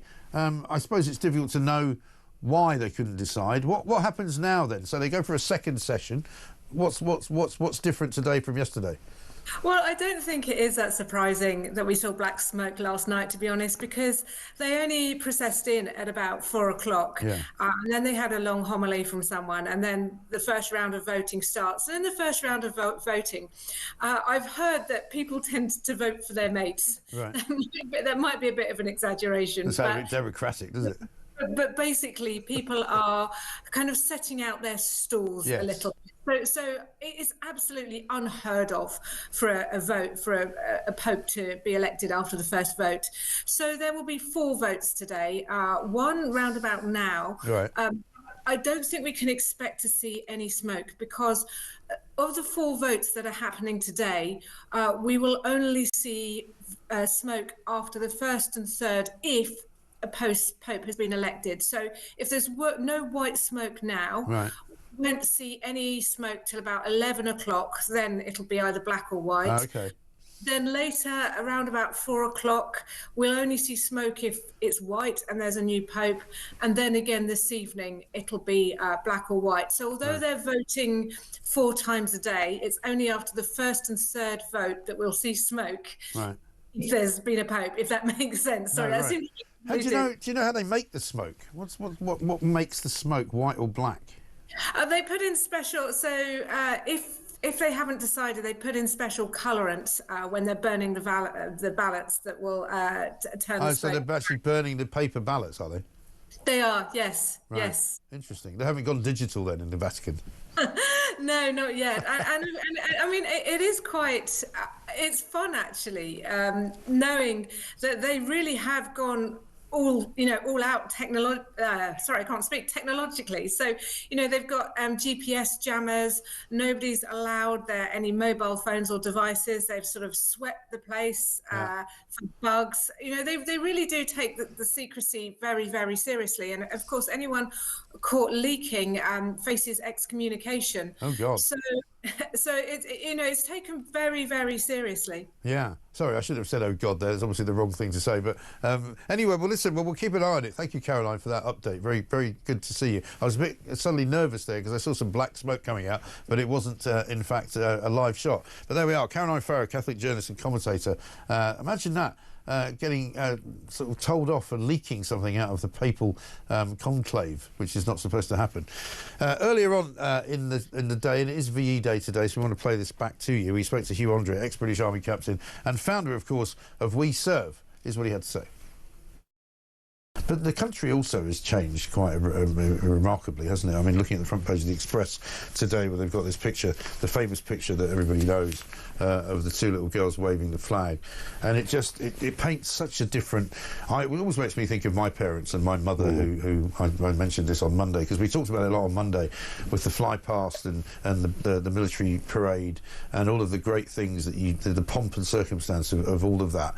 And I thought to myself, you don't see it that much in Britain anymore. And it felt nice to have it, to have it back. I often, it really winds me up that sometimes I feel that I'm being forced to almost be embarrassed. Yes. For example, on St George's Day. Yeah, right. The flag, etc. But I suppose I'm enormously privileged in that I've led British soldiers and servicemen and women on live operations, and we are very, very fortunate in this country that we have the best armed forces in the. I didn't say the biggest. We most certainly do not have the best kit, but we have the best soldiers. We're a tiny island with a massive heart, and what I will say is, on numerous occasions, I've seen both young men and women, 17, 18 years old, step up. And that makes me proud, and so I do take a great deal of solace in knowing that if someone like Putin came knocking on our door, we would pull together.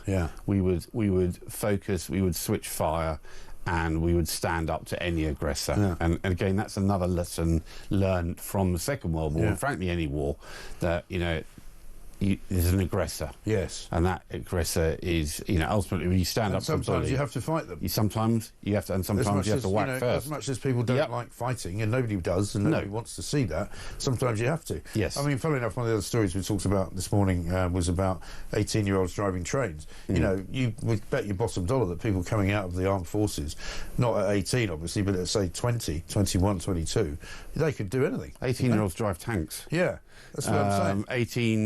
18-year-olds ultimately get asked to pull a trigger. Yeah. So with respect to driving a train, Why happy not? days. Yeah. And that's something else. We're consistently talking about, people have left this country, they've gone home, we've got all these vacancies and jobs. Yeah. We have 20,000 members of the armed forces leave every year. Yeah. In fact, at We Serve, we've just signed a partner with a global technology firm who have said to us, the thing we know about veterans is that their attitude is solid, it's good. Right. Work ethic. And all of that, and they have the aptitude to learn. Because once upon a time they weren't a soldier or a sailor, an airman or woman, were they? They were just, civilian like me and you. So they've shown the attitude and the aptitude to learn. And this particular company, I'm going to mention the name Oracle, have said we'd like 900 veterans over the next 3 years. Right. No experience required, but We Served and our training partner AI Corps will not only train them for 12 weeks, we'll pay them. So we're going to employ them from day one and then guarantee them a job for 2 years. And that's fantastic. This is how, after which then they go on to the books of, Oracle or whomever. But this is what we need to be doing. And, I saw the announcement of Valor, the latest creation. Yeah, what do you make of that? Mike, I've seen 8 prime ministers come and go, and my view, and my view is veterans should be looking after veterans, not politicians. I think it's we welcome anything that any government does. Yeah. You ask me in 12 months' time, how it's going. Quite where they got 50 million from, where Johnny Mercer struggled to get 5 or 6, I don't know. But look, as I said, really welcome all support. But let's wait and see. Yeah. We'll wait and see what comes out during Armed Forces Week and then on Remembrance. Well, that was Hugh Andre there speaking on behalf of We Served, an organisation that helps veterans. Go check it out if you're looking for some kind of job, because he's got lots of them there. It's coming up to very nearly 10 o'clock. Julie Hartley-Brewer's here. Very good morning. Very, very good morning to you. Happy VE Day I to know, you. and the thing is, it's very different, isn't it, from Armistice Day, when you're actually thinking about people who lost their lives and fought for us. This is about celebrating, about, it's an amazing thing, what happened 80 years ago today. It is absolutely incredible. Still sends sort of shivers down your spine. That picture on the front of the Express today of the 2 little girls, the famous one, who are holding the flag. And again, probably the last major anniversary of this event, where we're still going to have people who served and people who are still alive, who could remember it vividly. Yes, of course. And it was the remembrance as well of all the people that were still left at home